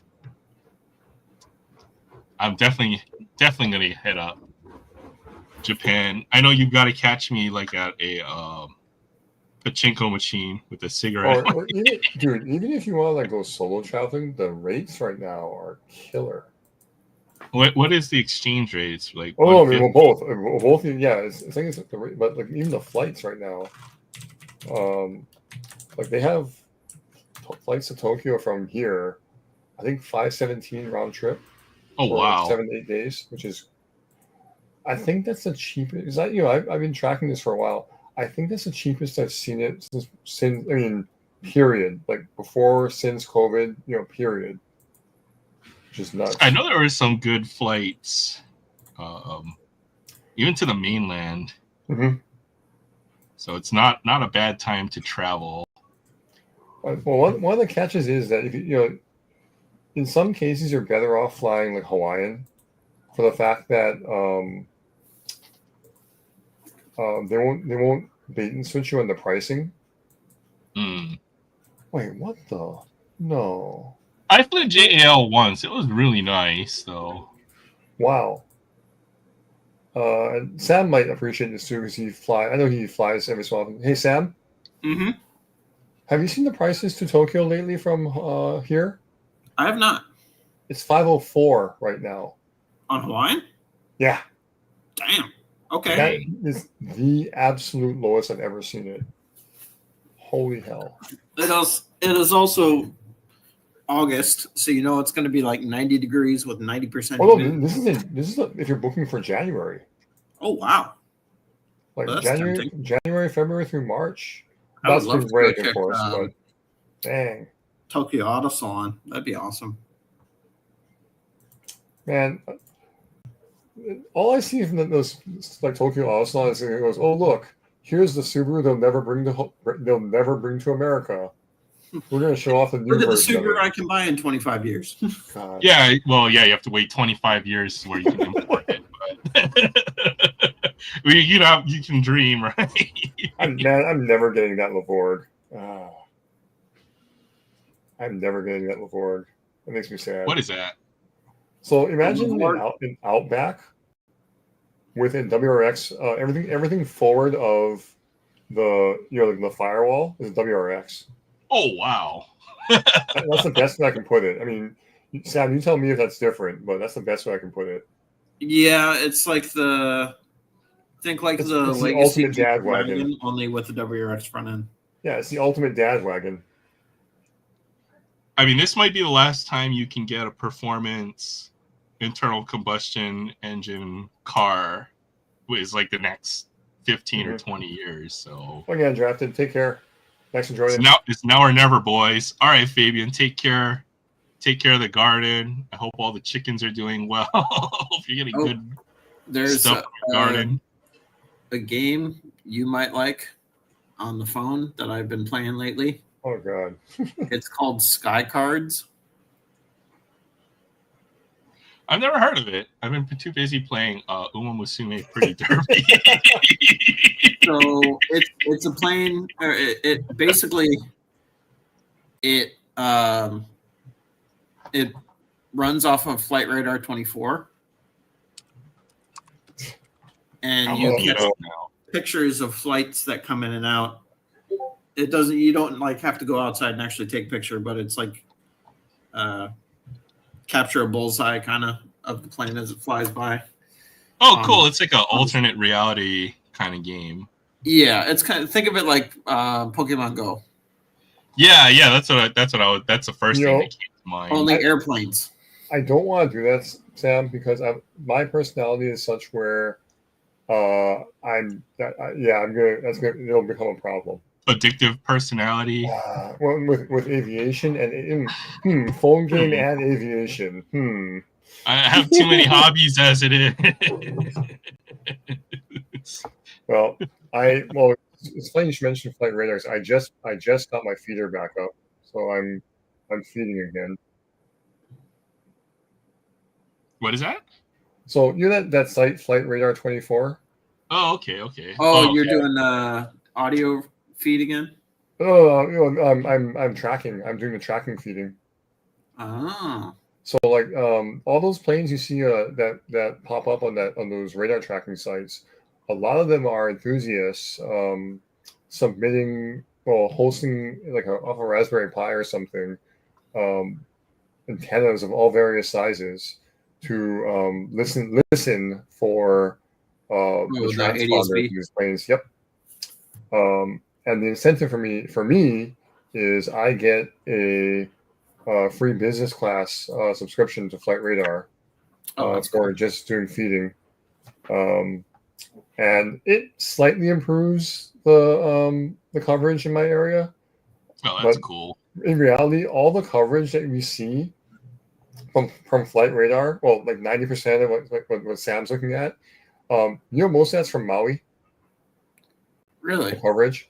Yeah, there is some dude. I was looking at the coverage circle. Some of these guys have the Hawaii feeders. There has to be some guy that's up on like the slopes of Haleakala or something, somewhere high up. Because he has one antenna, but the antenna gets like hundreds of miles of coverage. You might just live up country, so maybe you don't have to live at the top of the mountain, but he must just have a crazy antenna, like in Kula or something like that. Then that's what I was thinking. Somebody be able to do that. You can upgrade the cards as you collect more of them. Oh yeah, Sam, I'm not doing that. Here we go. I'm not doing it because it's that cool. And I'm gonna just like that's how they're talking about guys in Pokemon Go getting hit by a car. That's gonna be me. All right. Where is it? You've got to become the gym leader, man. Dreamliner. And how I was looking up. I get on these tangents where I look things We must up. get all kinds of cool planes that come through then. Okay, so you know what's interesting, Sam? Here's the best part. So if you get power ups and stuff, you can go find like one-offs on the mainland, like rare airplanes that pop up sometimes, and catch them from there and add them to your list. Interesting. So I was looking at old the former Hawaiian Airlines planes, right? I was just wondering whatever happened to these planes, like Hawaiian's old fleet of 767s, for example. And I was clicking on the list, and one of them, the buttons I looked, for the planes it went and said, "Oh, live!" Like, "Oh, it's still flying today." Wow, sweet. All right, where is it? Oh, it's flying to Hawaii. It's now a Northern Air Cargo, converted 767, but it's flying back home. Oh, National Interesting. Yeah, from LA, I think. Yep. So that used to be a Hawaiian bird. That's interesting. Yep. I thought you were gonna say like it's like they go to like regional airlines around the world or whatever once they kind of. In fact, you know what, Sam? It just went live. Like just went live. Give me a second. I think it just went transponder on, like just a second as we were talking about it. Oh, the 7.6. Yeah. Just like how I go look at our super ferries just sitting in the docks. Oh no, they're no, that's not them. They're both active, Aaron. Yeah, they're USNS ships now. So yeah, one of them's in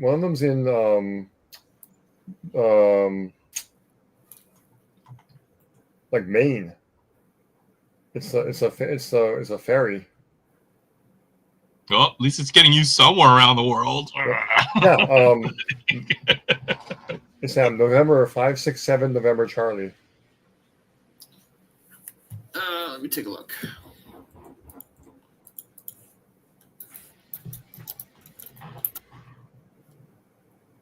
There used to be a. Yeah, it was originally delivered to Hawaiian. November 567 November Charlie. What was the service period on those when they were in Hawaii? Like 90s, 2000s? It was withdrawn from use. It was introduced in 2001. Wait, that can't be right. Hold on a second.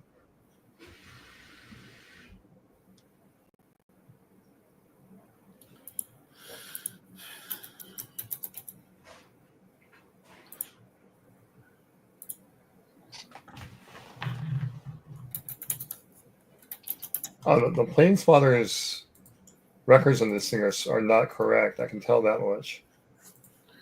It's all the public the public registry, right? On this thing. Yeah. Manufactured 2001. Yeah, and the funny part is Planeswalker said withdrawn from use in 2019. I'm like, I don't think that's right.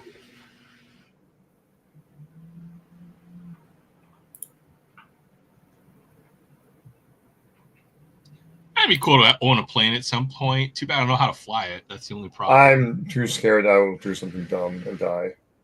You know what? I have enough problems. You don't have to be there and deal with it.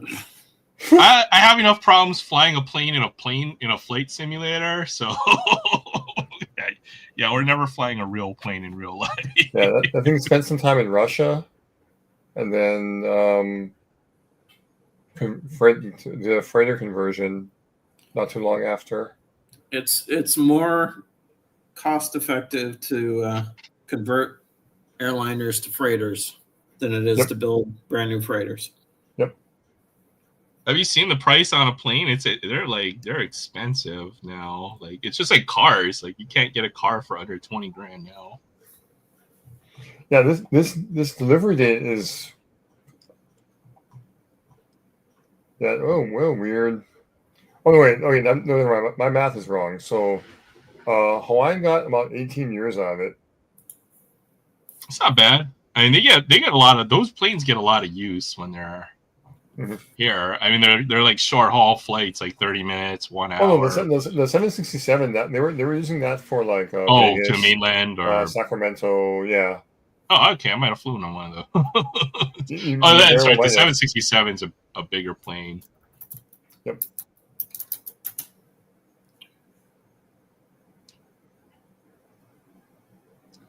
See, that would be another thing I'd love to collect, airline models. But you know what? I've seen those, the metal ones. Yep, that runs you out of space real quick.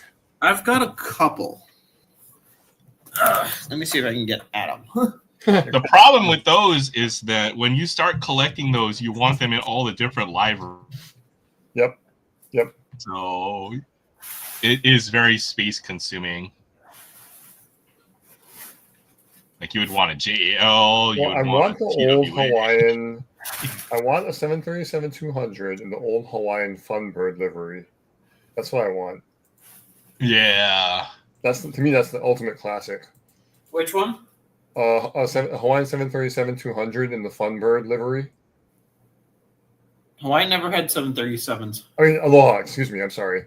Aloha that's why I said Airlines. Funbird. That's why I said Funbird. There's one. Oh, It's funny, for all those years they joked about having a Mahalo Airlines, and then they actually made one. Oh yeah, I flew on it. It was they were using these prop planes, right?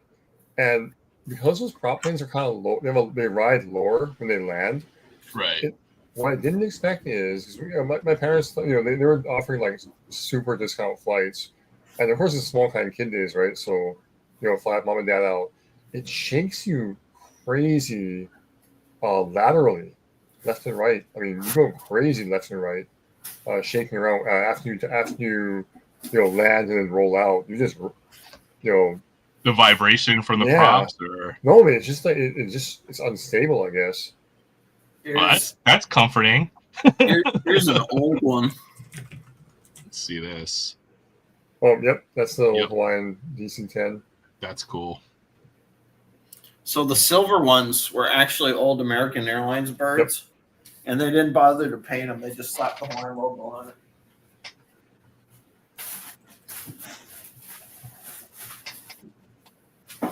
Yeah, ATR was it ATR 42s they were using.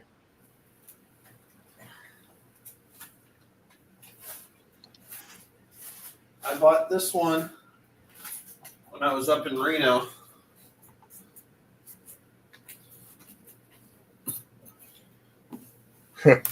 Oh wow! It's too big for your cam, Sam. Yeah, this thing is heavy too. C-17. C-17. Oh yeah, that's nice. Now, did you decal it, or it came with the Hawaii? No, this was the Hawaii one. Nice. The National Guard, or the Yeah, I bought it from the National Guard. Sweet.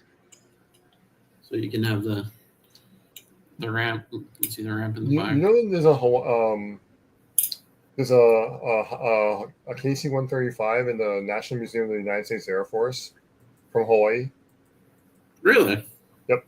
They were they had some kind of, they won some Air Force award for That's cool, Sam. the most meritorious flight, but when they retired, it happened to be in the Hawaii livery, so they kept the Hawaii livery on it, and they flew it from here to wherever that museum is, and now it's a permanent fixture. And I hope it's going to keep the Hawaii livery.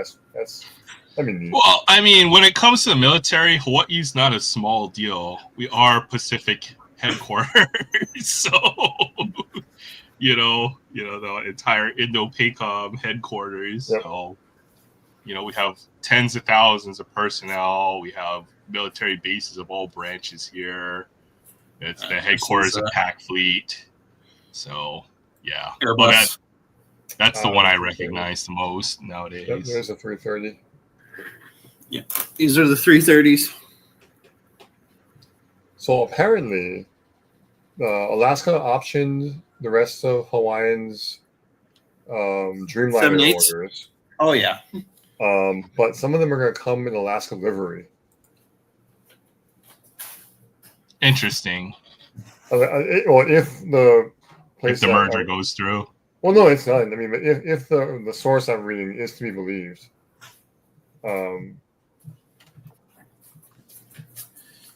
I gotta use the restroom. I'll be back in a few minutes. Sounds good. But my kids are going to bed. Actually, I got to jump off. But it's been a pleasure to join you, Aaron. It was fun, man. We got to do this more. And then, as I said, it's pretty much anything goes. So. Oh, you know what, dude? Here it is. Here's the other two. Oh, okay. Let's see these. Oh, the Tamika. Of course, I couldn't find it in black. Oh yeah. You know what? I wanted to buy your to. dad's freaking 300. I didn't have enough money at the time. So he gave me the coffee book. I coffee wish table I book. wish you would have, because the guys after it trashed it. But yep, And the RX-7. Yeah. the initial D version. Yeah. So And look at the prices. Dude, it's like reasonable. $4. Like $4. That's the great thing about diecast collecting, right? Is it's a fairly inexpensive hobby, like a Hot Wheel when you go to.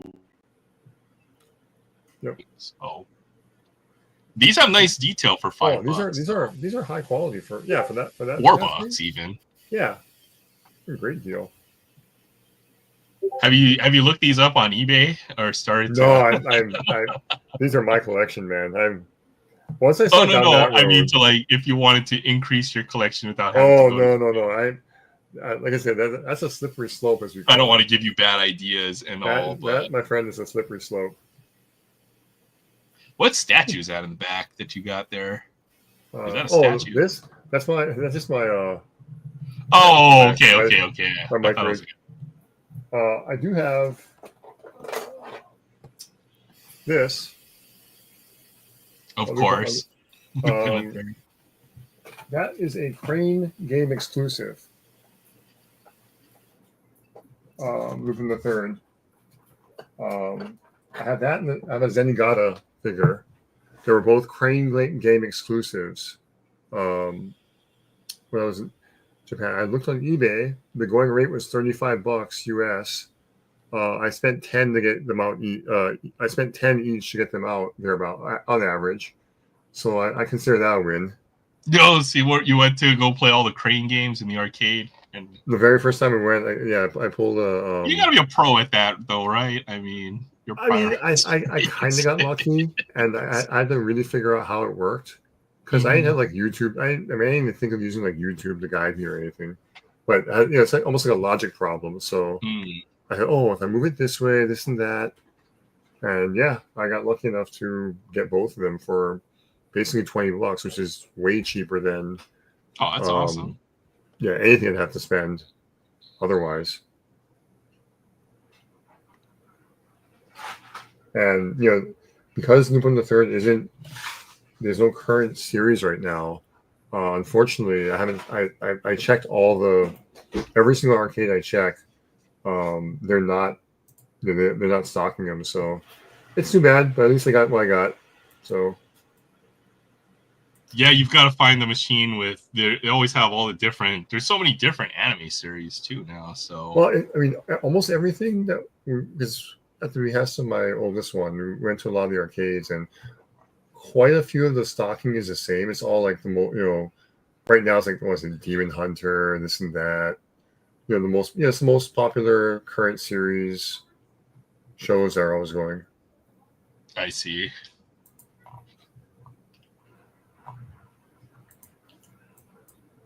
That's why you gotta go to the non-Akihabara. Yeah, don't waste your time in Akihabara. It's a neat place. You can go for the. It feels like the tourist trap, right? It kind of is.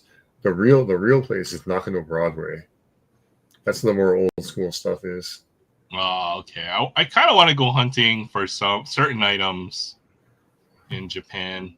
I think when it comes to like video game collecting. Oh yeah, I guarantee you'll find. I mean, you just gotta Google through it enough. You'll find it.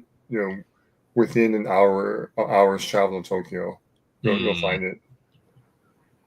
Okay, I'm gonna remember that, because I mean, you kind of have to see Akihabara with all its. Oh yeah, if you plan going, I would love to, use what I've learned to,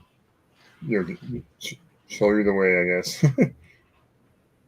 Okay, yeah, I'm gonna have to try to plan something. Mm-hmm. I might have to move. That's the only problem. They might try to end my lease up when it expires and then sell this. I'm not sure if I'll have to move next year or not. So. See, we joked about that, and you better figure out how that slide's gonna work, man. Okay, because I have a large amount of cardboard. It'll be easier taking it down than it will be going up. Yeah. I don't know, if I fall, it's gonna be a real bad time taking it. I think we're gonna do like pallets or something, right? And then it'll slide down the staircase. Is my plan. Well, if it does happen, and at least no advance, I mean, barring anything really taking, barring anything that's really going to keep me away, same deal. Yeah, we have to figure out lunch or something pretty soon. We'll meet up. Yeah, I can. Well, I mean, no, I can. I mean, if you gotta move everything around, hit me up. I got you. Okay. I mean, I got the 4Runner now, so it's not like what if I'm trying to move in a 350. It's not that is also true. That's also true. That was never in the cards, but yeah, for sure. I'll let you know what my situation comes in the next few months. So. And it's too bad Sam's. I don't think Sam's back, but I was gonna say, hey man, he's the one who buys the truck.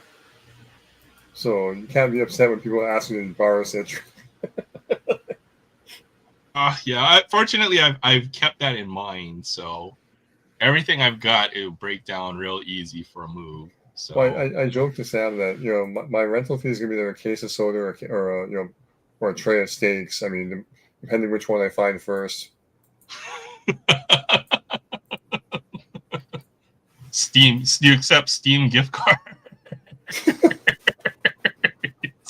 And probably not. We gotta find something else as the bartering tool. I don't know. Tray of steaks sounds good to me, but you know what? That's not a bad idea because man, I think that's why I got this. I got for Sam at one point was either a Costco sized thing of soda for him, or like a tray of steaks or something. Because that's also that sounds like you. Yeah, that's before. That's also before steak, became quite a lot more expensive. But I don't know if you ever saw my first Costco trip, like in the history of my life. But when I first got my Costco card, I walked out. It was a 12-pack of mac and cheese, the 12-pack of Monster, the one gallon jug of maraschino cherry. I bought all the stupidest crap you could possibly buy. I was like, yeah, this is the greatest day of my life. But yeah, I'm not allowed to have a Costco card. Well, especially, I mean, it's hard. The thing about Costco is it's hard. It's hard when you're. It's good for families, and I'm not a family, basically, That's when it breaks down. However, some of those kind of things, like if you want to parlay that, if you play your cards right, depending on some of us doing the math, as it were, on like average food waste, this and that. If your budget was X amount per item for Costco, and you're factoring in like the average food waste because you're buying so much. I don't know how but they said, long story short, you could actually get Whole Foods relatively affordable as a single person, if you just look for the right deals here and there. Well, like for me, it's actually like Walmart is godsend, right? Because I can find every staple at a reasonable price, and then when it comes to actual groceries like fresh or meat or vegetables, then I'll go to like like Times one of the isn't that bad. Times isn't that bad. I freaking love Times. That's my favorite supermarket.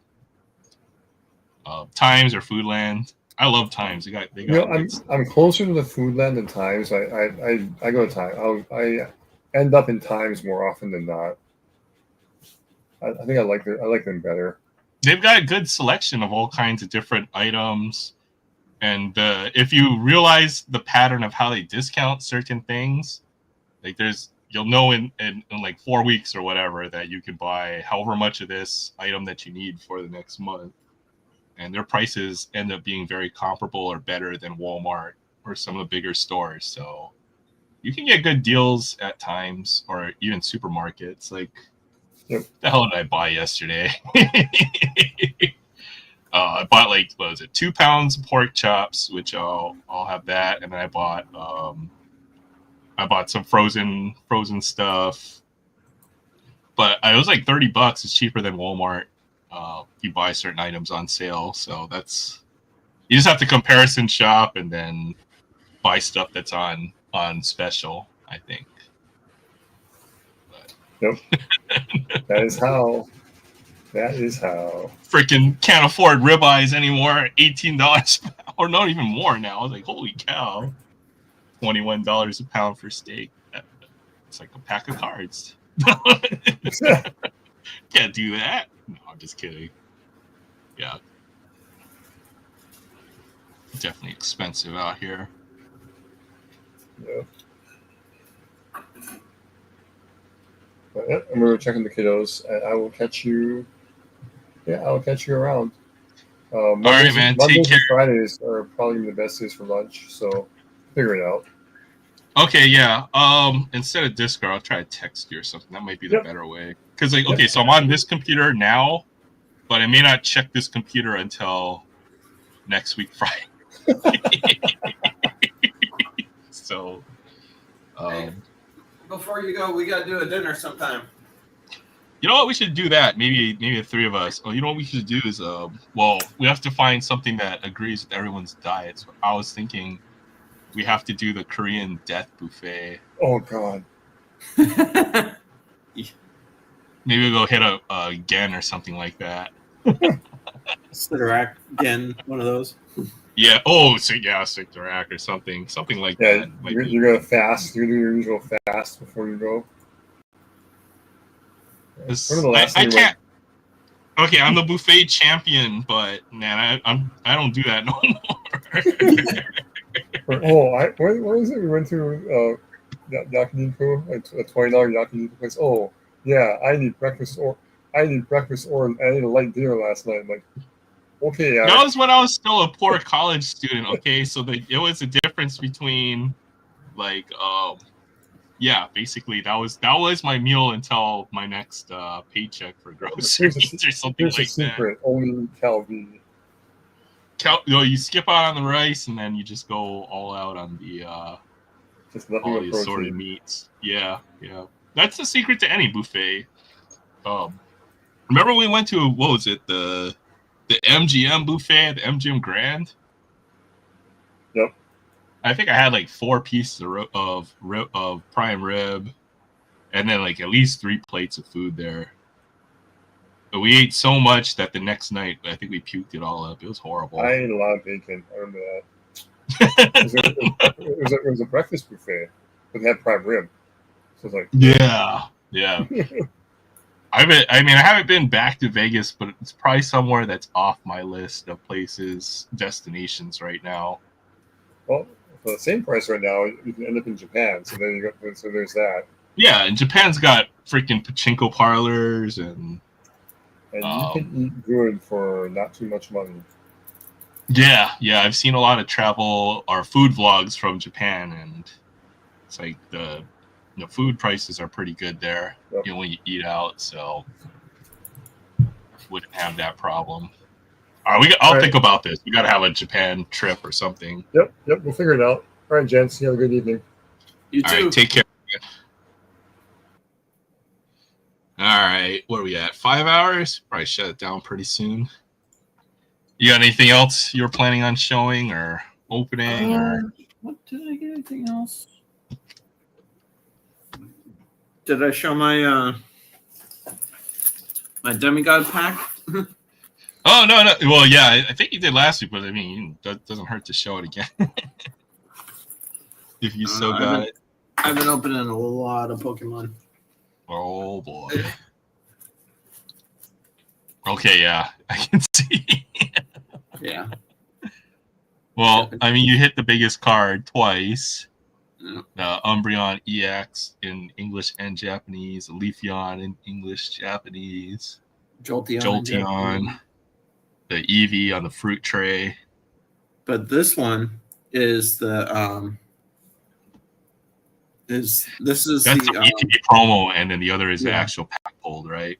Yep. So now I got copies of both of those.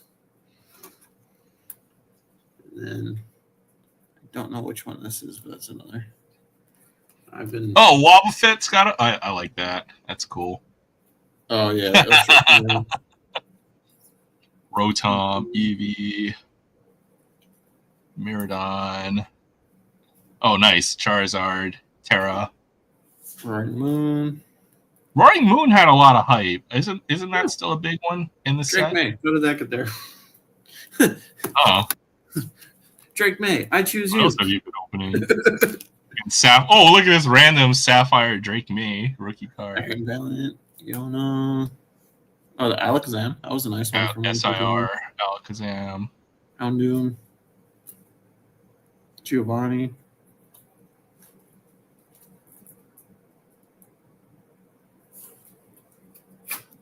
Nice little pile, and you're getting a lot of the big Chase SIRs. Shiny Charmeleon. That's a nice one. From Shining Fates. Yeah. Wailord. Wailord card. That one's freaking awesome. Armarouge. And then the other stack. Cufant. Phoebus. Venusaur. Psyduck. I love that. I've got it in English and Japanese, I think, now. War Turtle. Gold Switch. All the 151 Chase stuff. No. Oh, these are... And then this is Final Fantasy, I'm guessing. These were, Final Fantasy. One random Sean Alexander card. Clefairy. Tickaton. Bellybolt. And the Glaceon. Oh, nice. Yeah. I'm pretty happy with my pulls. Yeah, it's a nice little pile there. Some friends of mine are opening their card shop in Manila tomorrow, so I was going to probably go check that out. Oh, that's cool. Too bad it's out of Manila. That's a long drive for me. Are they deep in the valley, or are they kind of closer to the university? Oh yeah, they're kind of way in the back. That's what I thought. That would be the only logical place you could open. By the shopping center over there. All the way in the back, yeah, in the shopping center. But I think it's still a good location because people will go back there to go and check them out, I bet. Yeah, so I was going to go check it out. There used to be some good restaurants I used to go and drive to go to that shopping center back there. So that's pretty cool. But I was going to go check it out. Just support them.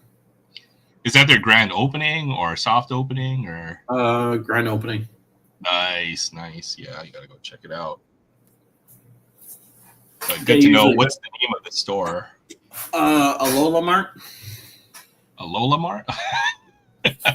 They vend at Pro Ridge usually. Oh, okay.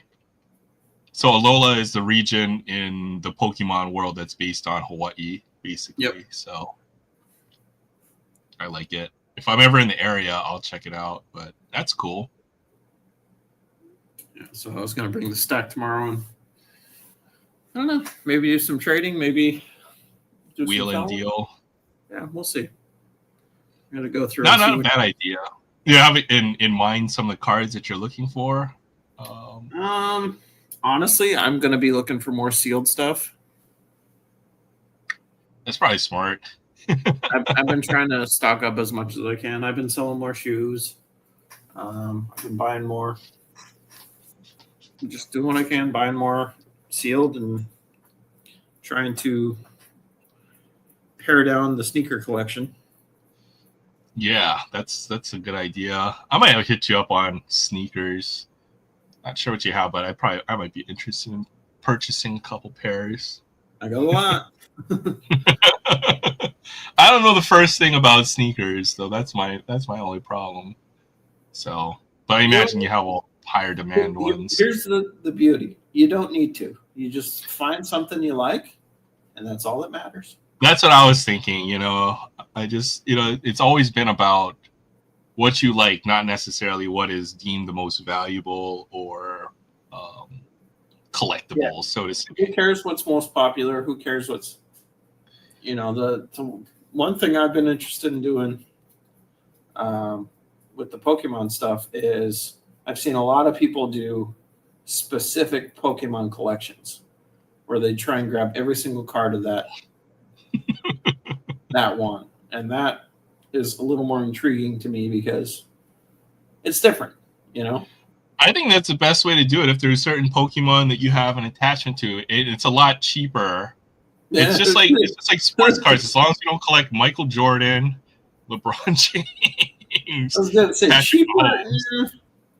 But if you collect like a secondary Pokemon like Psyduck, for example, right? There's a few big dollar Psyduck cards, but it's not the same thing as if it was like Pikachu or Charizard, right? So Oh yeah, that's true.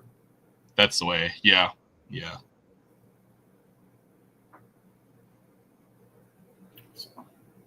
Not a bad idea. And it can be like it's usually the first, like the starter Pokemon that folks gravitate towards. Yeah. Starters and legendaries. So I certainly have a few starters that I like. From the first gen, you kind of know which starters. It would be Charizard or Charmander or Torchic or T-Pig and all the fire starters. One I was looking at was Empoleon, the freaking penguin starter. So yeah, that's a good way to collect, I think. Yeah. Chansey. Okay. All right. Let's shut it down. 5 hours 10. Thank you, everybody, for coming, hanging out with us. It was good to have my good friend Horatio come in and check out some sumo cards. I'm intrigued. I kind of wanted to go and look for some myself now, but we had a good panel. Lots of folks hanging out. That was some cool stuff. And his level of knowledge is impressive.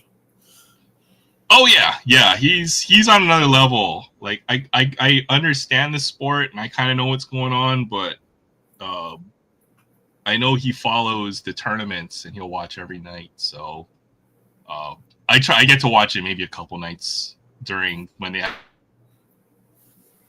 Yeah, he would be the person to talk to if you're interested in sumo. So it was cool to see those cards. All right. Thank you, everyone, for coming by. We'll see you guys next week. Everybody have a great weekend and take care. Mm-hmm.